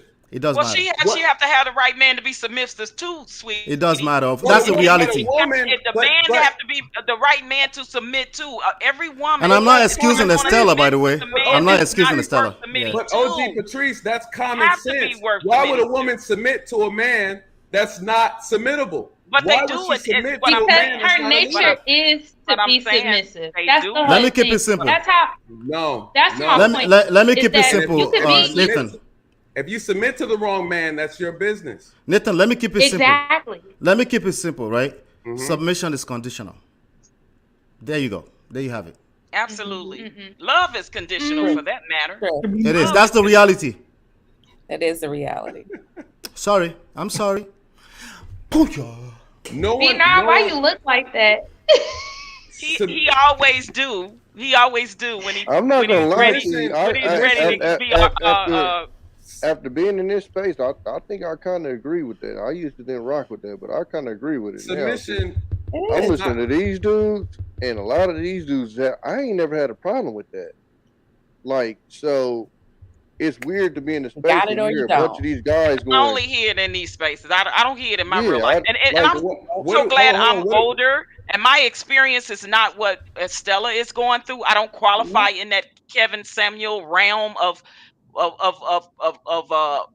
scale or how he rates or whatever, because I know my value as a woman. I'm traditional. I knew how I was raised. Yep. I know that when I was married, my husband was a great leader, so he didn't even have to. It wasn't even a question of me being submissive. He was already a leader, and it was just it came natural. So for me to be in these spaces, hearing the things I'm saying now, I really feel sorry for their generation, because if this is the battle, oh my God, like if this is the battle, then men have a problem and so do women. But you So just answered the question. How OG we gonna? Patrice, you're speaking. You're double speaking. No, I'm Because not. You just said what you were to your husband. What were you to your husband? You said he was a leader, right? You trusted and respected him, and then what did you Absolutely. do? I was being the natural woman that I was made for him to be. And you Yes. submitted to him, correct? But he didn't have to tell me to do it. It was a natural thing. But men aren't telling women to do it though. That's where you're getting this whole thing wrong. You guys are trying to beat it in women. Like, y'all trying to browbeat it. Y'all trying to browbeat it. Yes. No, we're not. Yes. No, we're not. It never if the worked. woman is not submitting to you, then she doesn't feel your worth. She ain't the woman. Move on. Move on. If No she one ain't is saying submitting. not to, though. What are you guys talking about? You guys make it a one-sided conversation where it's the woman Because these isn't are men submitting, talking. and that's why she can't get a husband. But some Genesis. of you all aren't worth submitting to. Genesis, you're missing the point. If you don't, you guys don't. are missing the point. She's not missing the point because you're not that good. Yes, she is. She's missing the The point. point that I think that OG and Genesis are saying is that by nature, a woman, we will submit, and that's how I could submit to a bum dude. And until I realize I'm being out of my nature by submitting to a man that's not willing to step up and change his ways, I had to then walk away and be accountable for my choices, right? And that's part of what I wanted to say. I have been accountable for my choices at this point. And so I'm very single, right? And I have to be out here dating in this world and doing the work and doing my personal work and growing myself and being accountable for the people that I lay down with and date and vet and all of those things. That doesn't go without considering. And that's what we're all saying as women. That's not what we're talking about. Let me say something here. What you saying, B9? I want to know what you're saying. Talking about because you guys are listening through your emotional ears. Oh Lord! Tell us what you're saying. Like you do know we are emotional creatures, Nate.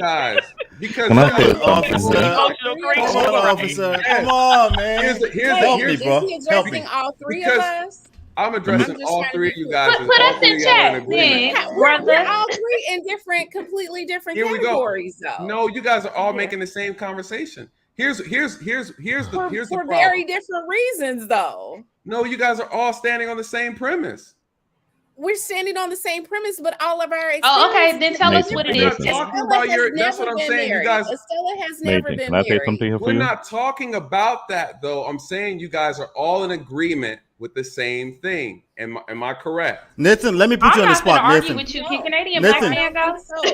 Sorry, 1 second. Nathan, let me put you on the spot. Make these three women submit right now. The next, you got 5 minutes. Make them submit. You could do it. Make them do it. Oh my wow! It doesn't work like that. I'm not their husband. But I just did in like 5 seconds. Okay, Ola, bring it. Okay. Ola Let me put on a cape and he's out here playing Cape Crusader right now.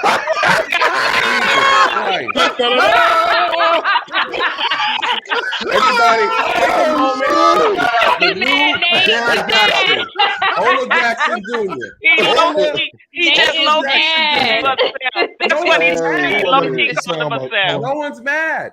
It's not. Listen, I think we're 15 years, bro. 15 years. 15 years. It's not no beans. That's how we say it in Nigeria. You know, be beans. 15 years, no be beans. It's not a joke, bro. There's a lot that goes into this, bro. Oh, you not mad? You emotional? No, not at all. Ola, so you would marry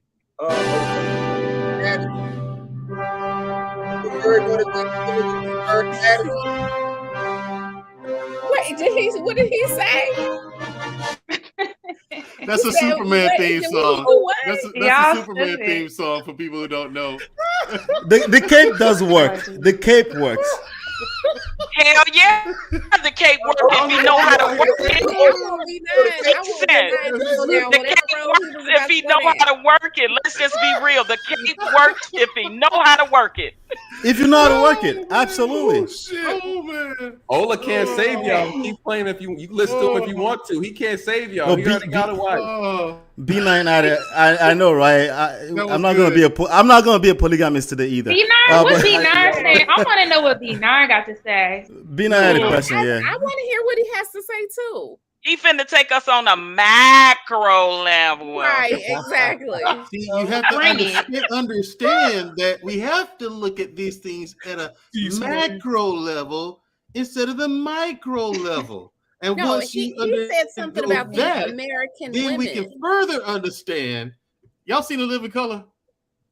Remember the time they were in jail, and then David Wayne played the Muslim who had like all the Brother knowledge, Farrakhan. right? And always, brother, always passing the green, never in between. That whole thing, you know what I'm saying? It's just like, wait, what? Oh my God. Come on, I've been B9. quiet Tell us for a what it while is. right now. I've been Yeah, quiet you know, for a while. I ain't got you yet, B9. You got me Hold on good one tonight, second, B9. Canadian We gotta born. get One B9. second. We want to hear what Hear what B9 I'm got hearing. to Hear say. what I'm hearing. What B9 got me Nathan, good this what tonight. Nathan brought up when he got into the panel was something that have not been practiced in the past I 3 to remember 4 asking decades. you a goddamn thing. You sure about that? My words You sure about that? exactly. You wanna cross that line? You don't wanna get jiggy with it. Go ahead, man. Hey, you That's want what I to was watch out, saying. black man? You know he's African, right? The thing is, when I married my wife, I didn't let my wife go through the vetting process within my people because they have a requirement. They think that's best for me, what's best for my wife. I chose not to marry within my culture for a personal reason.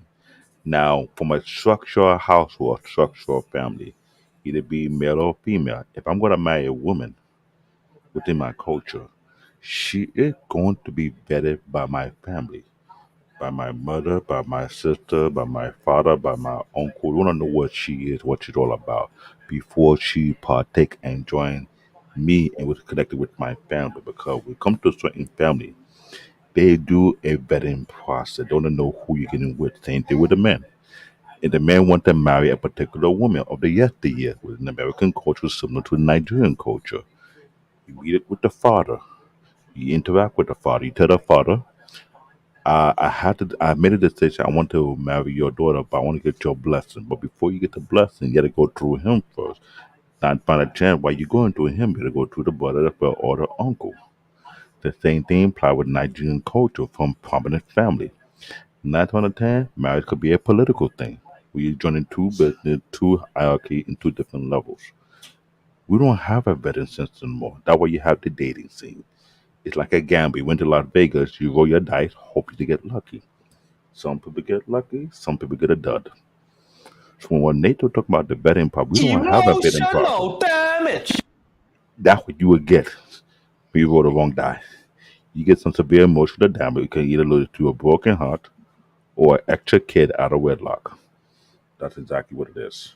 The problem is in today's generation, we don't realize we're not built to get married. You're not built to be a baby mom or your baby dad, or you stay on your own way with a lot of baggage dragging along. All Which right. is totally true. If you look at statistics, marriage in America is not doing too well, which is totally true. Now, when marriage is not doing too well, why we're bringing polygamy, which I don't understand that. It don't make no damn sense. It's not going to work. If you can't stick with one individual, how you stick with multiple?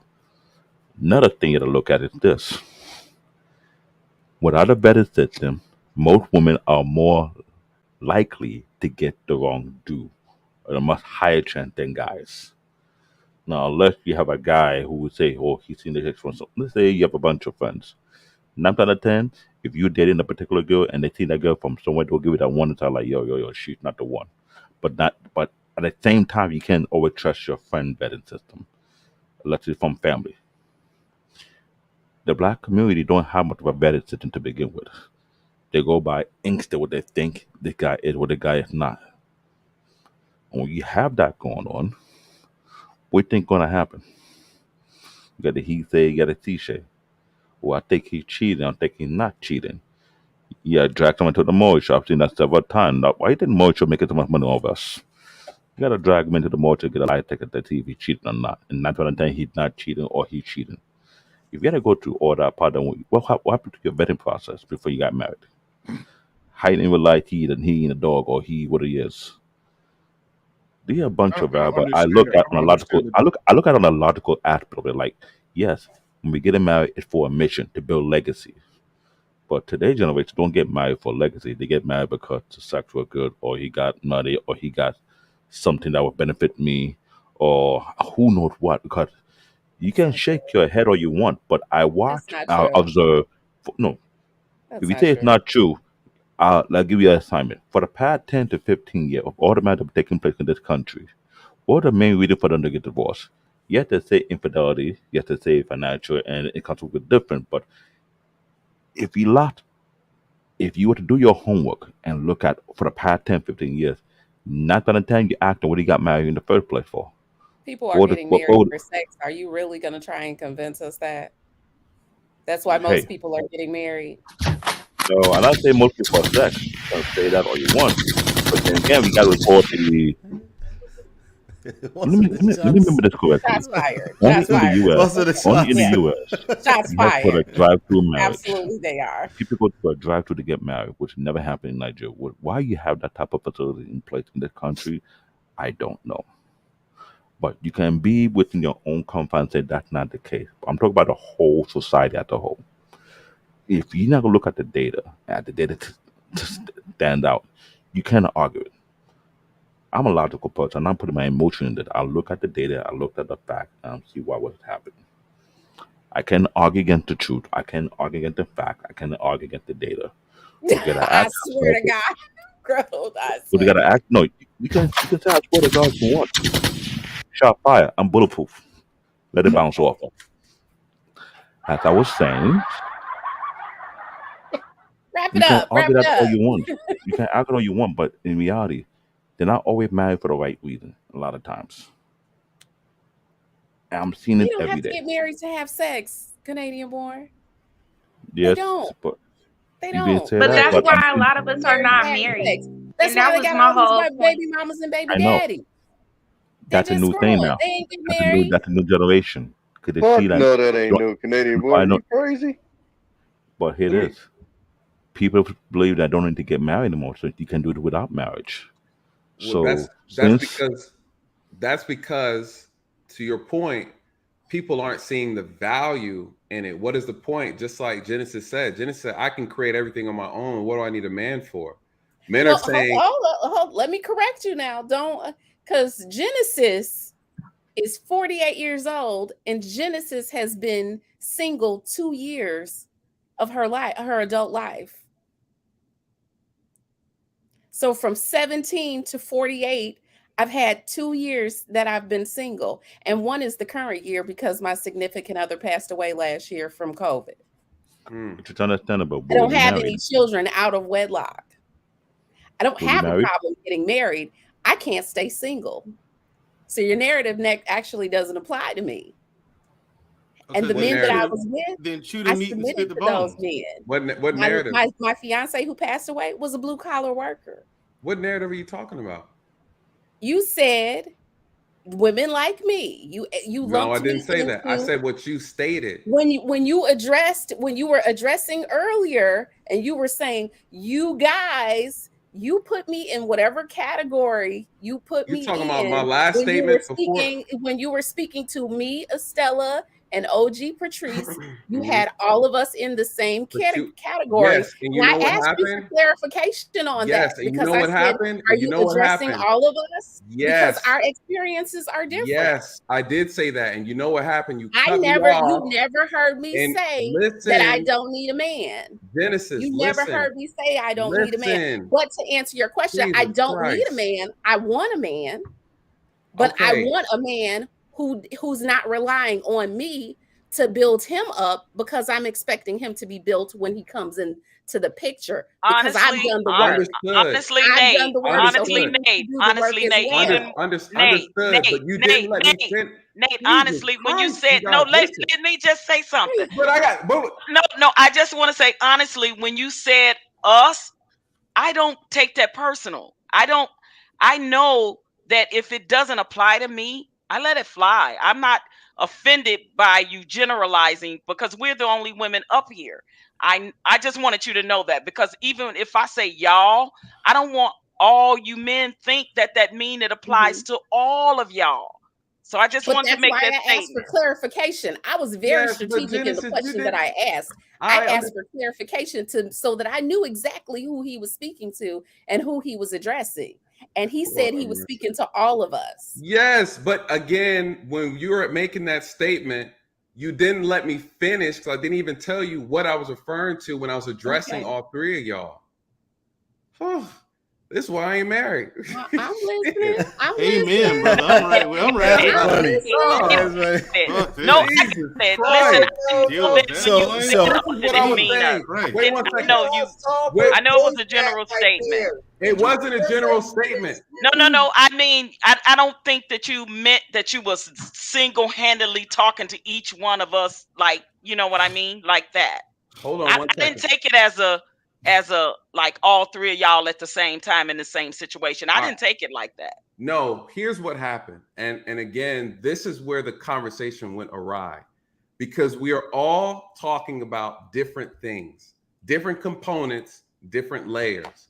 The men are having one argument, the ladies are having three different ones on top of the one that the men are having. So that makes four different arguments. Y'all are all over the place. Let me bring it back, right? Let me bring it back with this. When I made the statement, let's get back to the genesis of the conversation. It was in reference to the comment that Estella, Genesis, and OG Patrice was speaking around about submissive.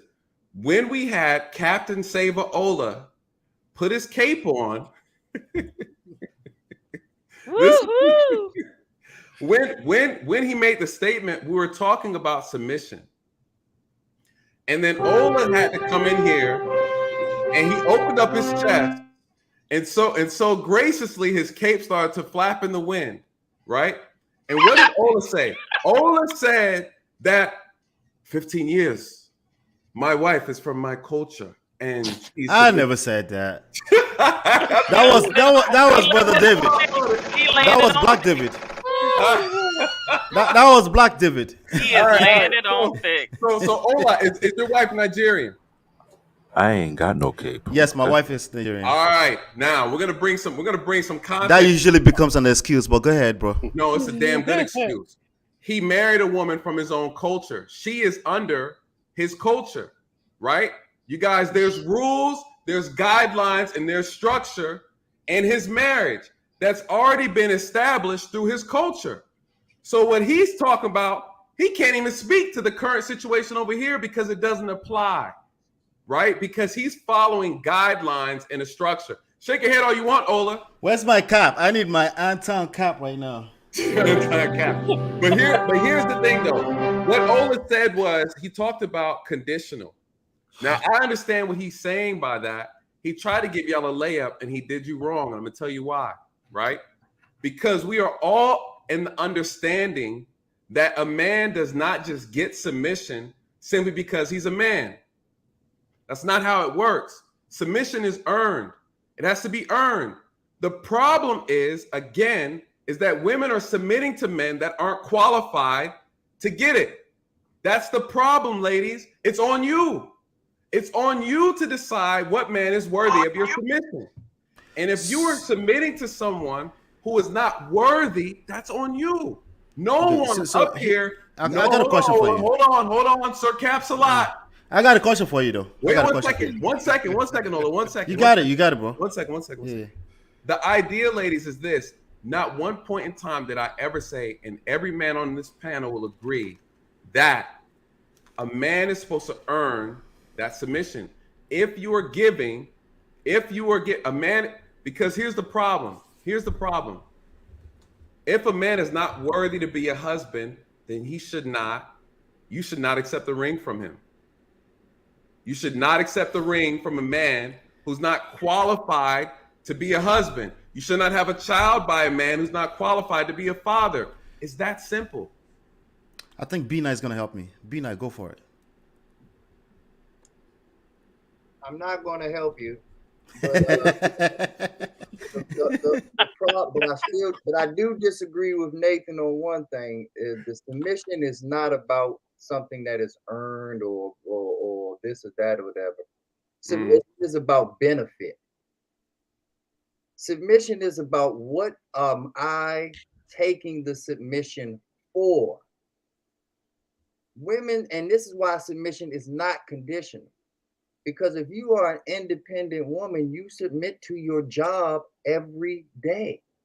You don't want to get up at 8 in the morning, 6 in the morning, whatever time, and be there. You don't want to stay there 8 hours. You don't want to go through all the stuff that you have to go through. You don't want to have to sit next to that coworker whose breath stinks, or they get on your nerves, or they take your food out the refrigerator. But you submit to all of that because of the paycheck, because of the benefit, because of the health insurance, because what comes along with the submission. So the points that Nathan made was absolutely right. What are you getting out of it? But that's not anything that is earned. Anything, and this is the problem that with us as the whole Black community. When we talk about our problems, the solutions are about incentives. Nobody's going to follow you just because you have the best idea or the brightest idea or the what's in it for me? What's in it for my kids? What's in it for my people, my church, my whatever your my is, that is the solution. And that's why it only takes 10% of us to be the leaders, because the other 90% will follow based off of incentive. It's as Hansel and Gretel. They will follow the little breadcrumbs. But we have to put the breadcrumbs in the right place, knowing that all that they care about is the incentive, not that you're the most intelligent. Smartphones make your life easier. So with that logic though, here's the thing. With that logic, what is the incentive for men to get married? Right? And that's the problem, because men are asking for something very specific from women. This is an exchange, you guys. It's not one-sided. And a lot of women are wanting a one-sided deal, and it's not working. That's why men are not giving out rings. You can shake your head, but women don't care, because the incentive for a woman is, once again, I'm going to have a $70,000 lifestyle provided for me by the United States government, even if I can't work on my own. And if for whatever reason I run out of money, all I have to do is find a new sucker to get me pregnant again, and then the check will get even bigger. And I can now keep this. That just went left. So, it really did. But B9, that's only. Can I say this one That thing? doesn't represent. Like you're saying that you're asking for submission. If you're that dude, you don't have to ask for submission. No one said that. Just do it. I've never said that. So are we paying? I haven't heard anybody up here say that men are asking for submission. You don't ask for it. If you're no one's asking for it, then you're the wrong dude. No one is asking for that. And someone did up here say, "Are you submissive?" Someone asked that question. No, someone's asking if that's a question. See, this is the problem. That's a rhetorical question. Thank you. This is the problem here. All right. Okay. It's fine. Calm down. Don't get all in your feelings. Don't get emotional. I'm passionate. Nathan, here's my pushback for you, Nathan. I'm passionate. Okay, well, let's hear your passionate. Here's my pushback for you, Nathan. If you say women are submitting to unqualified guys, right? I want to unpack that statement, right? Clearly, the woman that's submitting is submitting to something she's deemed. I don't know if it's emotions. I don't know if it's logic. She somehow has deemed it qualified, right? Short-term money. Okay, so short-term money, what else is she submitting to there? Are we paying attention to that at all? Or we're just going to be like, she's submitting to the wrong people? Are we going to pay attention to what is it that she submits? I can tell you myself, I try to dissect that all the time. And I do talk to women, like my cousins of mine, who female cousins of mine who dated guys who were just flat out wrong for them. I can't say the guy's wrong for everybody because, I don't know. But for them, flat out wrong dude. And I've been trying to dissect that for the longest time. You know what I found? From each woman, you get a different answer. Yeah, like completely different answer from each woman, dude. So, from my school of thought, sorry, ladies, excuse me, ladies. From my school of thought, when I listen to ladies, I listen just to take insights. I don't listen just because they're gonna tell me what to do. I don't listen because they're going to give me fact or truth, any of this nonsense. I'm more so watching their actions, right? So I expect that women will all the time speak in circles before they get to any point. Wait 1 second. I expect that they will speak in circles before they get to any point, if ever. Okay, and I say, gentlemen, you're supposed to know that. If you don't know that yet, that's one of the problems. Chameleon. That's the problem. Hey, yo, That's one of the problems right there. No, it doesn't change the fact that he's right, though. They weren't listening. They weren't listening. I gotta agree with him. I gotta agree He's with right. with Ola on that. He's right. Everybody on the panel, man and woman. You got what? I said I have a question for everybody on the panel, men and women. How much does gas have to get to before women start submitting and men don't change a damn thing? Let me speak to that. So I think in 2022, where we are right now, I think the ladies cannot afford to keep waiting for men to lead emotionally. They just can't afford it. Okay? Explain that to the ones at the top, Ola. So what's that got to do with gas? We talking 87, 89? Everything. They can't keep waiting is the point. 150. They can't keep waiting is the point, because clearly there's some kind of value that women get from marriage too, and they need to start to pay attention to that. Well, here's the problem. Society is not reflecting. But traditionally, we led, they followed. If you keep asking for traditionally, we lead, they follow. And the faster you can get to that, the easier it gets. You make it easier for them. The feminine energy receives and multiplies. Doesn't give a shit about your feelings. $6? It's not the other way around.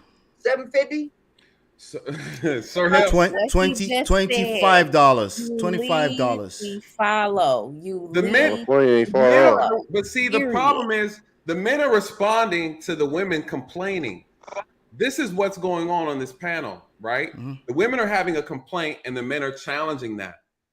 The men, I don't have issues having women that submit. There's no problem there. I don't ask a woman to be submissive. No man up here asks a woman to be submissive.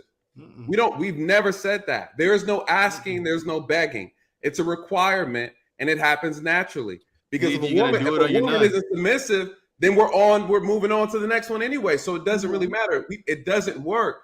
No man said that. The issue. What woman is leading? What? I said, and what woman is leading? That's what I want. No. That's not. We're not even talking about that. I want to know.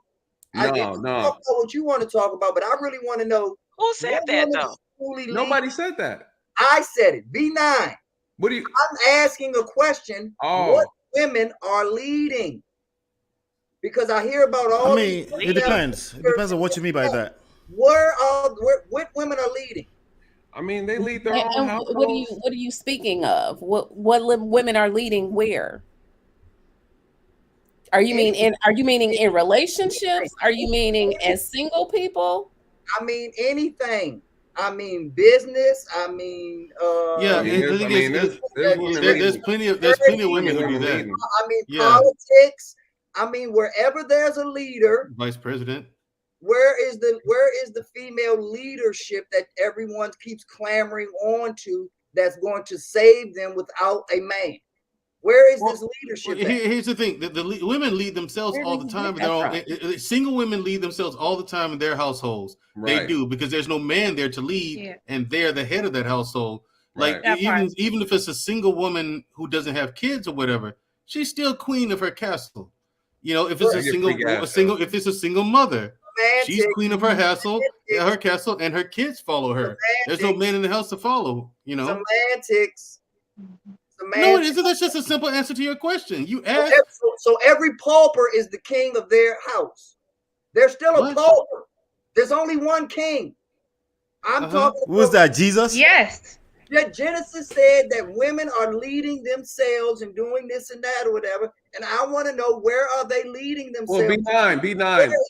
Oh, where they're leading themselves to? I get you. Your answer is okay, I got it. Here's your answer. They're leading themselves off wherever they want to go. Every woman doesn't desire marriage.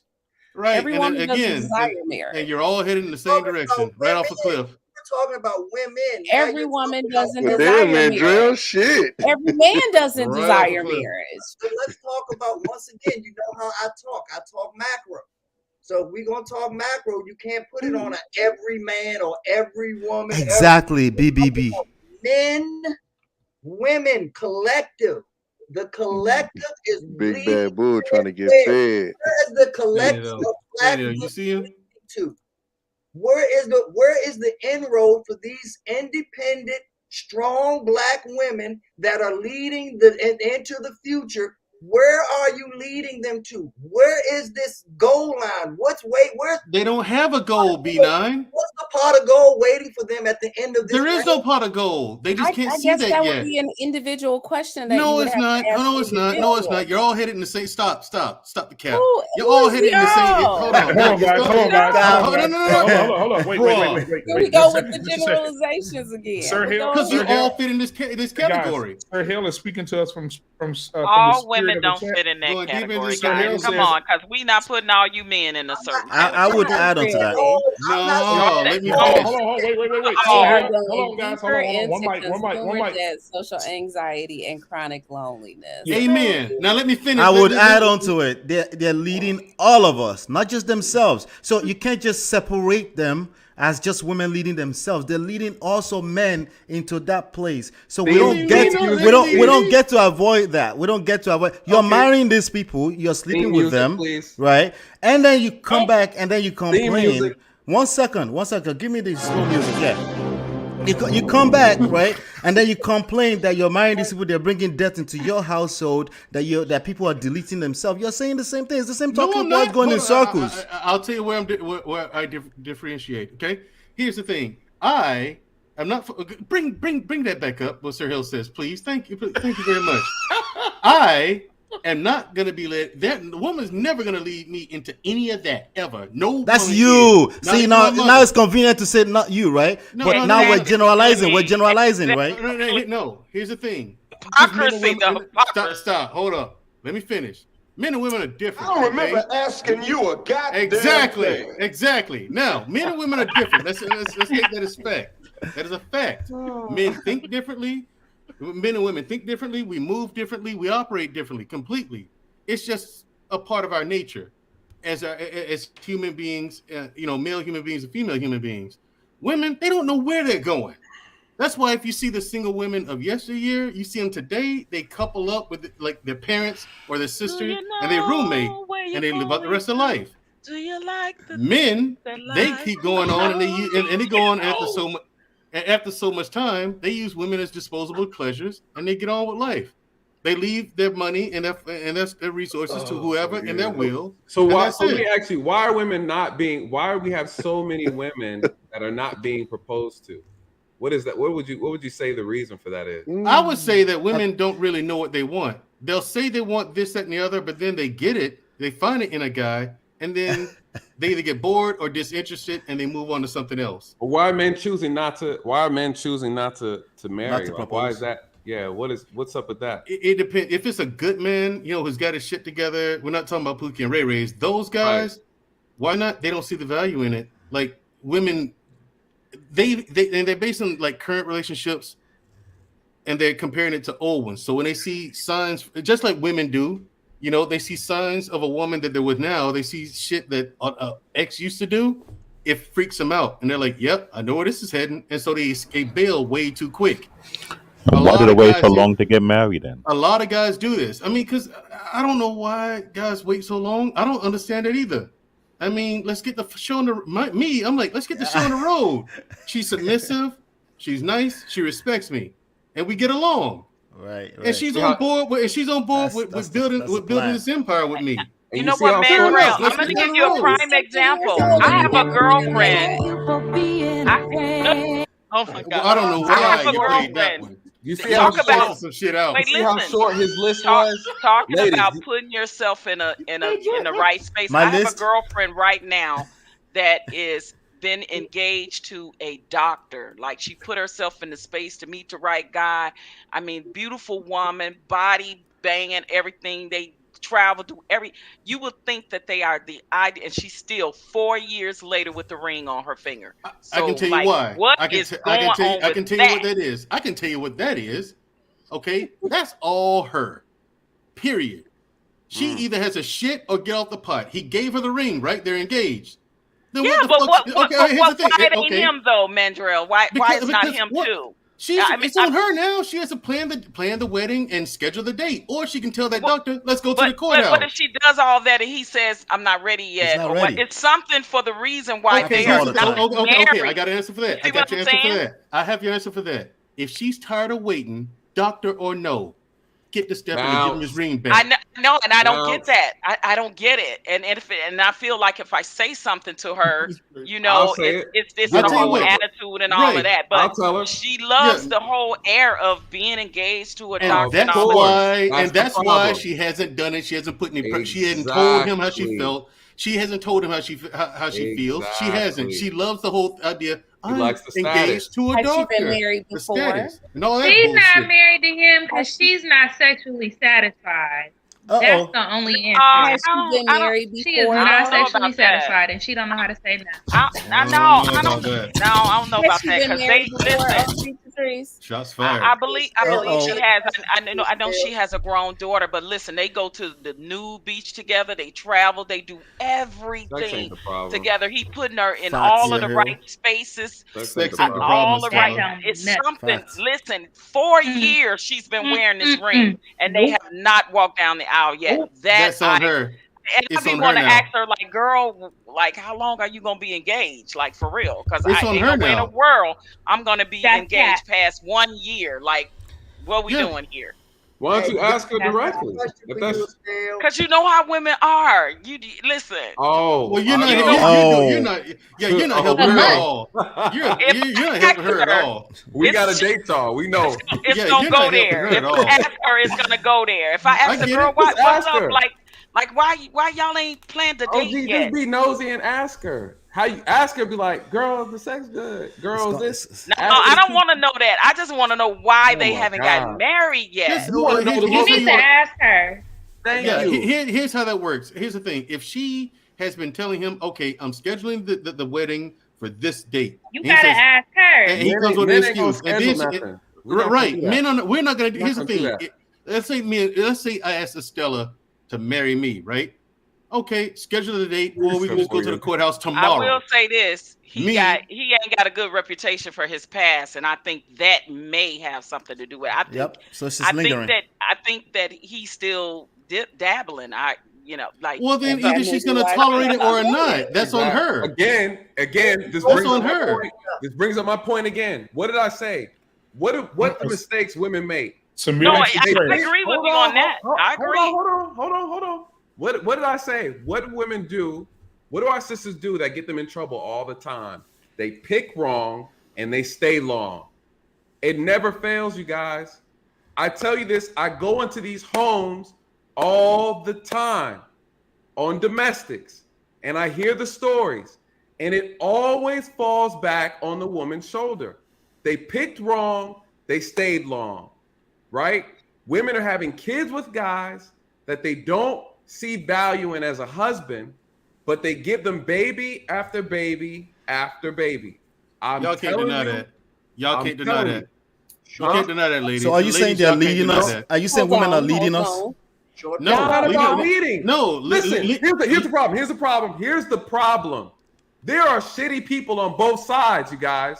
Yeah. Stop pretending like that's not the case. There's bad women. There's bad men. If you just so happen to go at the bottom and pick from there, you are going to be left with some bad outcomes. This is the reality. Right? I don't think nobody Hold on. Let me go back to y'all talking about having these multiple babies, because y'all act like women don't have hormones. What does that have to do with No, Genesis. No, Genesis. Excuse. Hold on. What are you talking about, Genesis? That's not what we're talking about. Anytime we're having a conversation, you guys want to shift the damn goalpost to infinity and beyond. So let me say something. Let me say Genesis. Emotional. 1 second. Genesis. What do you mean by hormones? Y'all will say, well, she had this kid, she had kid after kid after kid. Like her cooter monkey don't get hot. Her That cootie ain't got money nothing. got hot. She gave him some. She got pregnant. Oh. That's how Before she had anybody baby. says That's anything, right, Genesis. You right, Genesis. That make everything I okay. don't buy Right. now. I ain't down with that one. Hey, Genesis, that's the most intelligent. That is the most intelligent thing I've heard all night, Genesis. I am. You like this rocket science. How did that happen? No, she got hot. She gave him some. Oh my God! Problem solved. We have had a breakthrough tonight, ladies and gentlemen. Her cootie get hot. So Genesis, are you saying women get horny too? That's a new flash to some. That's news flash to some of us on this stage. Hey, I didn't know. Ain't always got no face either. Genesis. The meat stick do not always have a Genesis. face. Genesis. We had no. You know what? Genesis, No girl, man. that's a hold on. doozy right there, Listen, Genesis. No, the hold on. accountability No- is strong on this Right. one, boy. You know what? No man The on this panel, accountability is Genesis. strong on this. What is it, Nathan? Kryptonite? Genesis. I said Right. the kryptonite accountability is strong on that one. Oh my God. You know what, Genesis? Operating power level 1,000. No Right man now. on this panel had any clue that women got horny. We had No, no we idea. did not. No idea Y'all acting women got like y'all horny. don't know that they do. No Y'all clue. acting like Wow. how did Who she would've get a thunk it? baby? How did he Who get would have some? thunk it? Right. Women That get mouth horny. might have did something good that day and she gave him a coochie. Wow. Right. All but right, here's so- the You know thing. what? and it's that- Here's the Hold thing. on. I have a But rebuttal. Nathan, but men are supposed to have dick discipline. No, I have a rebuttal. I have a rebuttal Yes, for this. absolutely. And the answer. And Okay, And the other before side you of go this there, is, before the other you side go is, there, do they supposed to before have you- the cooter heat supposed to be I think that's the disciplined? list of the issue. Actually, I think there are a lot of men who has the dick discipline, and they think that makes them entitled to a good woman. So that's another topic all entirely. no. Yeah. That's 100% inaccurate. Now let me speak to Theme music. Hold on one second. Let me speak to. I was listening to Kevin Samuel. It was like 2 days ago, and he had a video. Oh no. Speaking to Kevin Samuels, right? And he had a video about why the Pookie and Ray Rays are winning. And I feel like a lot of men don't listen all the way to that point. They don't listen. They are overperforming on social skills. They're overperforming on social skills. Listen, we can. I'm all. If you want to hold women accountable all day long, that's a losing battle. I'm telling you right now. Excuse me, ladies. It's a losing battle. Okay, social skills. Okay, social skills. A lot of struggle in social skills, and it starts with. Are you paying attention to how people receive the information? All of this education, empirical data that you know. Are you paying attention to how it's received on the other hand? If you're not paying attention to that. He has a point, Nate. He has a point, Nate. Hey, give me my cape. I got few of them. I'll share them. Okay. Let me let me land. All right. Let him land. Let him land. Let him land. I need one of those, by the way, a physical one. But I feel like I'm the only one listening to Kevin Samuels. I feel like everyone just want to go there and listen to talking points. You are trying to apply Kevin Samuels' message, which is for a high value niche group. Exactly. That's absolutely cap. That's cap. Every human What being. you're saying is that you're talking about Pookies and Ray Rays winning. They're winning for a night, a week, a year, maybe 5 years. No, you're missing the point. You're missing the point. You're moving the goalposts, B9. 15 years, You're moving. child support system. How are they winning if You're they're moving the goalposts. Hold on. What's you say?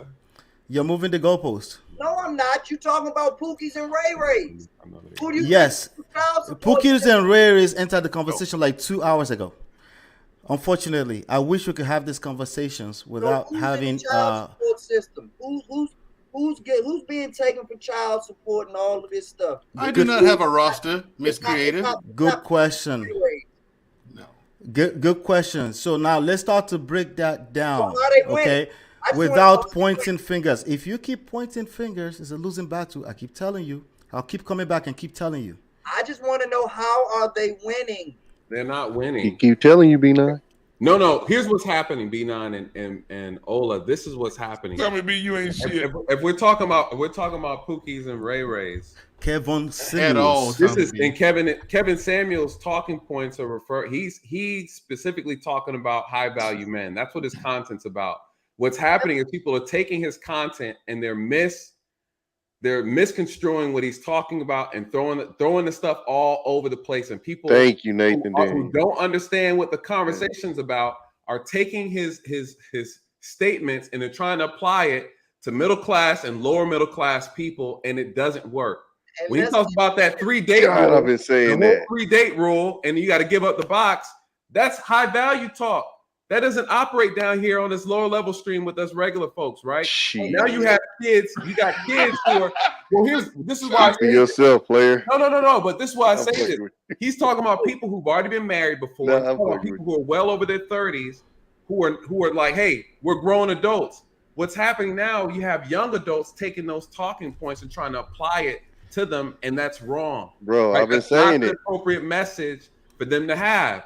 Right. been saying And that. so, but moving forward from that, Ola, the issue is that it doesn't matter about what Pookie and Ray Ray are doing. If the woman falls for the finesse of a Pookie and Ray Ray, it is her fault. I don't see them as winning. If anything, they're weeding out the women from the pool that I don't need to be associated with. If you fall for a Pookie and Ray Ray, then it lets me know that you're not of the caliber of the type of woman that deserves my attention. Great. Right? And so again, this is the problem. You have men who are wolves in sheep's clothing. Their job is to prey on women who are weak, emotionally weak, broken, and fragile spiritually. That's their job. Their job is to land the box. That's their goal. They throw their seed around like it's water. They don't care who they impregnate. They have no purpose. They're not leaders. But yet they find the most women in our community. They impregnate the most women in our community. You have women who are sharing the same man. One man is having 5 different women in our community. This is the problem. So what you're saying is the sensational, the men who talk the most game, the one who talk all but never lead, they never have nothing to back up, are getting all these women. Well, that is actually a poor reflection of our women. Listen, what happened in the garden, right? The snake knew to talk, to try to convince Eve and not Adam. Why? He played on her emotions. He played on the fact that she was easily manipulated. This is the problem. Men understand this. I understand this. Everybody on this panel of men understand this. If you tell women what they want to hear, their legs open up without any question. I call bullshit. Call it if you want. All right. So I can't be here. I can't be here. Do you guys not realize that not every man is the husband material either? Jesus Some of Christ, them are just that's not what we're swordfish. talking about. That's not Some what of them we're are talking just about. swordfish. Ladies, excuse me. We're not for those talking about progressive that. women, Genesis, for those we're progressive not women who are talking looking for a about husband, that. okay, Again, let me give me anytime, some, and then I'm gonna throw him back, anytime- and then I'm gone about my business. That's how. Ladies it and is. gentlemen, if you're just tuning in, please hit the like problem is button. Please hit the anytime- subscribe button as you come anytime in, we are please. And addressing enjoy the any- conversation. Thank you. Anytime we are addressing an issue with women, the women have to then come back and try to address something with men. We're not talking about husbands. Yeah, the We're talking whataboutism, about right? women in this moment. When we are done talking about and getting on and holding women accountable, then we can bring up men. That's not where the conversation is, Genesis. So what you just said, was right? just I agree with what you just said, right? The way I would say it, and tell me if I'm correct or not. The way I Put would your say finger it, over the theme song. Let's hear what he has to say. No, they can't hear me. It's very important that every gentleman hear what I have to say right now, even if they don't agree. It's very important, right? If a woman feels heard, you can penetrate everything about her, mentally, physically, emotionally, spiritually. Is that what you were saying earlier? Play the music. Sometimes they just want to have sex. Play the No, music. and here's the thing, Nate, That came open because Genesis. Pookie caught her on the right day, and she wanted to have sex. Play the That music. was Nate, the point. hold on. Here's the thing. Here's my That's your point. Here's my point. thing. Here's my thing with that. Here's my thing. Hold on. Let me reply, please. Number one, Nate's right about the dude. Nate needs a cape. Nate's in the cape because he's trying to save this woman. He's trying to save them. Now, here's the I thing. am trying to save. I am trying to save, but I'm the I get it. anti-hero. Here's why I have no sympathy for women who get pregnant and didn't intend to. Women have 36 different forms of contraception, and men have condoms. How about you make the nigga wear one? Force him to, or if he says no, I don't want to wear a They don't condom, do it then for the say same no reasons cookie. that men don't. They No, don't do then it for just the same no. reasons that Here's the men thing: don't. if They a got man bodies says, long that they if a didn't put man it on. says, No more to Genesis, no lose, babe. Genesis. If a man says he doesn't want to wear a condom, then you say no cookie. Then Exactly. no sex, no Women, condom, What if, no she, what if sex. she didn't care? If she was hot Then and that's her bothered, business. Well, then Then it's she your runs the fault. You risk. take Then it's her your fault. medicine. then she Take your wasn't medicine. thinking about the condom. Take your Then that's medicine. then Then Y'all take your act like medicine. they don't have lapse in judgment. Then take your medicine. Yeah, but you got more. You Y'all got act like more they at don't stake have here. Take your medicine. You have more. You have more Yeah, I at stake think here. the problem with You have more at stake here. The women have more at stake. Tommy, you need to help me, bro. pregnant. You get pregnant. Okay, the guy could skate on you and leave you to deal with that responsibility all on your Most of them, own. that's what's happening. Most of them, that's Okay, what's happening. It is. and it's It their is. fault. but And it's Genesis, their but fault. Genesis, I think that's the problem is whenever women try to swing it back, it doesn't make sense because it's like at the end of the day, you get the bad end of the stick. So and you have that's 100% why a lot of control. people say that. I mean, but which is it? Y'all saying she getting the bad end of the stick, or y'all saying she doing it because she wants the child support check?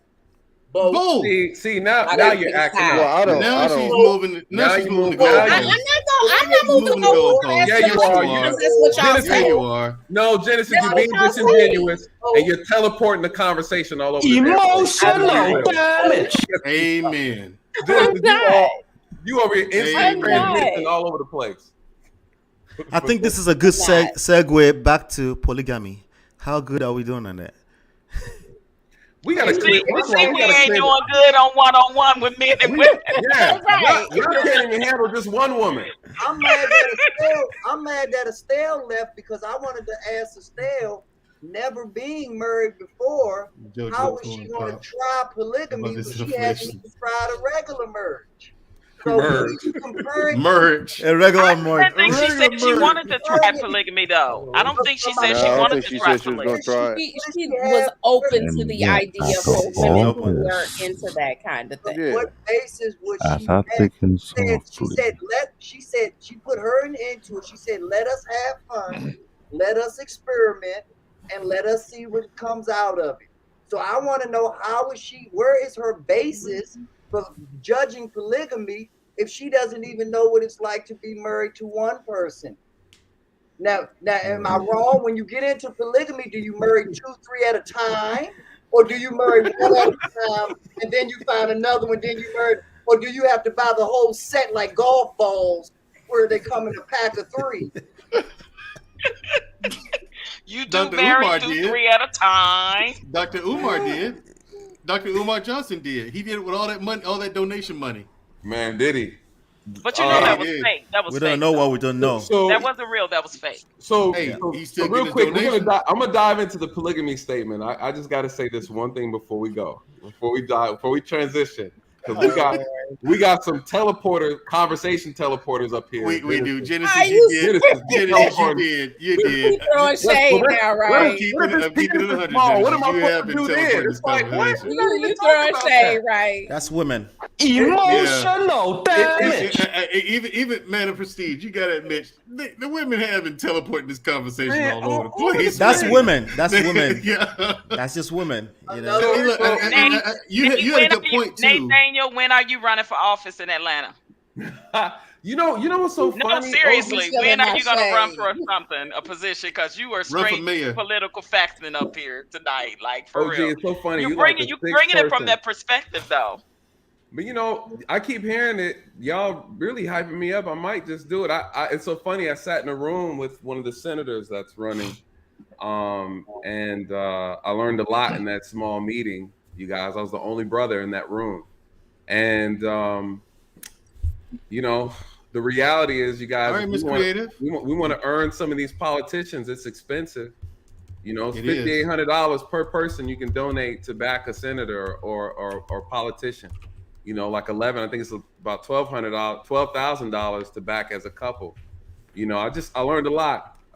It's expensive to do it. He said Nathan better not run too pro. I am too pro-black. I feel like I can do more not in office than I can in office, to be honest. Yeah, it's like when people ask me about presidents, I'm like about businessmen going into being presidents. They're like, "You think Bill Gates or Warren Buffett would run for president?" I'm like, "You know how much power they would lose by being president?" Bad move. Bad move. You're right. You know how much power you would lose by being president? Stop playing. Will make the king. They are not the king. The power Kingmakers. make Call them kingmakers. you. I suggest that you take what you're doing and you stay and you get into lobbying.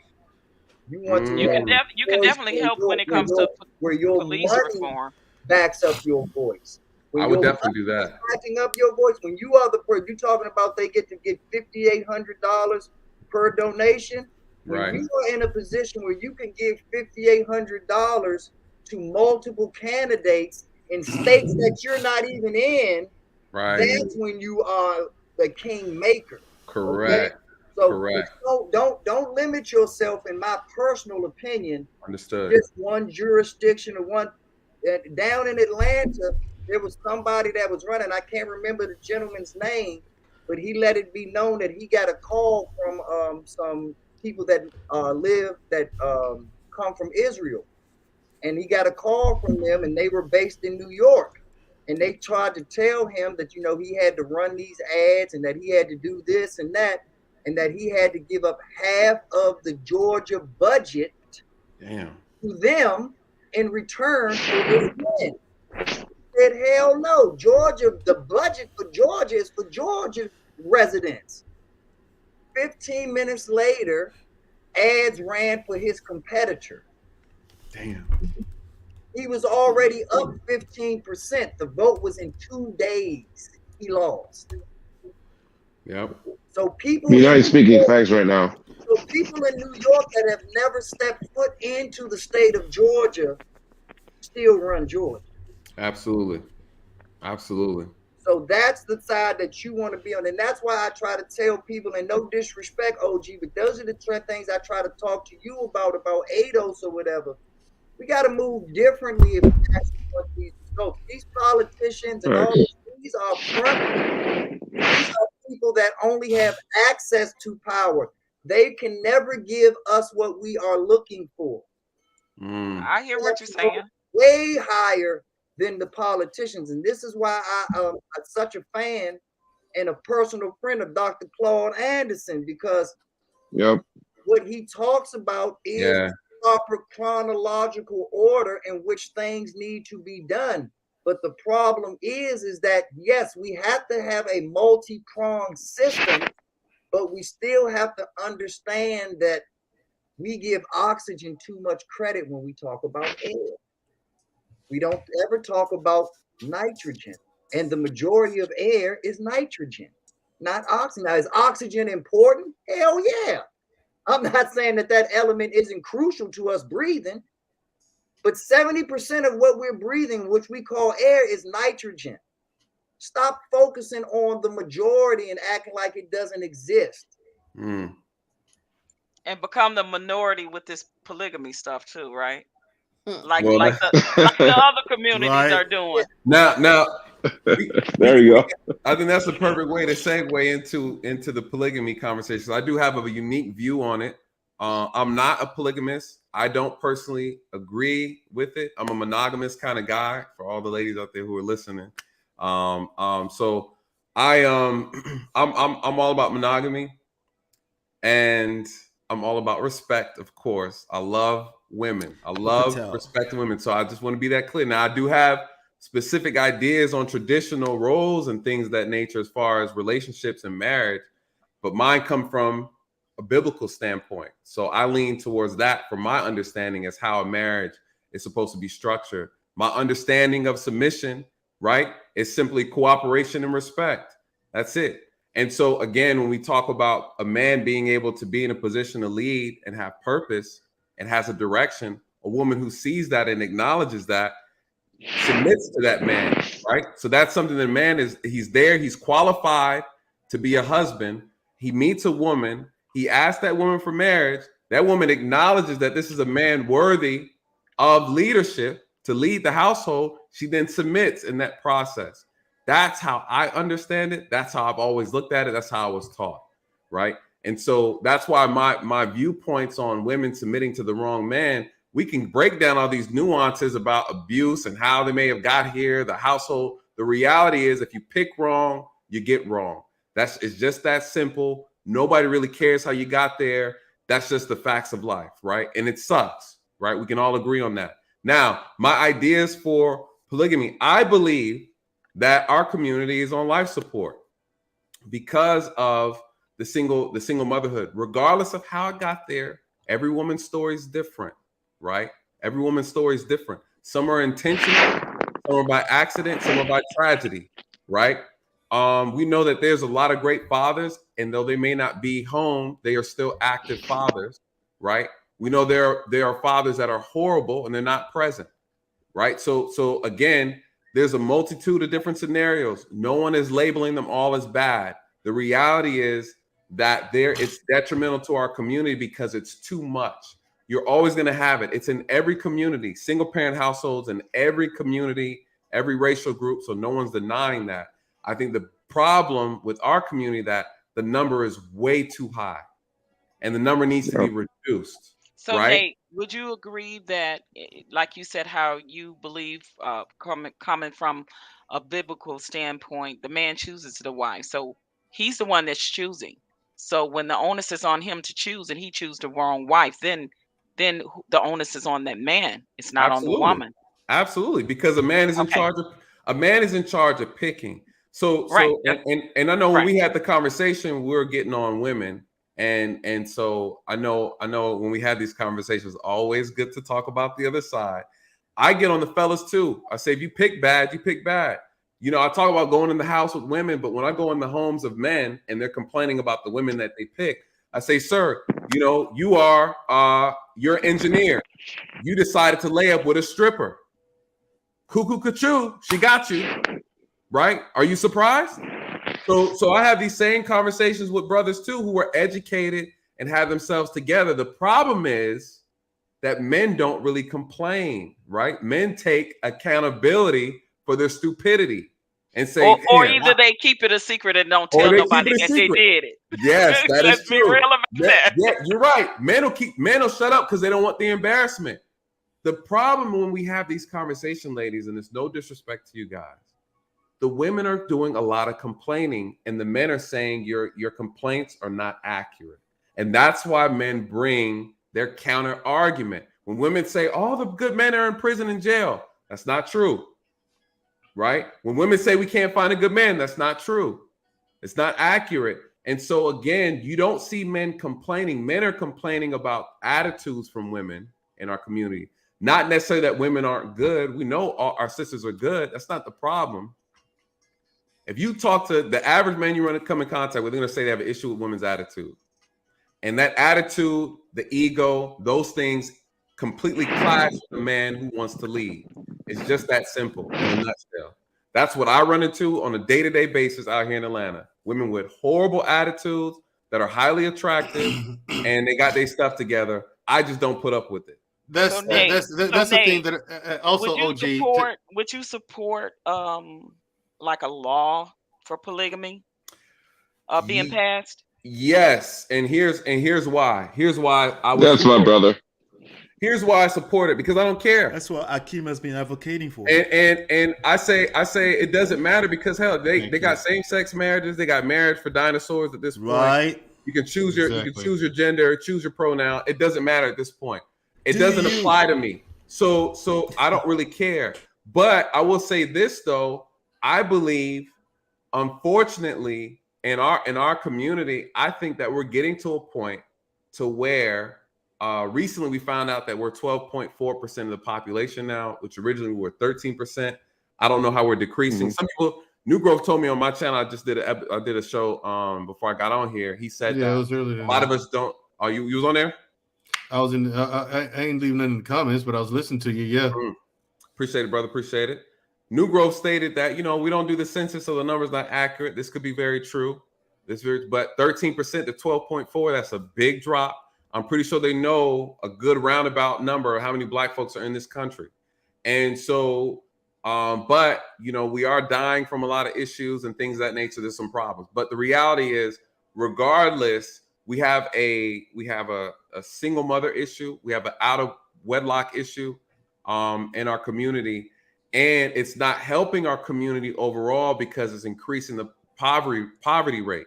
So I believe the last time I looked at the data, I think it was about 70% of the children being born are born out of wedlock, and out of that percentage of 70%, approximately 55% of those households are living under the poverty line, right? And they and so according to the data, apparently, that is the fastest route to poverty is having a single parent household, whether male or female. It doesn't matter because the average parent is going to have to work, long hours, possibly 2 jobs to keep the house and keep the home afloat, especially now when you damn sure need 2 incomes to get a home nowadays, right? Because of COVID. So we look at these situations and you look at people being forced out of the communities. They can't get apartments. You look at the homelessness, the shelters. There is a problem. So when I look at the polygamy situation, I'm not looking at it from a sexual perspective. I'm looking at it from a survival perspective. And economic. Yeah. Yes, from an economic survival perspective, where now we have a woman who may have 2 kids, and like myself, I'm a single man. I don't have any children, but I have an establishment and a foundation. And what my goal is to do is to pair myself with that woman who is a single mother in her household to help bring structure and foundation to the home to help raise those kids under the influence of a man and a woman presently in the home in order to repair the core. Now, with that being said, you have to cut off the pipeline. What's the pipeline? You have brothers out here who are throwing their seed around like water, right? Thank you. So we have to nip that piece in the bud, meaning we have to educate our sisters, right, to stop allowing themselves to fall victim and prey to these men who are walking around in sheep's clothing, right? They're wolves in sheep's clothing, and they're looking for women to take advantage of.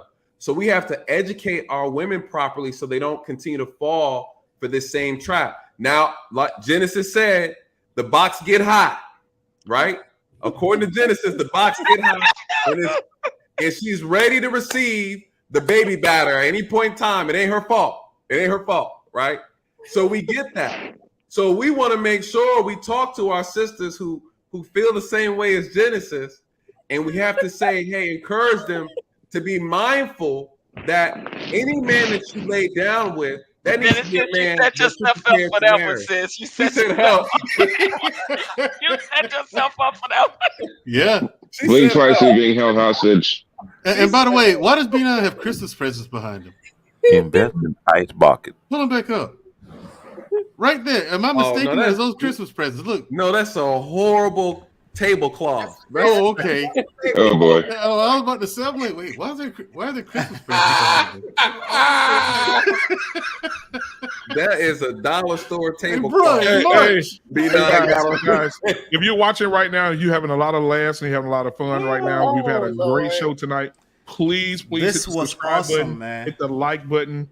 Also, tell your friends about me. All right, y'all go ahead. Yeah. Also, Nathan, remember when they asked you were about to make a point, like, ladies, did you see how short his list was? When I went into what I was looking for a woman, it's a very short list. Very short list. I don't require it. Doesn't. I'm the most. I knew that years ago. Easy. It is super easy to please me. True. Yeah, That's it is true. super It's easy. super easy to please most men. I agree with that. I absolutely agree with that. Why don't I have a wife? And further the point.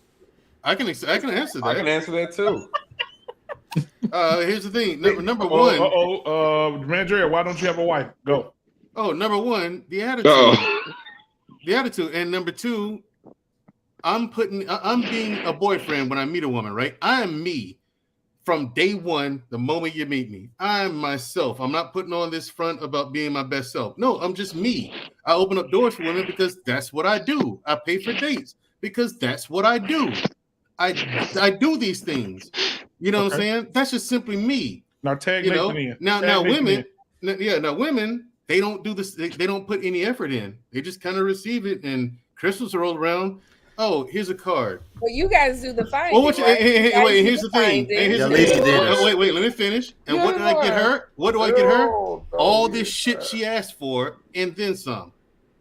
You know what I'm saying? And I'm tired of that. It's like I'm not gonna be putting in all So this did effort, and did you you're not. find the wrong women to date? Did I find the wrong women today? Not all the time. Some of them were really good women, but we broke up over circumstances. We weren't looking for the same things at the end of the day, so we had to make an adult So those decision. were the wrong women. Not necessarily. They would have worked if circumstances were different. Stop. Well, no, they were the wrong women. Just Okay, like fair enough. I'll it take worked that. both They were the ways. wrong women. You weren't on the same Nedra, page, and they you were woke the up wrong Miss women. Creative. You know, Estella, man. I think she wanted to go to sleep before you woke her up. Hey, Mandrea, you want to tag Nathan in? Go ahead and tag him in. Yeah, Nate, go ahead. Right next to you. So, did Estella say she was submissive? I think I missed that. But, you know, based on the conversation.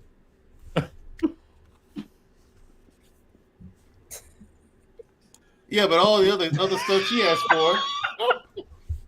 Yeah, but all the stuff she asked for, I got her. I'm Nathan like, is no. tagging in. Why is Nathan dating? I was like, she didn't even try. She didn't. My thing is, you didn't. There's no effort on the other end. Now, the good relationships I had, one was long distance, so she kind of burned out of it. She's like, yeah, the long distance thing is getting to me, not for me. Can't do it. I said, cool, no problem. Another good one. No, it's just another good one was another good one was that we just disagreed on what marriage looked like because she had a kid and we just couldn't agree on where I would fit in on that. You know what I'm saying? Like So being it's the safe to say stepfather. that you didn't vet properly, right? No, that was that one there. I should have taken care of that before in the beginning. She's I'm not stuttering. She's got a question. Estella says she's submissive.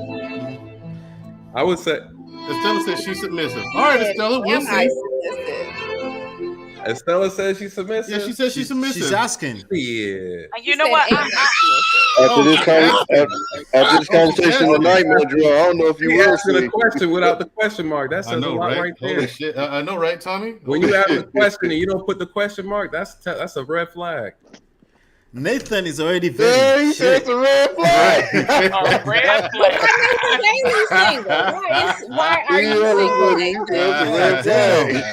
single? Why are you single, Nathan? Hold on, take me off of the big screen. So, Off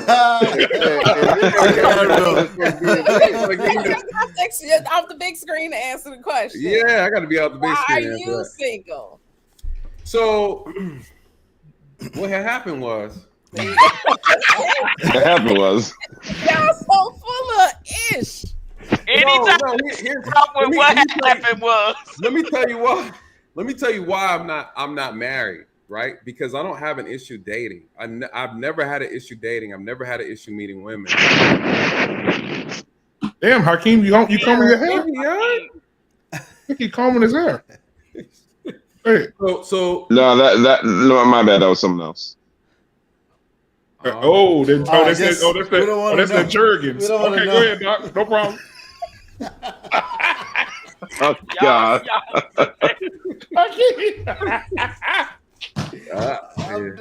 Bet he got Genesis blowed out on the screen right now. Zoomed in. Right. Oh, Estella said she wants to come back in. Estella said she wants to come back in. What be doing that? Look at Tommy. Got Genesis zoomed out. Whoa. But yeah. Genesis, to answer your question, there's a lot of women that I didn't vet properly. Man, it's my turn, man. But, hey, you were talking about some other stuff, man. I could have figured out throwing some filler. You know what I'm saying? Man, This is a therapy session. Estella said you can't answer the question. No, I can answer. Who, me? Somebody. No. Nah, OG. No. So I think one of the biggest. I'll tell you what my challenges have been dating.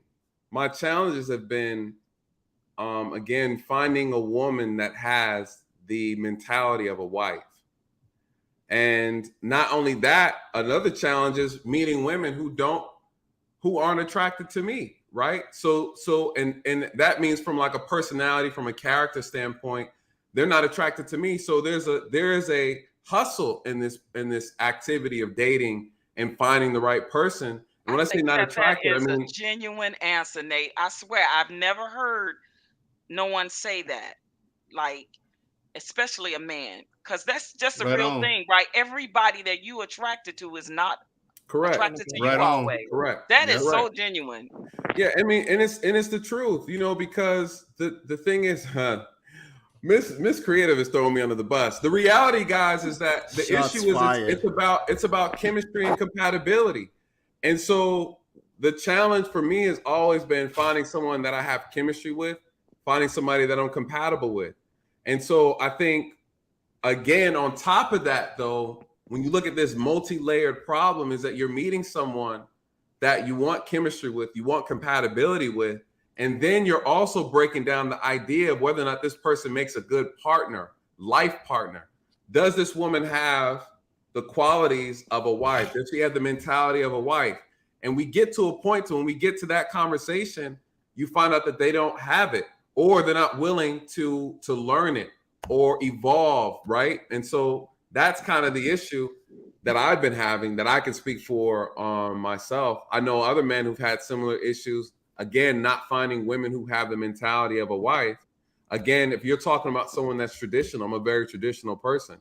And I run into more modern women. And so there's like a natural conflict there. But, you know, other than But that. you've been in relationships, right? Yeah, absolutely. So then it's safe to Absolutely. say that you haven't vetted properly either. She's looking right? for a way to hang us No, up. no, no, I'm no. not I won't looking say for that. a way to Yeah, hang you up. are. You're I'm looking just for saying, gotcha the answers. same, No, the I think same, that's a the good same question. That's a good standards question. apply for you guys, right? Yes, but here's the thing. You're absolutely correct. But again, I'm not complaining about my outcomes, right? Me I neither. haven't had bad outcomes. So I vet women properly. I court them. Listen, I don't even sleep with women unless I'm in a relationship with them, right? So I don't throw my seed around. So Same here. again, my discipline is A1. But why is that? You guys have to remember my profession for so long. I've watched officers get hung for things, right? For not being for not having discipline, sexual discipline. So this comes from a professional standpoint as well. I can't invite every woman I meet to my place as an officer, right? These are things that can interfere with my job, that can cause problems on a professional level. So when I'm meeting women, I date women who have just as much to lose as I do, career-wise. That ensures that they're not going to be out here acting crazy, flipping and cutting up stuff, popping tires, kicking in doors, right? So I deal with women who are mature. I deal with women who want to be married. I deal with women who date with intentions. So I think in the courting process for me as a man, it's my job to evaluate whether or not this woman meets the standards that I've put for a woman to be a wife, because it's my responsibility to propose. It's your responsibility as a woman I'm proposing to accept and say, yes, I acknowledge you as a man. I acknowledge you as a leader. And I believe that you are deserving of my submission, deserving. And to set the story straight, you guys, both submit to each other. Men just submit differently, right? And so again, when we're talking about submission from women, we're talking about cooperation, we're talking about respect and acknowledgement of leadership. That's the submission, right? It's not about control. It's not about being subservient. It's about acknowledging that this person is someone you respect, someone that you could see yourself with, right? Someone that you trust, and someone that you trust with the leadership. What is the reality? The reality is it's my job as a husband to die for you. It's your job as a woman, as a wife, to live for me. So if I meet a woman that I feel is not qualified to live for me, then how can I then in turn die for her, right? This is the ask. Oh no. And Oh, again, yeah. she has answered your question, Mandrell. Huh? I said she I just didn't answered answer your- the question. Don't speak for me, please. Okay. I'm well, talking then to let's hear Mandrell. your- Oh my God. That's true. That's true. Estella, Right? that's Oh, true. Mandrell, Estella, I wasn't speaking to you. Estella, that's true. It's our job to die for you. If the occasion calls for it, I have to die for you. Period. And that's something that's one of the things I do live by. My father was that way, and he's proved it in front of us, in front of our whole family before.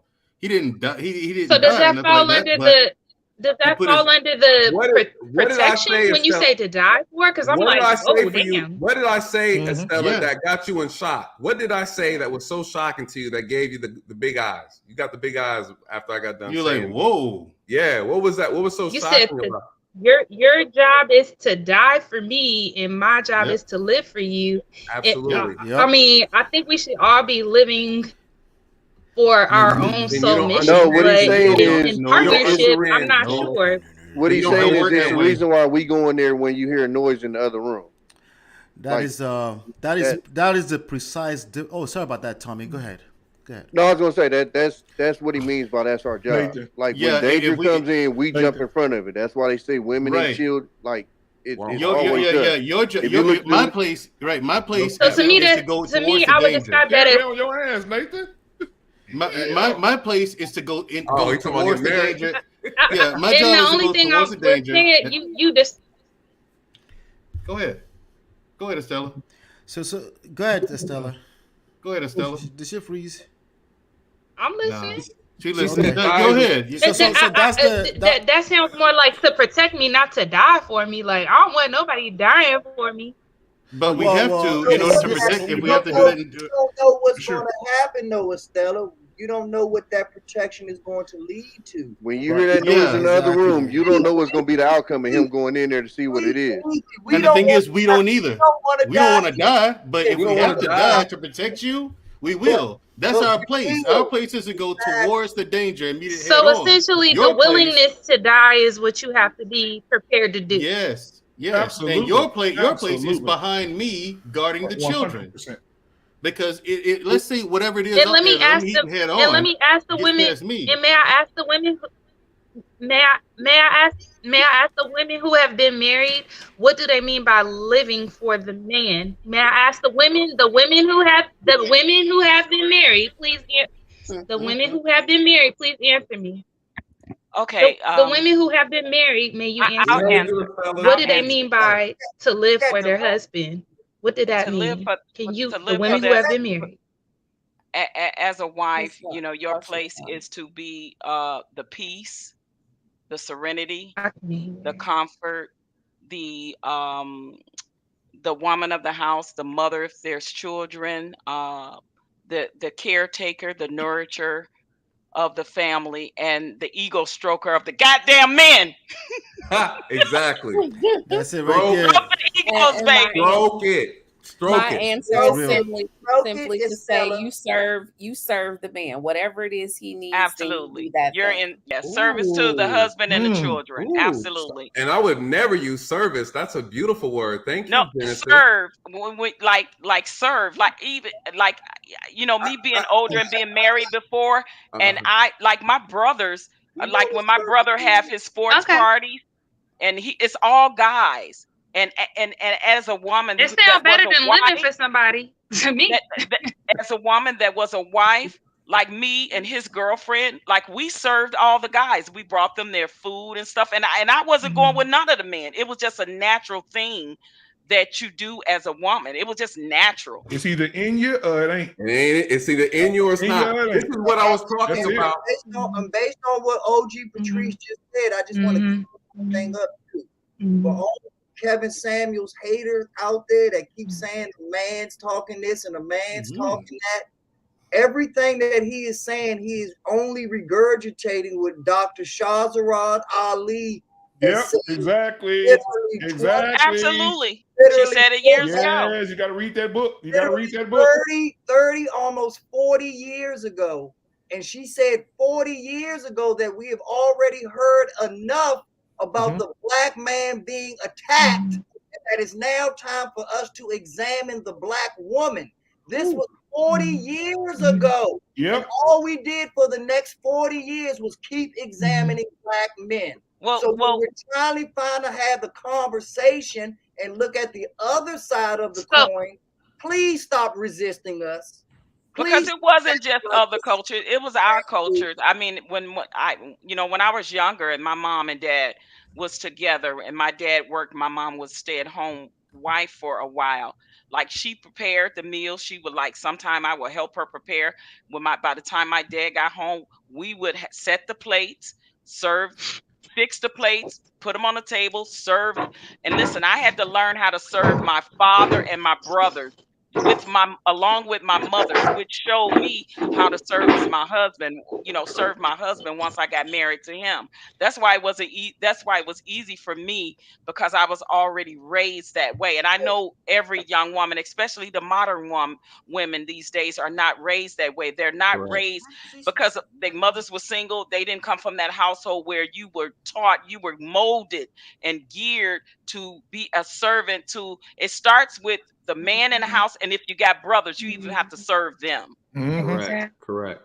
Right. So again, this point of it is that this is a woman's message. This originated, the person that actually did the research. So let me come up here and answer the question. Woman. Okay, answer the question. Go ahead. She got a 5-second delay on her stream. Go ahead. Well, it wasn't her message. It was the Honorable Elijah Muhammad's message. But with that said, the work is with the woman. The work is with the woman. I'm not in any disagreement about that. To answer the question in the chat, am I submissive? Absolutely, I'm submissive. Am I combative and argumentative? Yeah, I am, but that doesn't make me not submissive, because I can get up here on this panel and intellectualize with all of you all, because we all have a higher level intellectual than a lot of people in this world. But that doesn't mean that I'm not submissive. Now, if you want to learn for yourself if I'm submissive and you determine that for yourself, then that's up to you. But I can say I'm submissive. I don't think people are going to be in a rush I'm not going to argue. for that battle. Ooh, you advertise. Say that again. I said, I don't think many men are going Who to be advertising? run up for that. Hold on, y'all caught all of it wasn't an advertisement. The question was addressed to me in the chat, and so I came up here to answer my actual answer instead of like just because blue don't mean it ain't red at the same time. Because y'all asked a question about me on a panel when I wasn't even up here for the last 15 minutes. I come back on. Estella, don't ask no questions about me, not directly. I'm a good man, but I beat the shit out of women too. Oh no! I'm a Mute great that guy, part, please. But I beat the shit out of women. So anybody that thinks that I'm not a good guy just because I beat the shit out of women, then you need to come and meet me, and then you can find out for yourself. Right. Where is B9 going? He's saying, Ola, what you got, bro? Ola, what you got, bro? He's talking about oxymorons. That's what he's talking about. Yeah. Well, I don't aggress. I don't aggress upon unless aggressed upon. I don't aggress unless aggressed upon.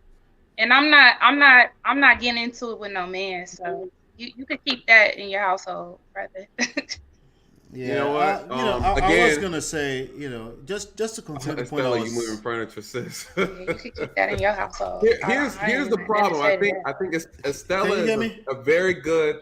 I think this is a very good example of what men are running into out here, right? And we see this all the time on Kevin Samuel's show. She is a very, very strong representation of what the average everyday guy is coming in contact with.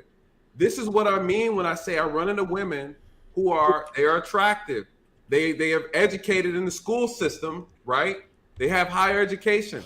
Now we know that doesn't equate to wisdom, but we're just saying that they have degrees, right? Yep. They have a good job. They make money. They do for themselves, right? They have no kids. They might be single. What do we recognize? We recognize that they don't have the mentality of a wife. It's just that simple, you guys. You either have it or you don't. You were either taught or you weren't. And you're gonna get with the guy who has expectations. He's either gonna try to mold you to be the woman that he's looking for, or you're gonna provide some pushback. Right? This is what happens, you guys. This happens to all the men on this panel. You meet a woman, she's great. You try to mold her. She's either gonna be receptive or she isn't. It's just that simple. You cannot be submissive and combative. They don't go together. Cooperation. It's a couple You of. can't be submissive again or combative. It's a couple of things there, right? It's a couple of things there. You know, I say we just wait 5 years and we do a guess follow up. Absolutely. Absolutely. And I'm all for that. And I'm watching closely. I'm watching this space closely. I'm watching For closely the past too. 1 year, I've been watching closely, and some things are consistent. There's Yes. some results that are being created, even in our engagement, and I'm showcasing them on my channel. That's a quick shameless plug there, right? Now, here's the thing. She's brutally honest. Most of the women you're going to encounter, here's the news flash. For some reason, there's a news flash for a lot of people. I don't know why, right? The news flash that most women you're going to encounter in this time and age are going to be combative, especially if you engage it. Especially if you engage it, right? I say all the time, you don't argue. A man who knows a woman don't argue with women. This is the part we don't like to hear, okay? Yeah, that's true. This is the part we don't like to hear. Anything that looks like I'm holding men accountable is kind of tough. I get it, okay? But let me just say, because that's my mission in this space, okay? You don't argue with a woman if you know the nature of a woman. You're not going to win that game. You're going to lose further and further and further. I raised right? my son to walk away when it's an argumentative, combative Right. woman that's coming at him. Like, walk away, because we know what that end result can be for a black man, especially. Now, if Walk that sounds away. if that sounds to you like you're being a weak man, Hey, all Ola. right? One second, B9. Let me just Go land ahead. this play real quick.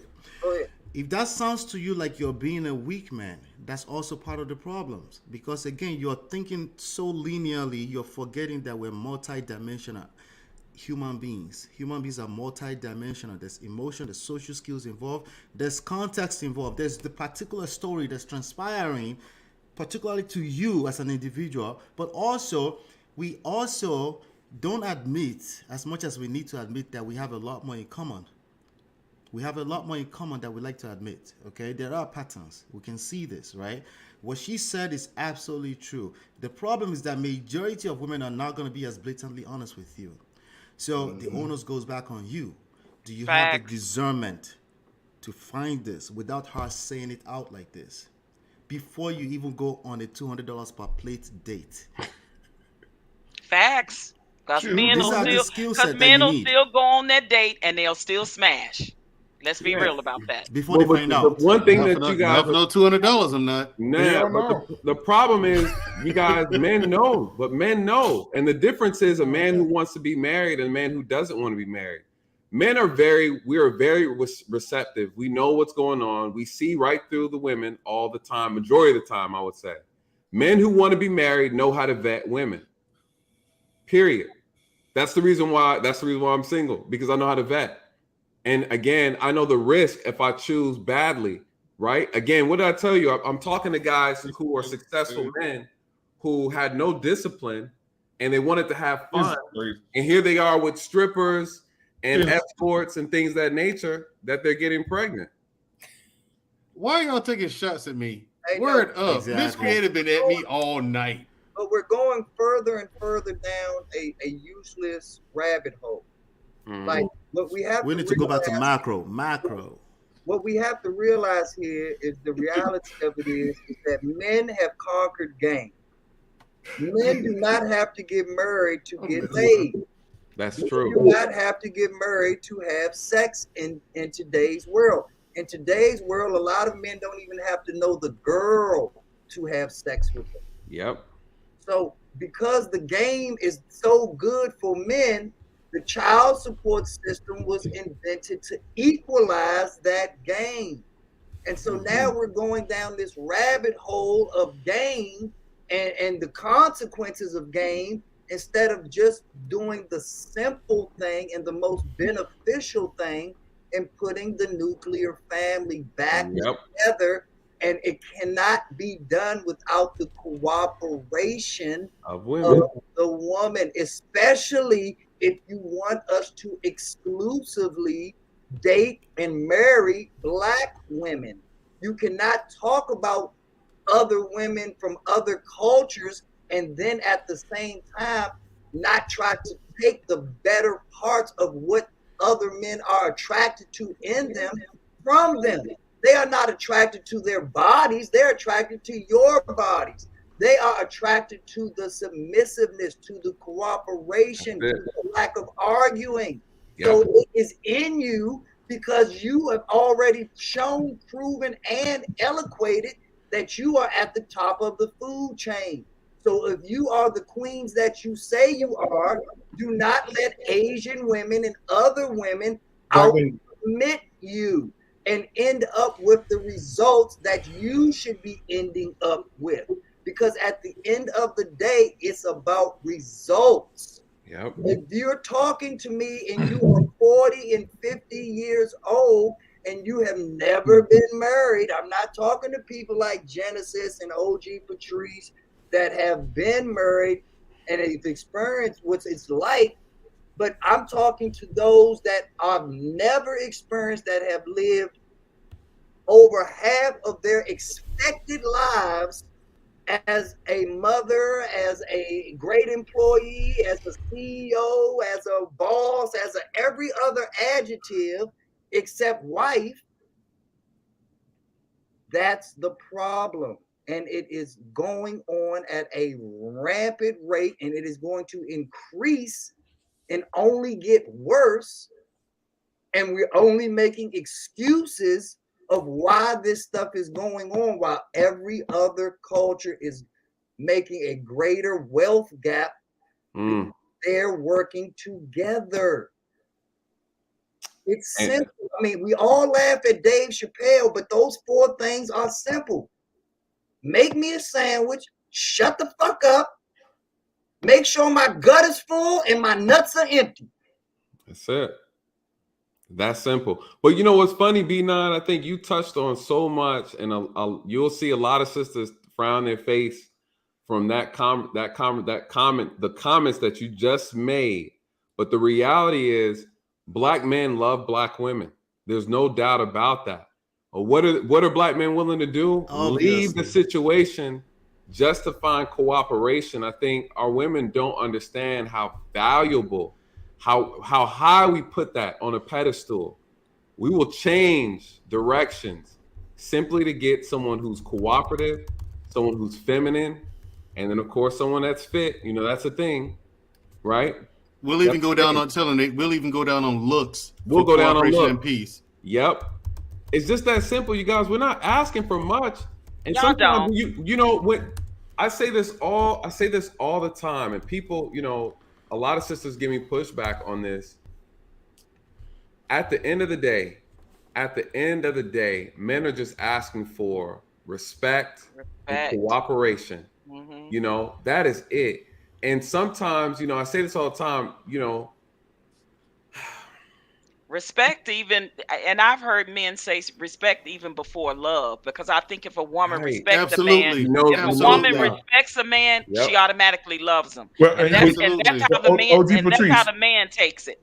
OG If she Patrice. respects me as her man, as her husband, she loves me. Oh yeah, OG Patrice. That's even for those who are biblical. In the as my Bible, brother Nathan says, it says, "Husbands love your wives, wives respect." There you go. Your Christ husband. died. And why? Right? And why did Christ say that? He understands the dynamic, right? He says that women need affection. They need emotional affection. They need love. That's how women identify, right? With affection, being affectionate. Men identify with respect. He was very clear on that, right? If you respect your husband knows that you love him. That's the reason why men have such an issue with the attitude. And I have seen women disrespect men. I mean, I remember when I was married, I was so mad at my husband one time while we were out at some friends' houses, but I didn't let him have it until we got home. We'll let Bolo I go was after not you, gonna be Right that on. woman that disrespects her husband and loud talk him and finger flipping and bad eyes and rolling neck, and I just was not gonna be that woman to do that. I always had respect, you know, for my husband and even my son's father. I mean, and I think that that's why right today I have the relationship that I have with him right today, the friendship and the relationship and the respect, because I still respect them in the scheme of what the relationship we have now. So it does, it So carries real, a lot of weight. And I'm saying this to Stella because I was young once, right? And I get it. I didn't listen. I went to my ex-husband, my son's father, my son, and my brothers, and I asked them what was the thing about me, and they all said I didn't listen. And I had to listen. I was the common denominator in that. So I had to take that and deal with that.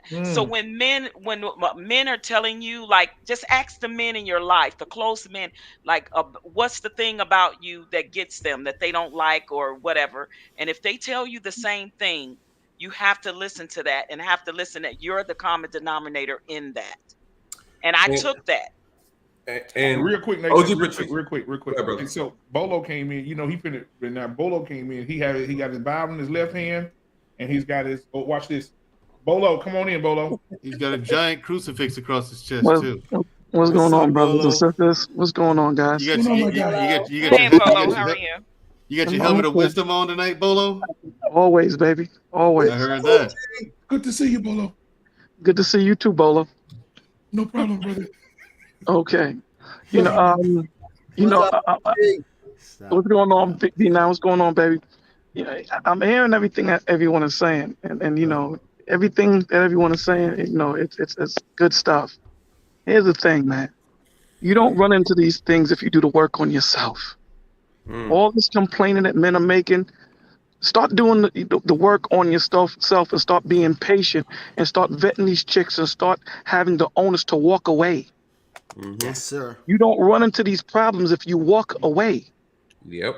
All of these jaded dudes are running into all these problems of women that don't listen, or women that run into men that's not respectable or that's not accountable, because you guys entertain this dude knowing, or entertain this woman knowing what she is, because a scorpion is a scorpion is a scorpion. She doesn't change who she is. She is what she was from the beginning. He is what he was from the beginning. But you chose to try and change him because you liked her shape, or you liked his nose, or you liked what he was saying. We're running into this problem and then blaming the opposite sex when the problem is you. The problem isn't her. The problem isn't him. The problem is you. This is why the Lord said, when a man findeth the wife, how do I find a wife? I first need to be a husband. I first need to know what I want, so that when I go into the streets to go hunting, I know what I'm looking for. I'm intentional in my steps. Us dudes are making mistakes. We're going out there very hesitantly, not knowing what a man is. So if you don't know what a man is, you don't know what a man will need, not want, will need. So you make the mistake and grab these chicks that are out of order. They're not submissive and all these different things. And then you blame them. Nah, dogs. Don't blame them, blame you. The same way when these women who don't know what a woman is, they go looking for these men. You don't know what a woman is, so how can you know what a woman needs? So you're not going to know what type of dude that you're supposed to be with. So you try to vet them, you ask the wrong questions, you get pregnant by this dude, and then you blame him. Look in the mirror, man. That's why the Lord says, love your brothers as you love yourself. The love starts within you first, which means you do the work first. This is why he says, be patient. This is why in Exodus 14:14, he says, check this out. I will fight for you. I just need you to be still. Stop being impatient to want to be a husband. Stop being impatient to want to be a wife, because your wife is out there, but your black ass ain't ready. And if I send her to you now, you're going to jack it up. Same difference with you women. You're not ready right now. Relax. Once you know your worth, you can demand your value, but you guys don't know your worth. So your standards are low. You're moving your standards around. A person that knows what their worth is, their standard is consistent, period. They don't move it. They're quick to move on to the next if their standard is not met. If I have a diamond worth $10 million, I'm not taking nothing less than $10 million. But it starts with me knowing the worth so that I can demand the value. That's the thing. I have the diamond. I know it's worth something, but I need to know what the worth is so that I can demand. Nah, dogs, I'm not taking no $5 million. It's a $10 million diamond. That's what I'm asking for, period. So we can argue this all day. Argue it all day. It's a running circle, man. It's a conundrum. It's a conundrum.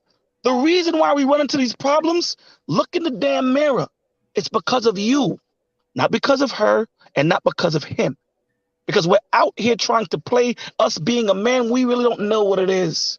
So when we get into a relationship, we're trying to figure out how to be a husband, how to be a leader, how to be a father, and also how to be a man. So if you find a wife, that means the work was already done with her. What the hell is she supposed to find? A husband. The same thing. It's reciprocal. The same thing. But if she doesn't know what a wife is, why the hell are you sleeping with her? Condoms can break. So now when that condom breaks and she's pregnant and now you're stuck with her, don't blame her. Don't come on these platforms saying women are thoughts, women are crazy, they taking you to court. Did she rape you, my G? The transference of power comes when you sleep with her and get her pregnant. Period. So we can have these conversations, which is good to have, I guess. But the solution is you. Do the work on you so that when you meet a Michelle and Michelle is out of order, you quick to say, Michelle, we're going to finish this lunch. And then I'm going to say, I'm going to bid you adieu. I'm going to keep it pushing. I hope you find what you're looking for. We're not ready to do that because we see that fine woman over there and we want to smash. So let's not blame nobody. And this goes on both ends because it becomes asinine, right? We're asking you're looking for different results doing the same thing. That doesn't make any sense. It doesn't. So we can quote all the scriptures, which makes sense. But if you're not applying it, it's like trying to show a blind man the greatest sunset or the most beautiful sunset you ever seen. They're not going to understand it. They're not going to witness it because they can't see. This is why the Lord says, my sheep hear their name. So all of these scriptures that are being quoted is beautiful. But if you don't know how to apply it, what sense does it make, man? You on third base with a hockey stick. You in the wrong game with the wrong utensils. And this is why we fall.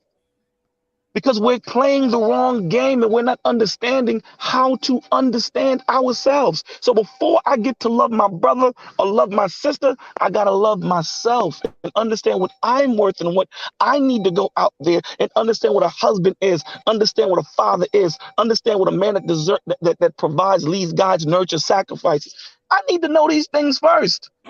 So when that woman sees me, we tap in, we lock horns. Because she's going to match my fly. My vibe attracts my tribe, period. This is not hard, man. The reason why we fall is because we're impatient. That's why we fall. The reason why we're making these mistakes is because we got these young men and young women thinking that it's okay to play manly and women games, and they lose. And you know who suffer? The children, because they're raised by these unfit mothers and unfit fathers. Both unfit. Not patient, not understanding, not knowing the parts that they're supposed to play. We all play a part. God loves men and loves women equally in creation. But damn it, he doesn't love us the same when it comes to what we need to do in life. We're not equal. There's no one on this earth that's equal. Men play a part and women play a part. The problem is men are not holding their standards and say, this is what I want my woman to do. But don't get it twisted. I know what I'm offering her. And vice versa.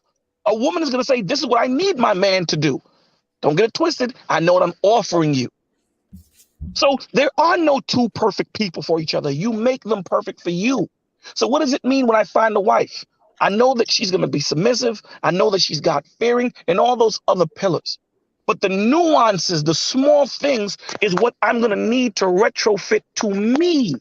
Because what I need as a wife may not be what black man needs as a wife. Now, don't get it twisted. The foundational pillars are there in every woman and in every man. But it's the small nuances that make that woman mine. Just because you find a woman don't mean that she's your wife. It might be Mandrell's wife. But don't get it twisted. The Lord is not going to give a good woman to a man that's not good. He's not.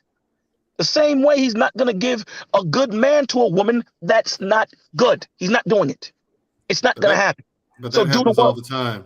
The Lord do it on a regular basis. Right, that happens all the time. Brother, you do it. You pick the chick.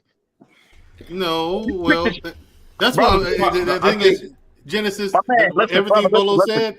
That's why Dogs. I'm single. I have my Mandrell, standards, listen, and brother, if she don't I'm meet not- them, I'm out. But Mandrell, we've had this conversation. The reason why you're single is because the Lord hasn't found you to be fit to have a wife yet. That's why. You got work. Hold on, bro. You got work to do. Just like us all. It's not. Yeah, but listen. that's never gonna stop. We're always gonna have work to do No. on ourselves. Hold on. No. Hold on. Specific type of work. Let's understand something. There's specific work that you need to do as a man to get to that point to where you need to be, where you're going to be fit for a woman. Of course, we all fall short.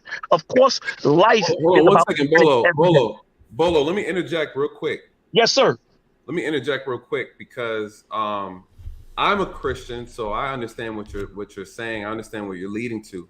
What if you're talking to a person that is not a Christian, that's not a religious person? Then how does that apply? How does that same logic apply? Everything that I said, it wasn't religious because I'm not a religious man. Same thing, actually. It's not a religious man. The same thing that I'm saying to you. Hold on. You're not a religious man? No, I'm not. Not. The Bible is not a book. The Bible is not a book about religion. Well, it's about the Bible is a library. But get him, Nate. Go ahead. Go ahead, Nate. Get it. The book is about laws, statutes, and commandments and the connection to God. Religion was man's interpretation of the book. You can't find a religion in the Bible. This is the problem. I agree with you, but this is why we got so many damn denominations. All right, but that's the point. You didn't hear me say anything about a denomination. No, I know that. I'm not saying that's not attack towards you. I'm just saying. No, I'm not saying you're attacking me, but what I'm saying to you, bro, what I'm saying to you is the conversation that I'm having is a conversation that I can have with the brothers in the streets. These are the conversations that I have with the brothers. Yeah, but what you said, but I'm saying, but You tell me in the street that Christ gonna bring me somebody, Brian. No, I tell brothers. No, I tell you. Right. Christ's gonna bring you somebody, Mandrell. This is the problem. The problem is we listen with emotional hearts and not logistical ears. What I said first, do the work. Hold on. I said what you do is do the work on you first to know what you are as a man. You're only saying that because he's defending you. Hold tight 1 second. Hold on, wait. First of all, he said both sides multiple times. Wow. First of all, I attack. First of all, my mic wasn't supposed to be off. I didn't mean to say that out loud. Okay. I'm Lord, open your mic up so that you can speak. Go ahead, Bolo. Brothers and ladies, listen, I'm an equal opportunist shooter. I shoot at both women and both men. Wrong is wrong, right is right. The premise of the point that I was making was, before you go out there to try and find yourself a wife, do the work that you need to do to be yourself a man so that she finds the husband. That was before I even brought up a scripture. Yes, but what I'm referring to, though, Bolo, is that you specifically told him that he hasn't done the work yet, and the Lord will send him someone. And I'm asking you, how does that message apply? Let me tell you how it applies. That might not be religious. That's what I was saying. You said you're not religious, right? So I'm going to see how it applies. When you do the work, when you find out what the man is, what your focus is, what your intentions are, what your direction is. A lot of us don't do that. A lot of us don't have careers. A lot of us don't have standards. A lot of us don't have integrity. A lot of us don't have character. We try to find this while we're on the journey trying to deal with the woman. But I got all of the above right now. Pains and those growing pains as men that we have, this woman here may be established already and don't want to go through that. And this is hypothetically speaking. Or she might be immature herself, and both of you are going through those growing pains of finding out who you are, what your intentions are, what your character is, and what your focus is. You should already have that when you're going to go deal with the woman, and you should already have that if you're going to go deal with the man. Right. Now I retrofit that to you. That ain't religion. So, but there's two different conversations now. You shifted the conversation from a spiritual thing. Now it's not a religious thing. You're talking about a spiritual thing because you said that the Lord will do this for him when he is ready. You just changed the dynamic. Wait 1 second, Bull. I want to clarify. I want to clarify this because if that's not what you're saying, then we're leaning towards a manifestation, connecting with the universe type of concept. So what I'm saying is, what are you telling, if you're giving this message and men are listening, right? Because you specifically told Mandrill that he's not ready yet. He's a grown man who knows what he wants and can make decisions on his own about whether or not he is ready to be married, or not, or whether or not the women he's running into are worthy of his ring. And so, but let's cut through the bull. Let's cut through the bull. Mandrell, you and I had a conversation on SB, correct? Yep. Do you remember that conversation? I do. Okay, so let's see if you're going to keep it real and keep it a buck. Okay. Right now, as a man, are you ready? I am. That wasn't you don't think I am. You don't think I am. Wait, brother. That wasn't the conversation we had on SB's channel, my G. Okay. How long ago was that? How long ago was that? That was a couple weeks ago. Listen, what I'm saying to you is, right? Mm-hmm. The statement that I made before I just spoke to Mandro wasn't religious at all. It's about you knowing yourself as a man and saying, I am ready. Now, whoever this fits, whatever you deem to be ready, it's all good, baby. It's all good. Do you? I know at the end of the day, when you look in the mirror, you can lie to everybody else. The one person you can't lie to is you. So if you keep ending up with these women that are no good, the common denominator to them women are you, and vice versa.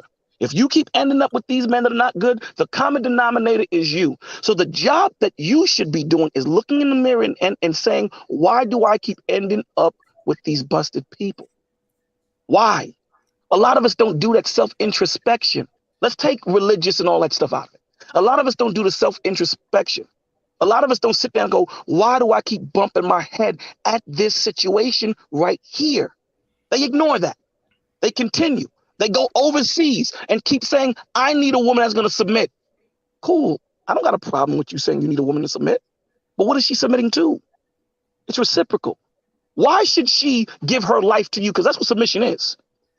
You're asking this woman, you're asking her to submit her life to you. Why?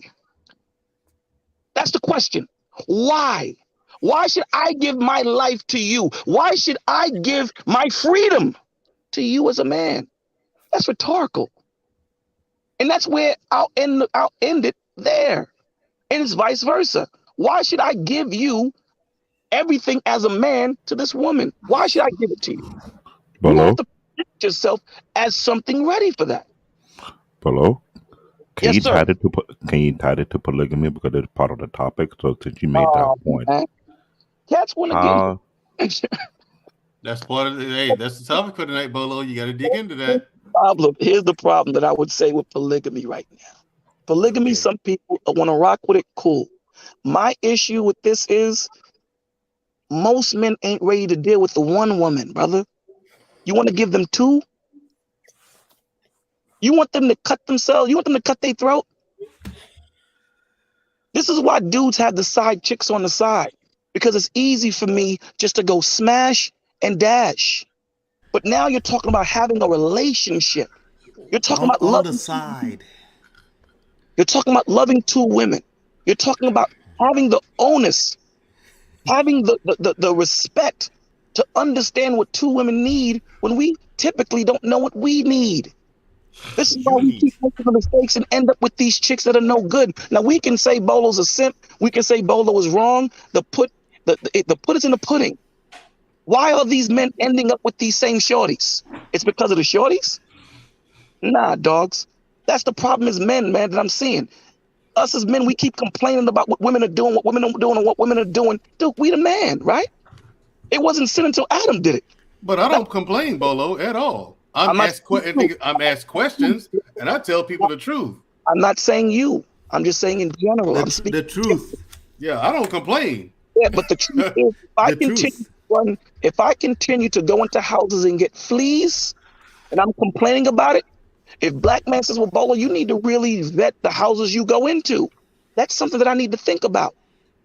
That's something I need to say, maybe you're right, man. You may not, but let me just do the math and see if you are. I do. I do the math myself. I got to tell you, Bolo, I love myself. I know exactly who I am, what I stand for. That's it. The thing is, God could not have sent a more stringent Okay. tests to a human being than he sent to me. The things Let I've me- done You all know over what? the planet, yeah, You I know know what the exactly problem? who I am and what I'm capable of. You know what the problem is with the black community, man? And I There, love it. there is no order. We out of order. Everybody, you'll see a dude out of order and say, yeah, he's in order. Say less. See, back in the days, there was a standard. Wow. There is none now. You got dudes that are not qualified to give advice, not qualified to be men saying, yeah, he good. Let's just keep it a buck. Let's just keep it a buck. The standards of what men are supposed to be are gone or very low. Very low. This is I why agree when with Kevin that. he speak about the top 2 or top 10%. Okay. That's what he talks about. Shots fired. I get that. I receive that. Hold up. All right, don't say less.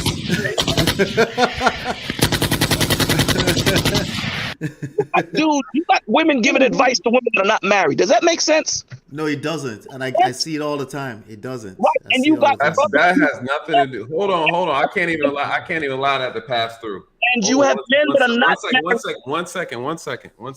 Oh, wow. Just because a person is not married doesn't mean they can't give valued advice.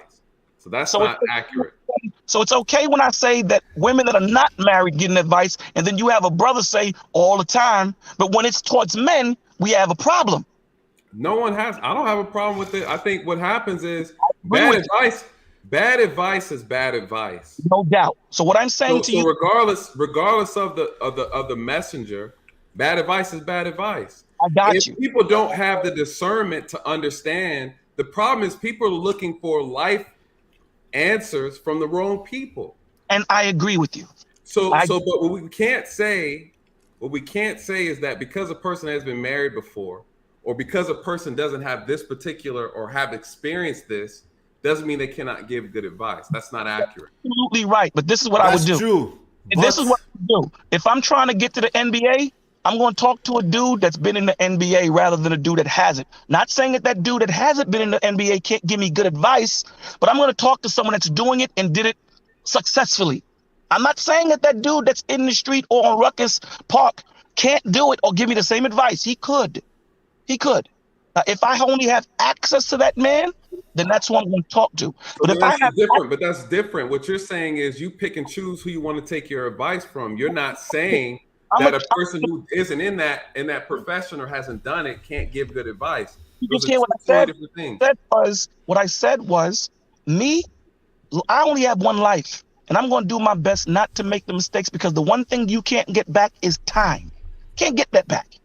So what I'm going to do is, again, I'm not saying that Mandrell can't give me good advice. Of course not. I'd be foolish if I said that. I'd be foolish. What I'm saying to you is, I'm going to get the bulk of my advice, depending on whatever I'm going to, from a person or persons that are either doing it or have done it. Period. I'm not saying I can get advice on the way from somebody that hasn't done it or trying to do it or thinking about doing it. No. But what I'm saying to you is the bulk of my advice will come from mechanics, not from a dude that's in his garage fixing a car. Not saying that he couldn't give me advice, but I'm going to go to a dude that's doing it professionally and that's doing it well. And I'm glad that we're right here, because ultimately what you're saying, Bolo, is that you get context from people that have actually lived it, experienced it, nailed it, versus just pushback, back about it. So I agree with you. Oh, Bolo, you get no pushback from me. You get no pushback from me. I agree with you. I'm saying this is the problem that we have in the Genesis. Speak generally. When we talk in the black community, we speak generally. We never speak specific. Anytime you have a conversation, unless it's between Mandrell and I, then we can make it specific. But anytime we're on a panel, we speak generally. Yep. So if I'm saying I'm going to get advice from someone who plays basketball professionally, doesn't mean that I can't go to Black Man, doesn't mean I can't go to Mandrell, who has a nice jumper or who has a nice handle, doesn't mean that. What I'm saying is I'm going to spend most of my time and I'm going to be watching and taking notes from that dude or that woman that's done it. Hey, you know I said I agree with you, right? No doubt. No, I'm just saying in general that we're going to argue. I'm just saying in general that we're going to argue that anybody can give you advice. Are you serious? No, because of the statement that you made. I'm trying to stay there on context, though. No doubt. Yeah, and what you said earlier about everybody looking in the mirror and being accountable for themselves, also 100% right. No problem with it. But the problem that I have is when you add the context to it, there's always been a reason why there's been a shortage of black men here in America, whether it be drugs, jail, homosexuality. Women have given you all these excuses while the pool is so low that they get to select from black men, whether it's true or not. But we don't give those same excuses or reasons to black women. So the pool is larger for black women. So why are they staying single so long when they don't have a quote unquote problem shortage, and there's no issue there, and there's nothing going on? The problem with this is, in my opinion, is that we're not adding the context that this is a Sodom and Gomorrah situation where everything is acceptable. From OnlyFans to Pornhub to you name it, you can do it, and you can get away with it by saying that's my girl or that's my fiance or that's supposed to hold some type of status in our community as if it's even par with being married or it's almost being married. It's the closest I can get to being married, so you might as well say I'm married. And they come up with all these little cute slangs. Well, I'm not married to her, but that's still wifey, and all of this nonsense that's going on. When you're dealing with all of that, and like you said, you're trying to stand on your square, and you've looked in the mirror and already said, I'm not going to move my standard, then how is it that you can stop somebody? And I'm not advocating for it, but I just want to know, how can you stop somebody? All right. Can I say something? OGs need to go back. Let me say something real quick, right? Let me say this. I gotta go. Let me say this. I gotta go. What's go so ahead. important is mentorship for both men and women. We need to go back and show the example of what these things are, at the same time trying to stop this cycle, this perpetuating cycle that we have. So we have to deal with the lit candle on both ends. We have to stop what's going on and at the same time giving an example of what it looks like. Because these youngins learn from consistency. They learn. Right now, they freestyling. They see that there's a disconnection between the OGs and the young Gs. And I spoke to you about that, B9. There's a disconnection. They're not trying to hear us. So before we start trying to correct them, we need to repair that disconnect between us. And then when that trust is established, now we can sit there and go, young G, this is what you need to do. I understand that you lived life. And I understand I can learn things from you. But here's the thing. I've taken all of my theories and put them in the real world. So they're not theories no more. They're facts. My mistakes, my triumphs. Let me give this message to you. Yeah. And with that, I got to go, guys. I love you all, man. Thank you for having me on, Black Man. No problem, brother. Appreciate it, Bo. Yeah. So listen, man. You can give me a call whenever you can.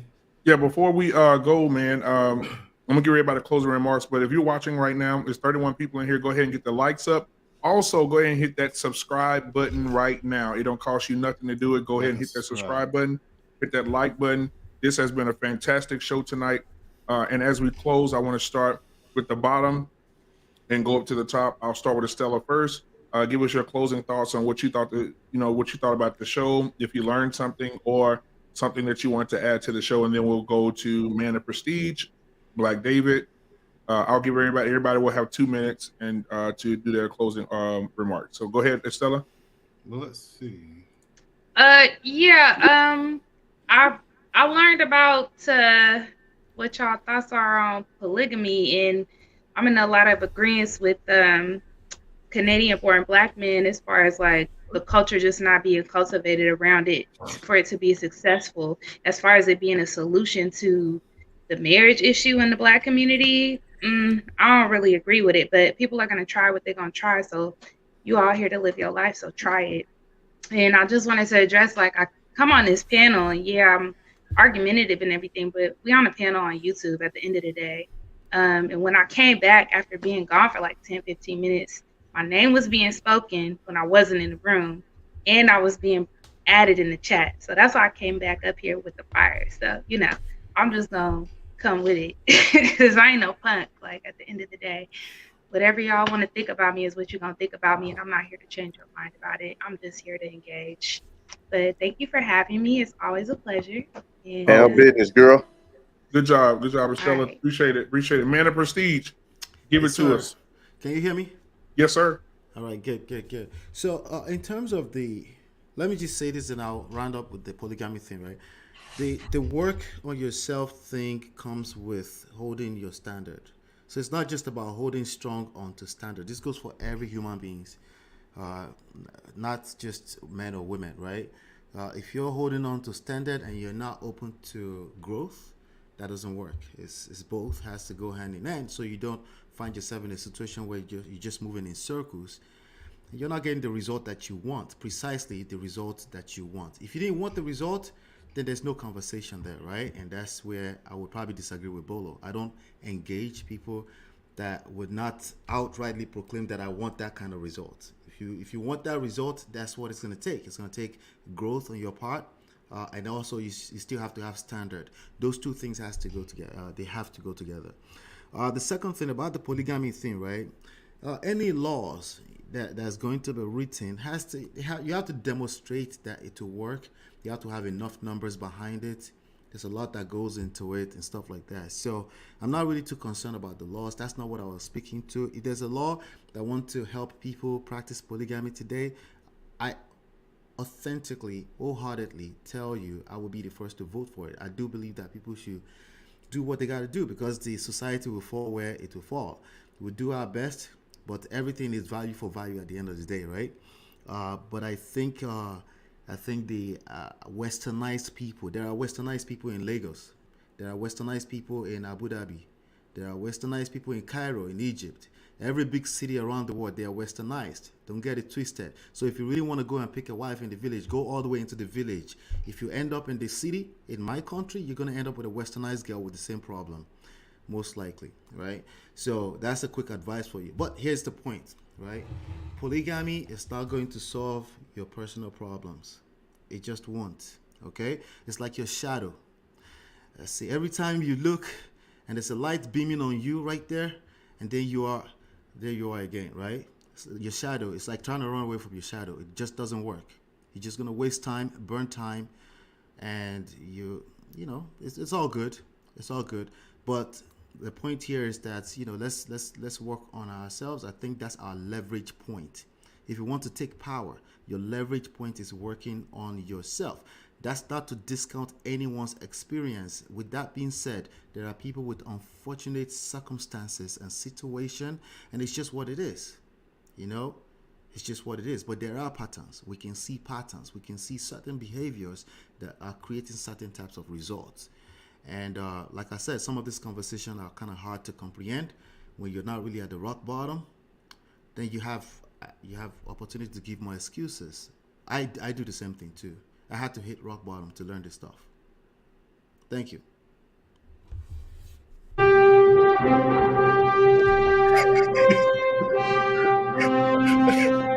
Let me do Sahel. Right.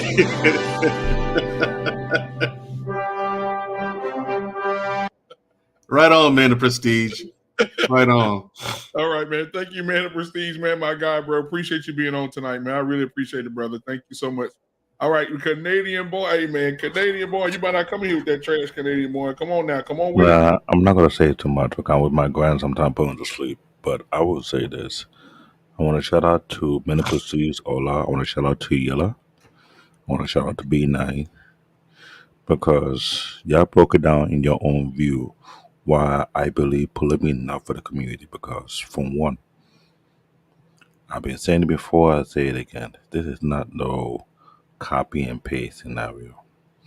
It's not I'm trying to scare anybody, but we need to know the facts about it. If you cannot do it with one woman and be with a woman for at least a decade without trying to interchain or swap out, don't make it sound like that's gonna work for you. It's not. because there's so much behind it. I don't think you guys are really prepared for it. You claim you are, but I'm sure in the deep of my soul you're not. This is not something to play with. And there's a lot of things that about affecting the children. So don't make it seem like it will work for you. And you create a scenario whereby you create a society of kids who are vindictive. Because I will put it like this. I've seen it, I've lived it, I understand it very well. So it's up to you. You can take the risk, but I promise you it's not funny. Other than that, keep it simple.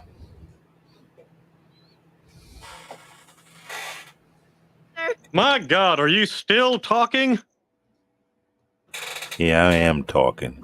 Get back to work and do your damn job. Thank you, Black David. I love you, man. You my brother, man. I love you so much, man. B9, come on, man. Come on out the shadows and show everybody Batman, brother. And tell us and give us your closing thoughts, my guy. All right. As far as the polygamy thing goes, shout out to everybody on the panel first and foremost. Man Nathan, Mandrell, Tommy B, Black Man, Canadian born, Ola. You know, your new name is Clark Ola, so you know your secret is safe with me, Clark. Don't worry. No one will ever know your secret identity. But and shout out to OG Patrice. Shout out to what's baby girl Estella, the beautiful Estella. I hope that you didn't feel like we was picking on you because I've been in other panels with you and you actually are very submissive and you actually are very cooperative.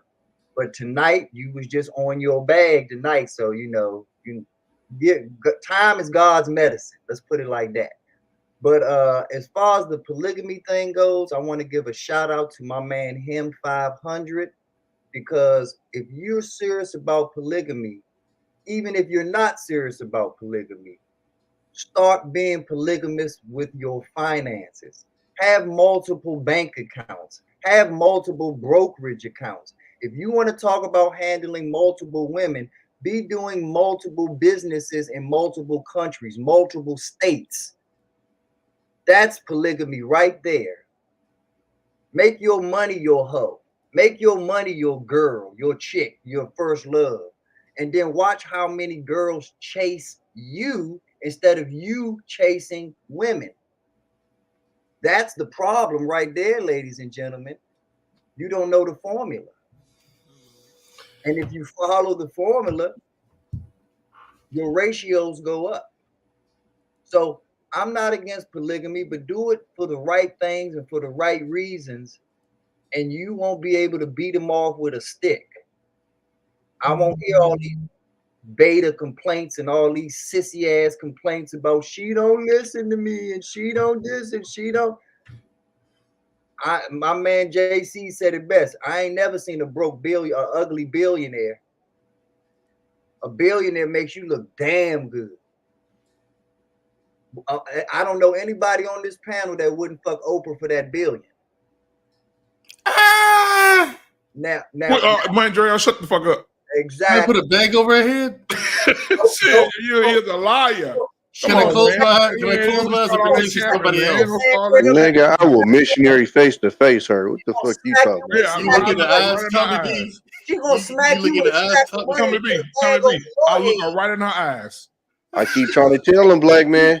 Hey, like I said, man, Trail, she gonna put a bag over your head and smack you with a stack of money. You'll be right there saying yes, Miss.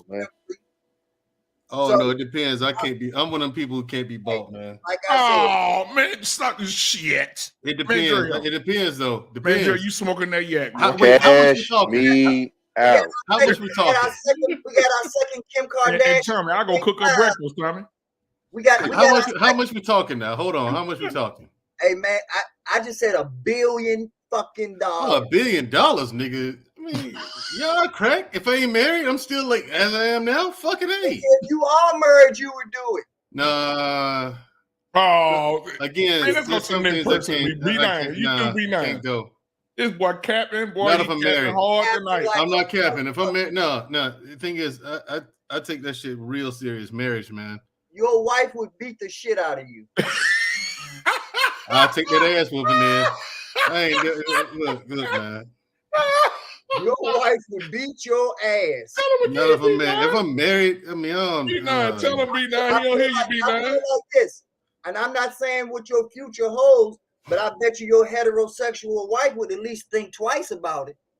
If it, you probably would. $1 billion, nigga. Twice about $1 billion, nigga. She probably would. But me, I gotta live with myself. I learned this. I gotta live with myself after your decisions. Man, you capping like a boy. No, I'm not capping. Man. I'm dead serious. Here's the thing. I learned a very hard lesson. I've learned a very hard lesson that about living with your decisions. I made some decisions I ain't too proud of, but I got to live with those now. You know what I'm saying? And they're going to be with me forever. And I keep rolling in my head. Could I have done something different? Could I have done something different?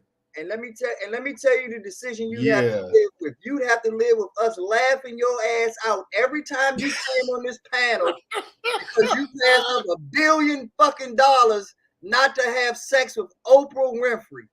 A vagina with the winning lottery numbers on it. Are you serious? If I'm married, B9. If I'm married, B9. A liar. No, I'm not. If I'm married, man, that's a different story. We would clown you to no end. Go ahead and clown. My marriage intact. Yeah, that shit is the exact same story. What you talking about? Hey, and the line in that story changed. Say it loud. So Nathan, what you got for us, man? You hit Oprah. She offered to you, Nathan. Hold on, man. I just listen. You know, I'm an up and coming political figure. I can't be having these conversations. I can't. You gotta let your. I was looking at you, Nathan. I was looking. Yeah, at you. well, I'll say this. I cannot confirm contributions you need. I can't confirm nor deny. All the campaign contributions you need in 1 hour. Yeah, $1 billion. I mean, you sit there and think about it. Here's the thing. I can hear now. Oprah's in Atlanta. Right.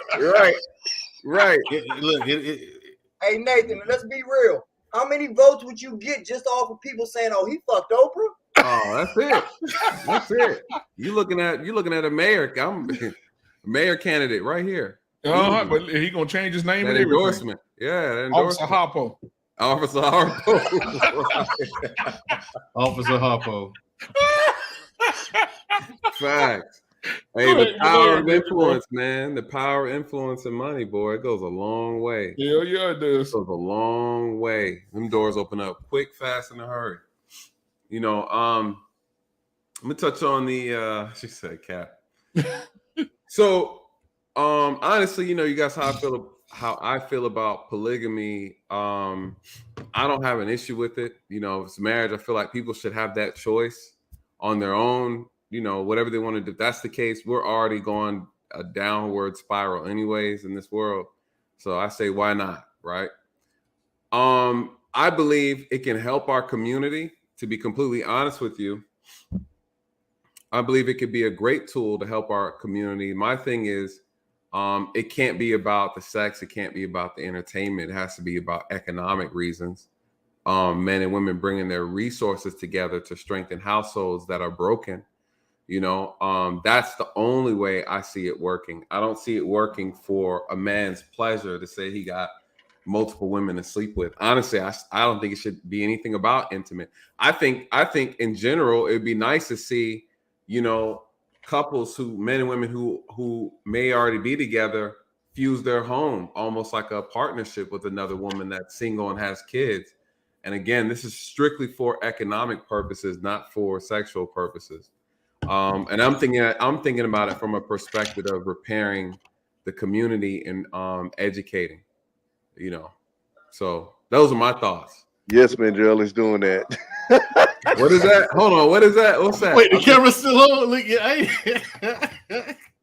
I missed that joke. Mandrell was amazed that his cup was getting lit up with the green screen.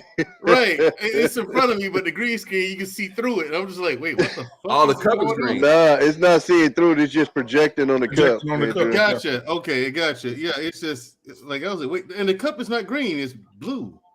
You know, blue screen? Using a blue screen? Nathan, you missed it. He was just amazed. Yeah, He was just I took the top off, and I was even doing this shit here, and I was like, and I was sitting here looking at it like, wait, hold on. They do the same thing to mine. I thought y'all were I clowning ain't doing me on that one. No. One of these cups that did it on. That's what Thomas looking at me like, yes, Mandrell, it's doing that. I'm like, well, we already got Mandrell thoughts because he jumped in a few minutes no, ago. you didn't.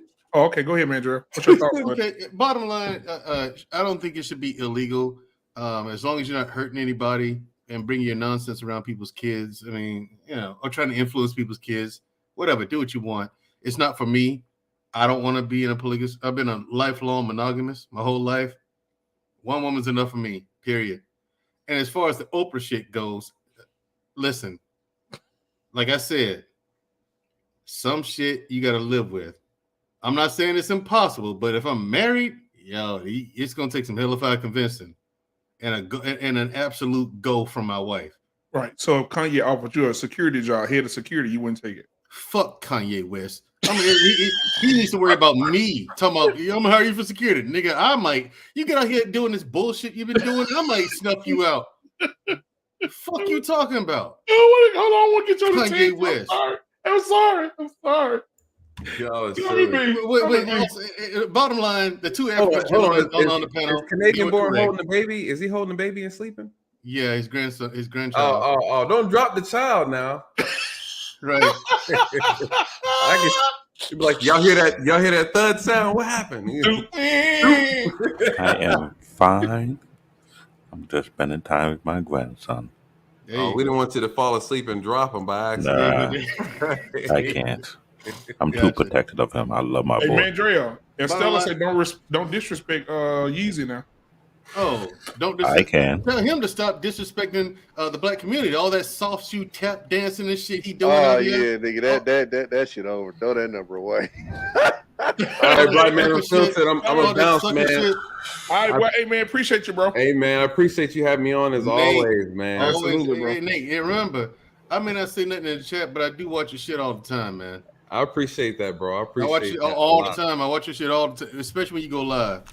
Yes, Nathan, good to see you again, hey, man. I see you change the room up. You you in a media room now, like you in a newsroom or some shit, bro. I like the whole background, man. Man, I'm about to throw some. I got some new designs I'm about to throw up in the back. I got to set it up on the wall. We're about to spruce it up a little bit. Okay.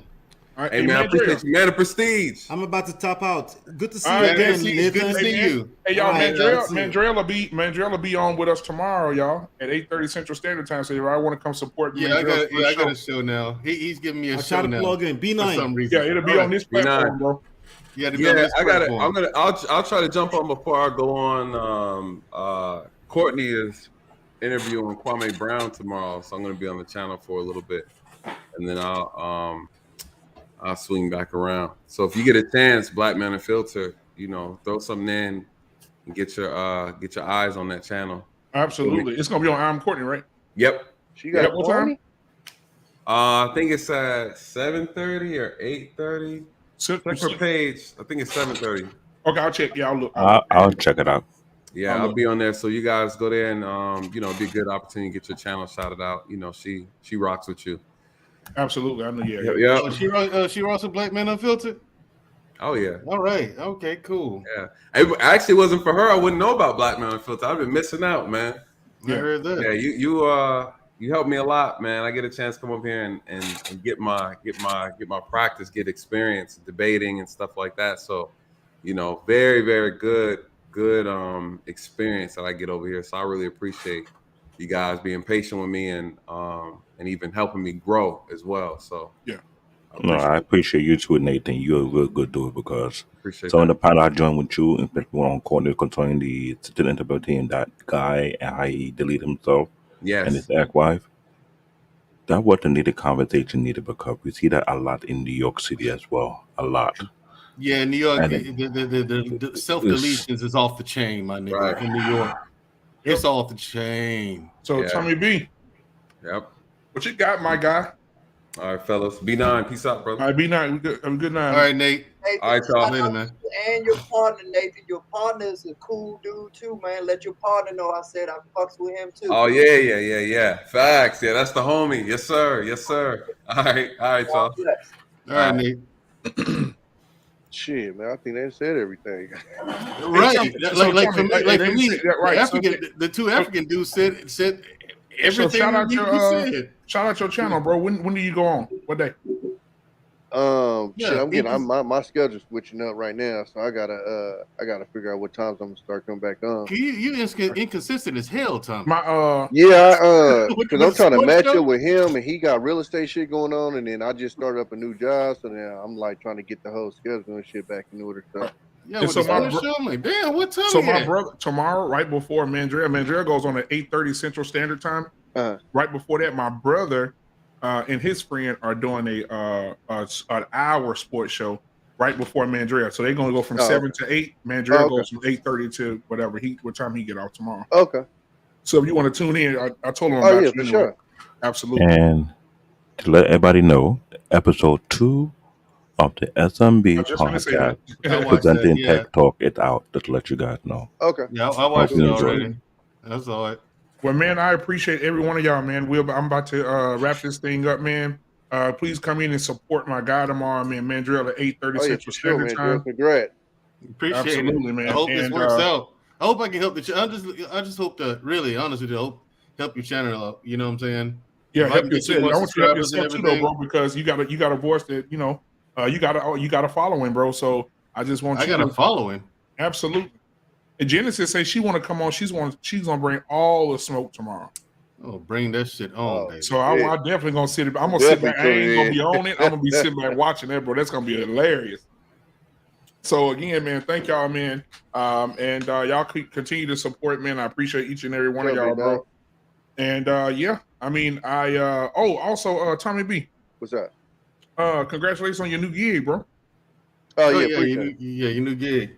Yeah. Hey, I'm saying, listen, that Spence fight coming up, man. I'm gonna have some. I'm gonna call in your show and join in the conversation for that one. Yeah, I If told it's everybody boxing- I thought what's the name is gonna lose Masvidal. Yeah. Yeah. I don't like Covington, but the boy can fight. He can. Yeah.